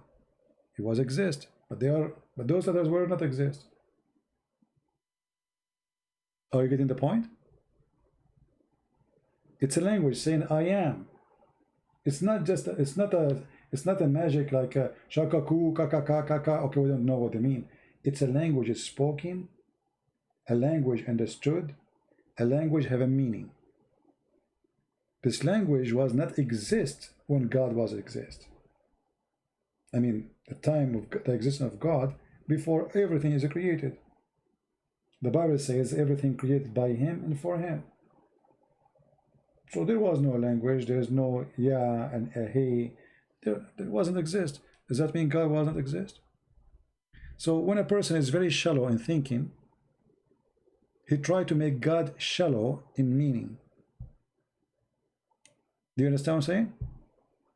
Shallow thinking will make God shallow, like the thinker.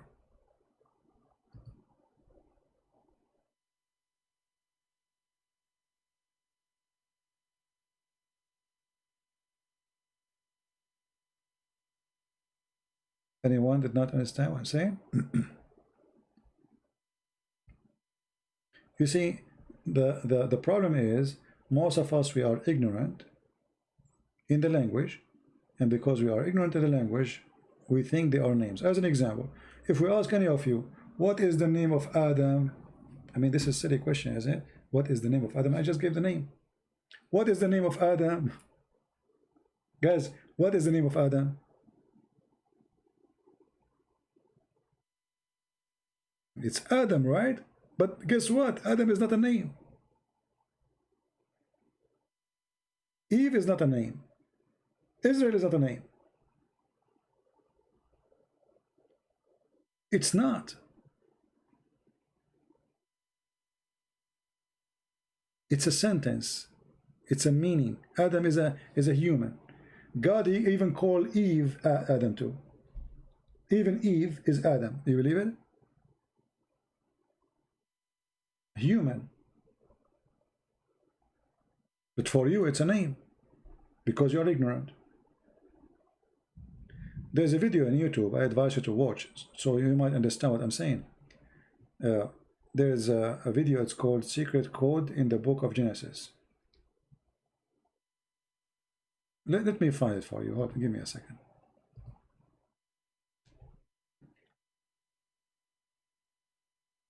Because of our shallow education, we have shallow meaning.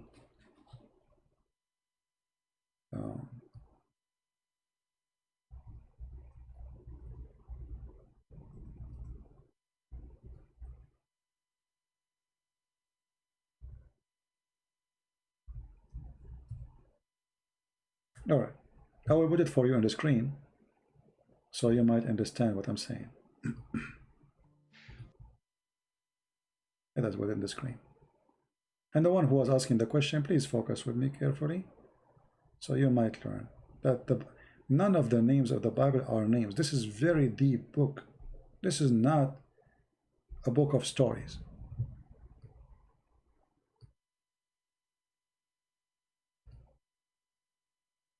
There's another place that God appears to have laid out his plan in advance, and that's in some subtleties, and one of which I'd like to share with you in Genesis chapter 5, a genealogy. The genealogy in Genesis chapter 5 goes from Adam, the first man, down through Noah. And in Genesis chapter 5, if you wade through that, I encourage you to make a list of the names. Adam gave birth to Seth. Seth, Enosh. Enosh, Kenan. Kenan, Mahalalel. Mahalalel, Jared. Jared, Enoch. Enoch, Methuselah. Methuselah, Lamech. And Lamech was the father of Noah. Let's take these names.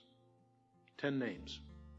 But see, the problem is we need to know what the names mean. And if you have a study Bible or a source, a lexicon, what have you, you know that the name Adam means man. As you go through your Bible, when these names are typically first introduced, most of your marginal footnotes will tell you what the name means.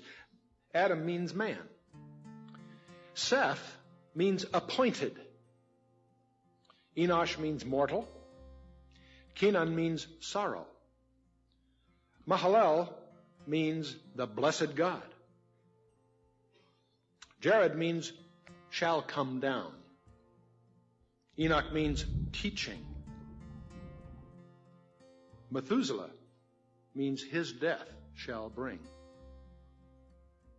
Lamech means the despairing. And the word Noah means rest or comfort. Now, let's read that genealogy as a sentence. Man is appointed mortal sorrow. The blessed God shall come down, teaching that his death shall bring the despairing comfort. Isn't that wild? Okay, let's stop. So you think you are reading the verse, right? About names, just list of names. That's because of our ignorance. But none of those names are names, those are sentence.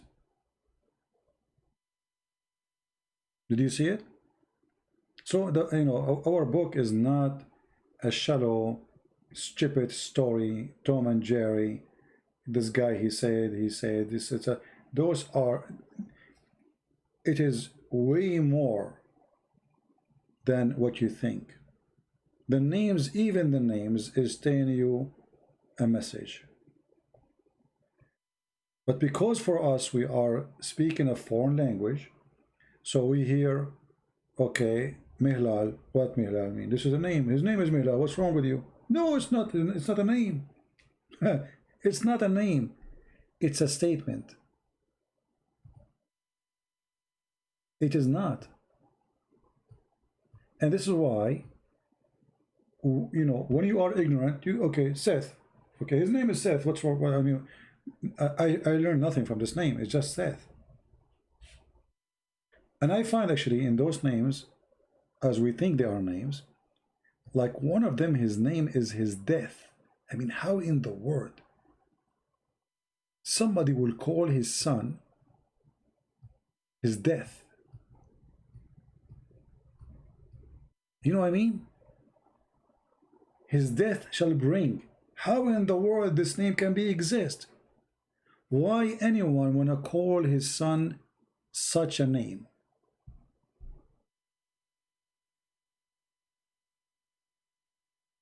Are you getting my point? So those are not meant to be names. They are meant to be an use. For me and you who don't understand, we think they are names. The same when somebody says to you, Jesus. What Jesus? Jesus is not really, this is the English word, right? But there's something behind the name. What is Yeshua? I mean, you need to find the meaning, and then you will find that this is not a name. It's a message. What the Messiah mean? It's a message. What Elohim mean? It's a message. What is Emmanuel mean? It's a message. But for you, because you are reading a foreign language, you think it is a name. Are you getting my point? So, if you are shallow in knowledge, you have shallow understanding. If you are deep in knowledge, you have deep understanding. As simple as that. And by the way, even if you are shallow in knowledge, God, He bless you. God, He loves you.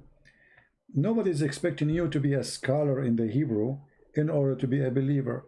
The Lord, He says, bless those who believe and did not see. To rather say, I am a person who did not see anything about the Hebrew. I'm blessed, for I believe. But those who see, even they should believe more, because they see how powerful the Bible is. Somebody is asking a question. What language Adam he spoke to God? Hebrew? Please, important to know. My friend, I find with my respect to you, this is a very silly question. Because Hebrew wasn't exist. So how Adam was speaking Hebrew? If I say to you, what the language the birds you used to speak 10,000 years ago. I mean, what the birds used to speak 10,000 years ago. So you are believing that there's a person, his name is Adam, and you believing that there's a person, his name is God, but you are believing that this God cannot communicate with Adam unless he speaks Hebrew. God, he can speak to you without even using a language.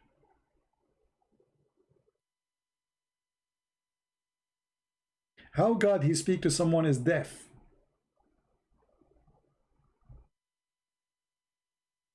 Are you saying deaf God don't speak to them? He's deaf.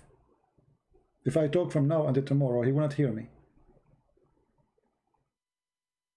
This is a crocked logic.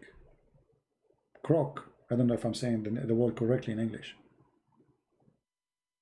So if God can speak to the deaf, and the deaf he believe in God and he hear him, why God cannot speak to Adam without using a language?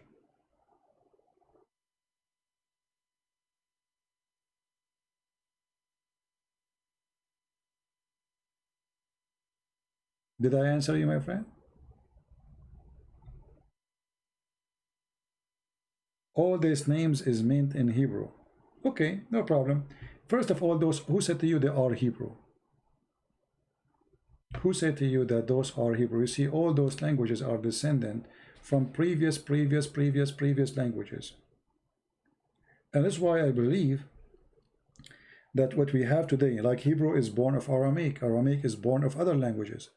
So because you are, again, shallow in knowledge, you think that this is Hebrew. Hebrew is not even a language. There's no languages exist by itself. I believe there is an original language for all languages. The language of the first man. And then languages start to be created, depend on the needs of the human being. However, God, he spoke to his people and those who believe in him. And God, he preserved the meaning of those words. So you might understand. And then when we say Hebrew wasn't exist, but the one who wrote the book, he speak Hebrew. So let us make it simple. God, he delivered to the one who spoke Hebrew a message in Hebrew, presenting not a name, but a story. So, as an example here, those words we see in front of us. Enoch. Who said to you that Enoch is coming from a Hebrew word? The Jews, they learned, the Hebrew, they learned that Enoch means teaching. So they wrote the word in Enoch. Who said that the word, let us say, Mehlal, that this is the first one who discovered it, it was the Hebrew? You are assuming. But let us say, for the sake of argument, before that day, nobody heard of Mehlal. It can be even a translation of a name. But remember that if you are a believer, you believe that God, he inspired his prophets. And when they write the names, they are not writing their own stories. They are writing what God, he gave them. So when God, he gave them the name, and the name is understood by the prophets and those who came after him as the blessed God, that became part of their language. To make it simple, when the Bible speaks about the Garden of Eden, where is Eden located? The Garden of Eden.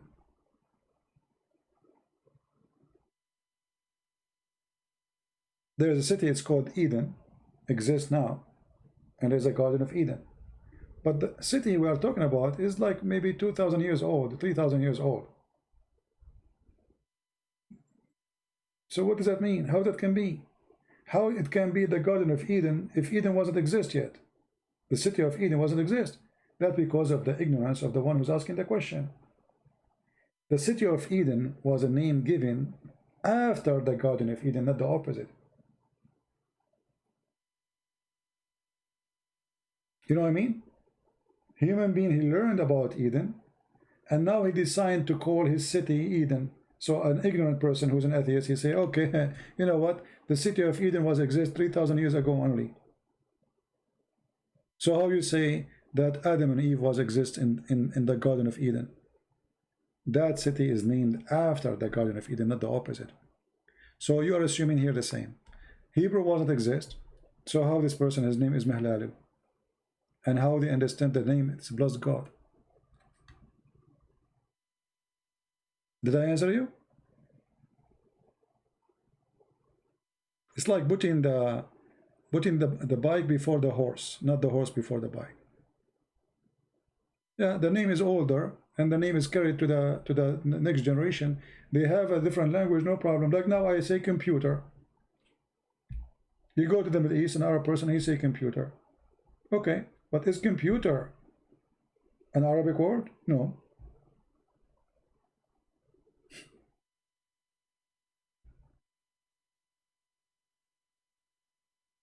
Right?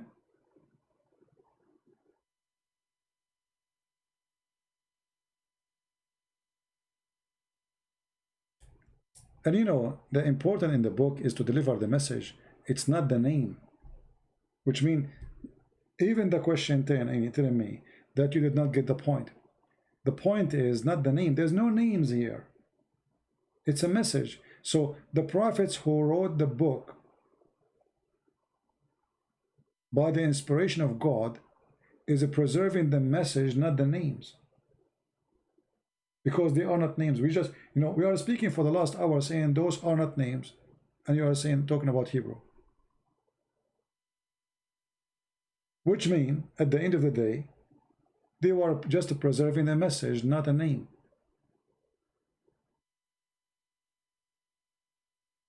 When they are written in the book, they are written as names. But for those who have knowledge, they knew they are not names. Are we getting the point? Like in English today, you say INC.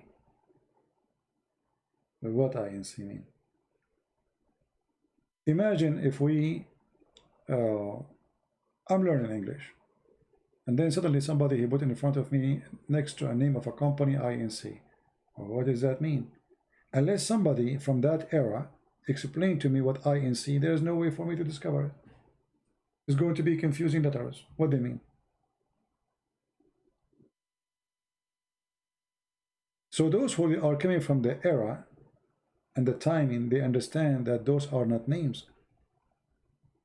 But those who they have the knowledge,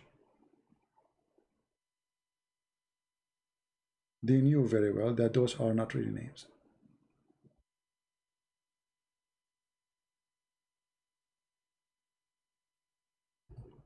Did we make it clear or not yet?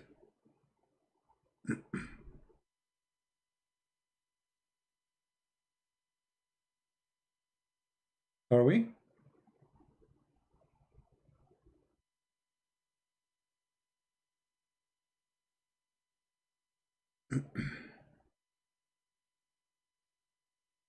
Never take the Bible as a shallow book.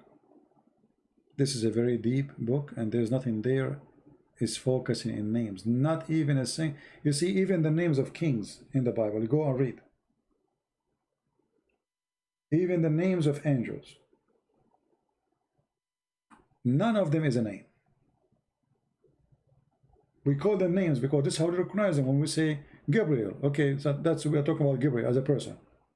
But even that is not a name. It represents something about this person.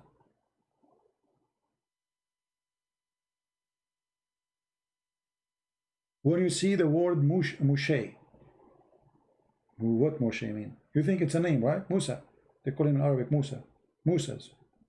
But Moshe is not a name. Who knows what Moshe mean? Or Musas? Anyone knows?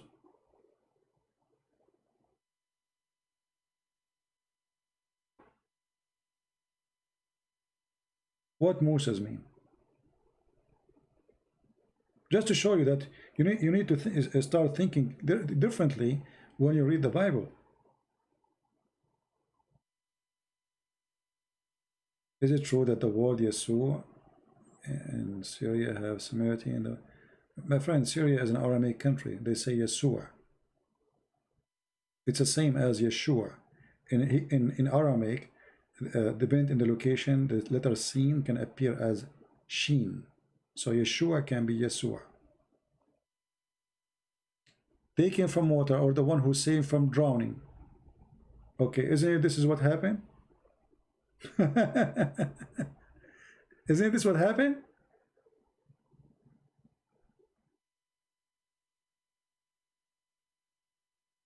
A person who was in water, who was rescued from water, he was going to be drowning.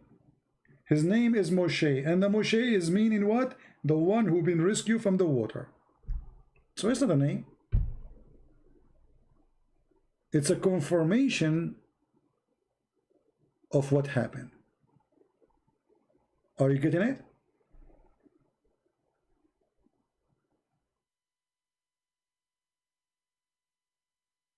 So suddenly now we find out that all those we thought they are names, they are not really names. They are a story.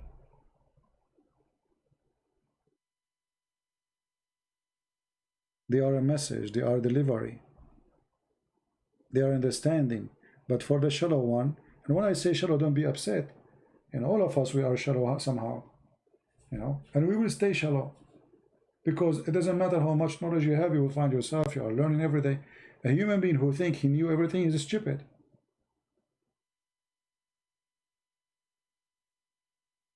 This is why I advise you always to read more, you know, explore. So, you know, the joy of life start when you start learning. Otherwise, the rest is just garbage. Sleeping, eating, you know. There's only one true joy can make you different from everything else. That is learning.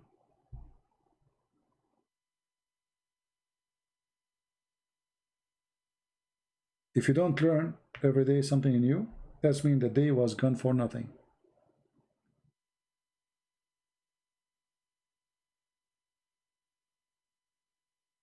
You kill your day, and this day will never come back. So try to grow up with your knowledge, read, educate, and filter, because not everything you read is true. You have to filter it. Big duty. Right?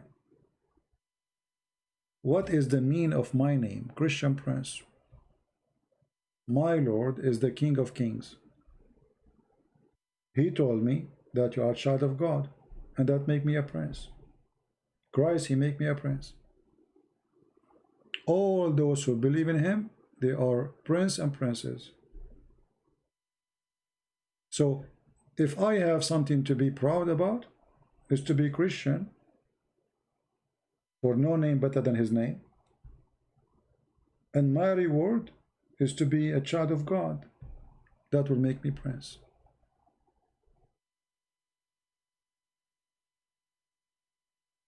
All right? When your father is the King of Kings, aren't you all prince and princess? Our God don't need slaves like Allah. He is not a lonely God looking for a company or looking for slaves. He's the creator. He have no need of us, except he loves us. Their God, he needs slaves. The Quran says, you know, I created not mankind and a human except to worship me. That's all. To be my slaves. That is the only purpose of a creation according to Islam. No. For us, we don't believe in this.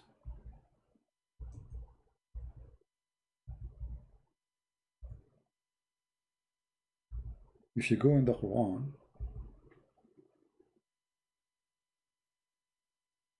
you will see in chapter 51, let us open the verse for you.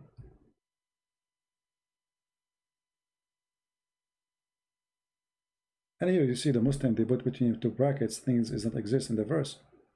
But the Quran make it clear that the only purpose of a creation is to worship Allah. No other purpose. And how to worship is to bow down, praise him all day long, 5 times a day, blah, blah, blah, blah, blah, blah. This God is a lonely God. He was lonely. He decided to create somebody, so to big him. If you go in the hadith, is to make it simple, to make you understand this part here about the purpose of a creation. If you go in the hadith, you will find Muhammad saying the following.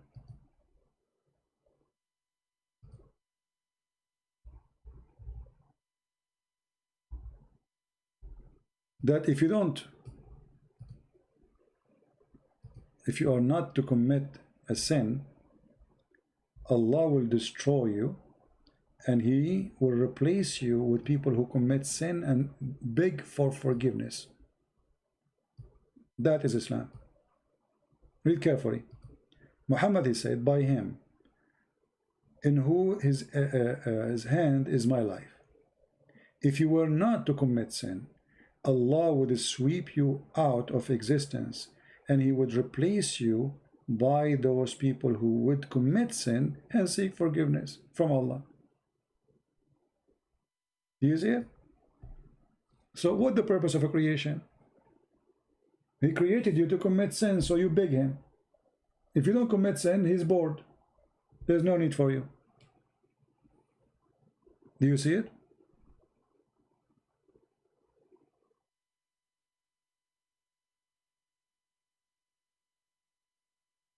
Is that telling you something? Islam is a fraud. First of all, this is totally against the teaching of God, that God, he punished Adam and Eve. God, he punished Noah, people, for not listening to him, for not leaving sin. Here the opposite. Here, if you don't commit sin, he will kill you. This is the devil.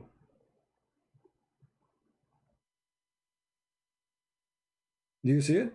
So here we understand the mentality of the God of Islam, that this is a God created by Muhammad. He exists before Muhammad, no problem. Muhammad explained him more to us. That is a lonely God. He created you and he wants you to beg him. So if you don't commit sin, why you will beg him? You will not beg him. Please God, forgive me. And then Allah is happy. Okay, I will forgive you. That is the purpose of this religion. And this is the purpose of a creation according to Islam. Disgusting.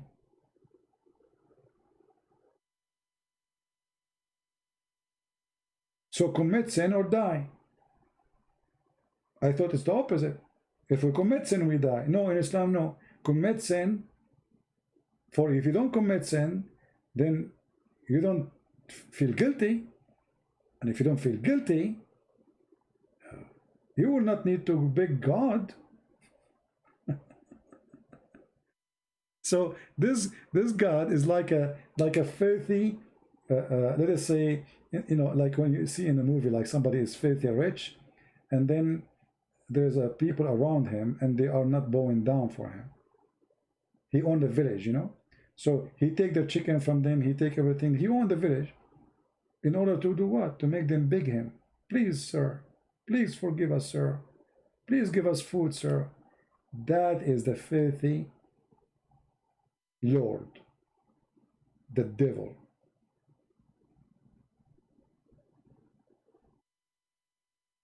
Do we need to make it more clear than this?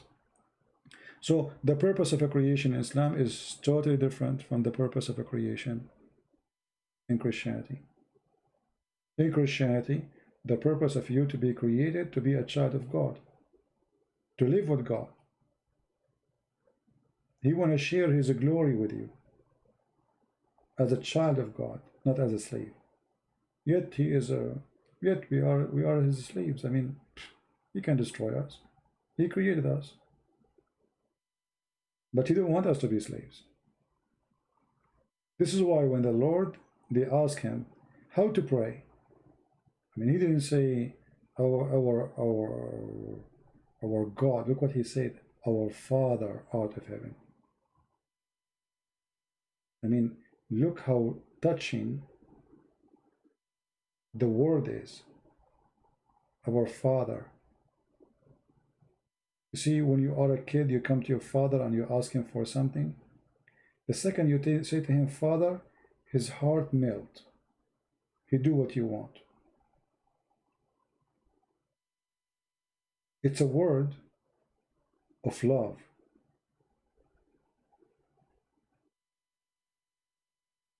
Not only it's meant that you consider him Father, it meant more. It meant that he is your Father.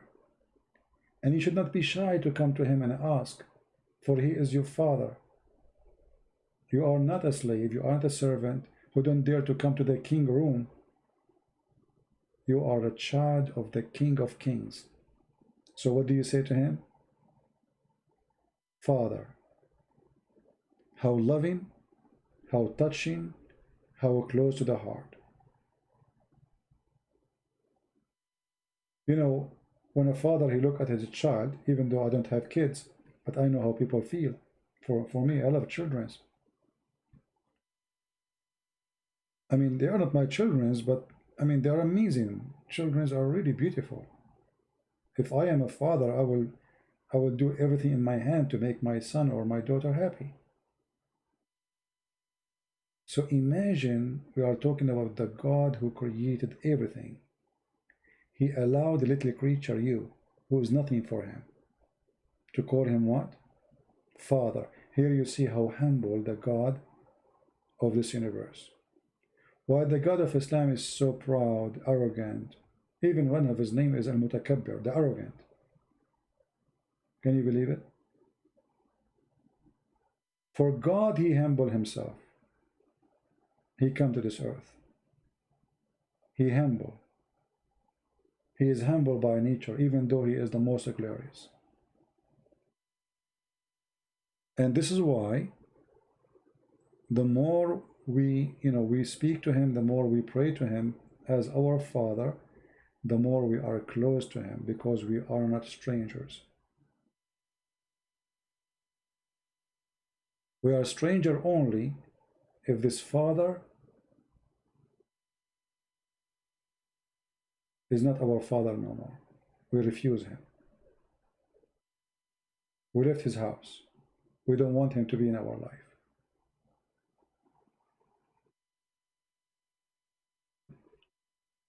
Anyway, I think it's time to go.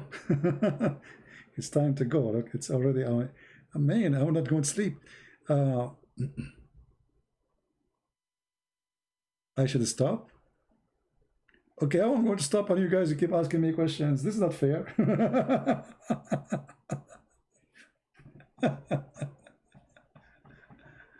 Right? You're asking me to stop, and then you keep asking me. Each time I say, okay, guys, okay, and then I see a question in the screen. And then I'm going to leave. I feel guilty. You know, when I don't go live online, I say to myself, okay, I made a video to them. I did not even have 10,000 yet. Let them watch it. Because I notice that people only watch the last video. They don't watch the one before it. You know? But I feel guilty. Like, I mean, okay, I waste the opportunity today to speak to people, right? But I hope that people will learn.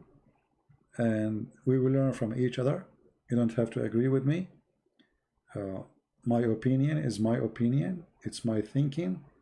And God is someone you know by your own spirit, not by mine. I share with you, but nobody can feel God unless you feel it yourself. Nobody can present God to you unless you are in touch with him.